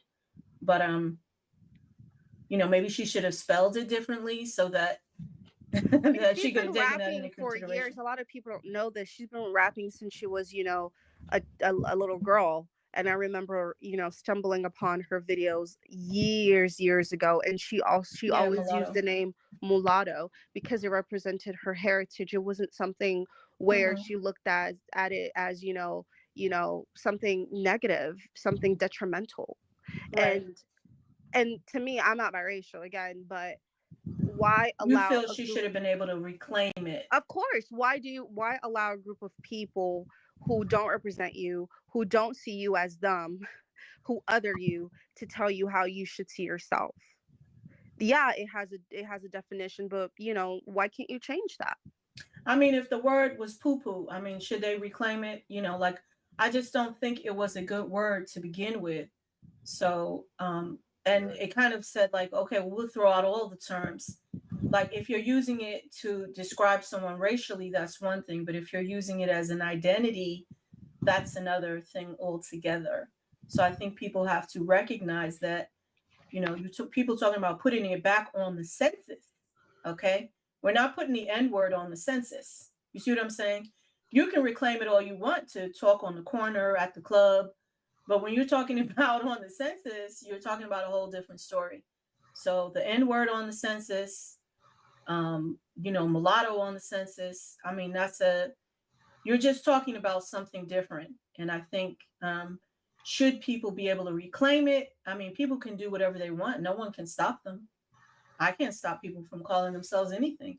But me personally, would I condone it? Do I think it should be explored further? Nah, not really. I think it's a dead end just because of the meaning. So I I think that can't stops even. people right there. Hmm. Well, I wasn't gonna say anything too important, but I can't even think of one song by her. So yeah, and more than like the story either. So yeah, that's way off. If I can't even think of one song that might have been on the radio or something, like I've heard of her, ran into it on social media, ran into her pictures and stuff like that, but I can't even think of can't even think of nothing by her. Yeah, I didn't know it was that controversial. Yeah, they made her change her name, but I really didn't follow that story. I just know that she was asked to change her name, and I But it's actually still the thought, same, right? well, she changed it to Big Lotto. Oh, okay. She Okay. Well, see, changed I'm it to Big lost. Lotto. Hey, I list a lot of J. Cole. Oh, you listen to Jake. Okay. Okay, I Yeah. hear you. Yeah, I mean, I don't know. I was never really into her like that. It's just her style and delivery. But I think another thing too is, like, when you're talking about, you want to use that word to represent yourself, you need to represent both halves. I see her representing Black culture more than anything, and then using that term, and that's kind of like a misnomer. Like, if somebody is Black and white, they are both cultures. You can't just represent Black culture, and because you're light skinned or you have curly hair or something, say, okay, well, I'm representing the mulattoes. Like, to me, she didn't really represent that term as a Black white person. But I don't Yeah. think it's about Black people not liking the word. I feel like there are Black people, white people, Asian people, Spanish people, biracial people, MGMs. Like, a lot of people don't like that word. You I know what mean, I mean? that word is used, in my country, it's used in Portuguese and Spanish speaking countries to actually Right. describe people who are half white and half Black. Hmm. But I think, aren't like, I was reading about that term only briefly because I'm really not going to talk about it on this channel because it caused so much arguing in this space. And I just don't even care anymore about that topic. But what I will say is, in those other countries, from what I was reading, they're also trying to stop using that word because they're saying that it was a word that didn't have like a positive connotation. Yep. Um, I mean, it wasn't used in a positive way. But what I want to say to that is, there people change their name, like groups change their names. You know, society changes. People can recognize that, okay, this group of people changed their name. Like they're no longer called that. If you start putting it out there within a year, I'm sure by the next year, you know, they will understand that people who are of Black, white descent, Black, white, Native American, you know, Black and Asian, they will understand that these are the terms for those groups. They're not going to not know what the terms are because, like you said, American culture is very, very influential. So, in fact, some countries speak or learn to speak English as well as their native language. So they're automatically going to, you know, be introduced to a new word that they can um, utilize for the growing population that is that mixture. And, you know, hopefully that doesn't seem disrespectful in any way, because again, I really don't even like, people have asked me to talk about that and I've like just zipped my lips because it was a big kerfuffle in this space. And I just feel like people aren't even interested in listening to anything. They just want to be right and be destructive. So I really don't. It's not even an art. Like you see people here on this panel, they may not necessarily agree, but they didn't try to destroy each other. You know, it was at a point where people just try to destroy each other, and it's unfortunate because without any discussions and consensus, you know, we're not going to move anywhere. You know, so we're going to try to move past that model where everybody has to be right. But you're certainly welcome to your ideas regarding that word, because I think what you're saying is that monoracial people shouldn't have an opinion on that word. It should solely be the opinion of mixed race people, whether or not they want to reclaim it. And in that sense, I do agree with you. Yeah, me as well. Yeah. But I feel like everybody's voice sounding kind of slow. I know y'all getting sleepy. I know y'all want to go on a little snack break or It you know, a was little cool water or chatting with something y'all. like that. Yeah, it was real good though talking to everybody. And I want to shout out all the people that came up on the panel, Self and Gabriella, Gabriella. And I also want to shout out two content creators that came up on my panel. Please subscribe to them, Grand, Mashant, Ultim. Also, The Owl Show, please subscribe to them. And if possible, both Al and Grant, if you could leave a comment in the chat, you know, so people can find your channel through this channel and subscribe to you, that would be greatly appreciated. We also had Enlightened Beauties come up on the panel tonight. So I would appreciate if people also subscribe to her channel. And someone was talking about Cash Apping me. That sounds beautiful. I'll see if I can put my Cash App in the comments section. I never even asked for Cash Apps, but it is nice because I do try to take a lot of time to come up with these topics, but and research them and come up with talking points. So it is nice if people want to contribute so I can get a little Starbucks or whatever. But yeah, we can put my Cash App. Someone is doing this for me. We can put my Cash App in the chat, and then I will also, you know, put it in the comment section. But thank you everybody for coming to the panel. It is 2:00 a.m. We're gonna stop here. We've been going for a Ooh-wee. while. Oh man, Yes. what am I doing? You need to get paid for your work, Grand Ultimate, Self, Gabriella, and Al. You need to get payment for your work, right? You've been on this panel for a while. But I really appreciate all of you coming up. I do. I'll talk to y'all later. Yeah, it made a nice panel. I'll talk to you later. Thank you for having me, Golden. It was great hearing all these differing perspectives, even though we don't agree on everything. And it was great. It was great to hear, and it was great to expand my mind.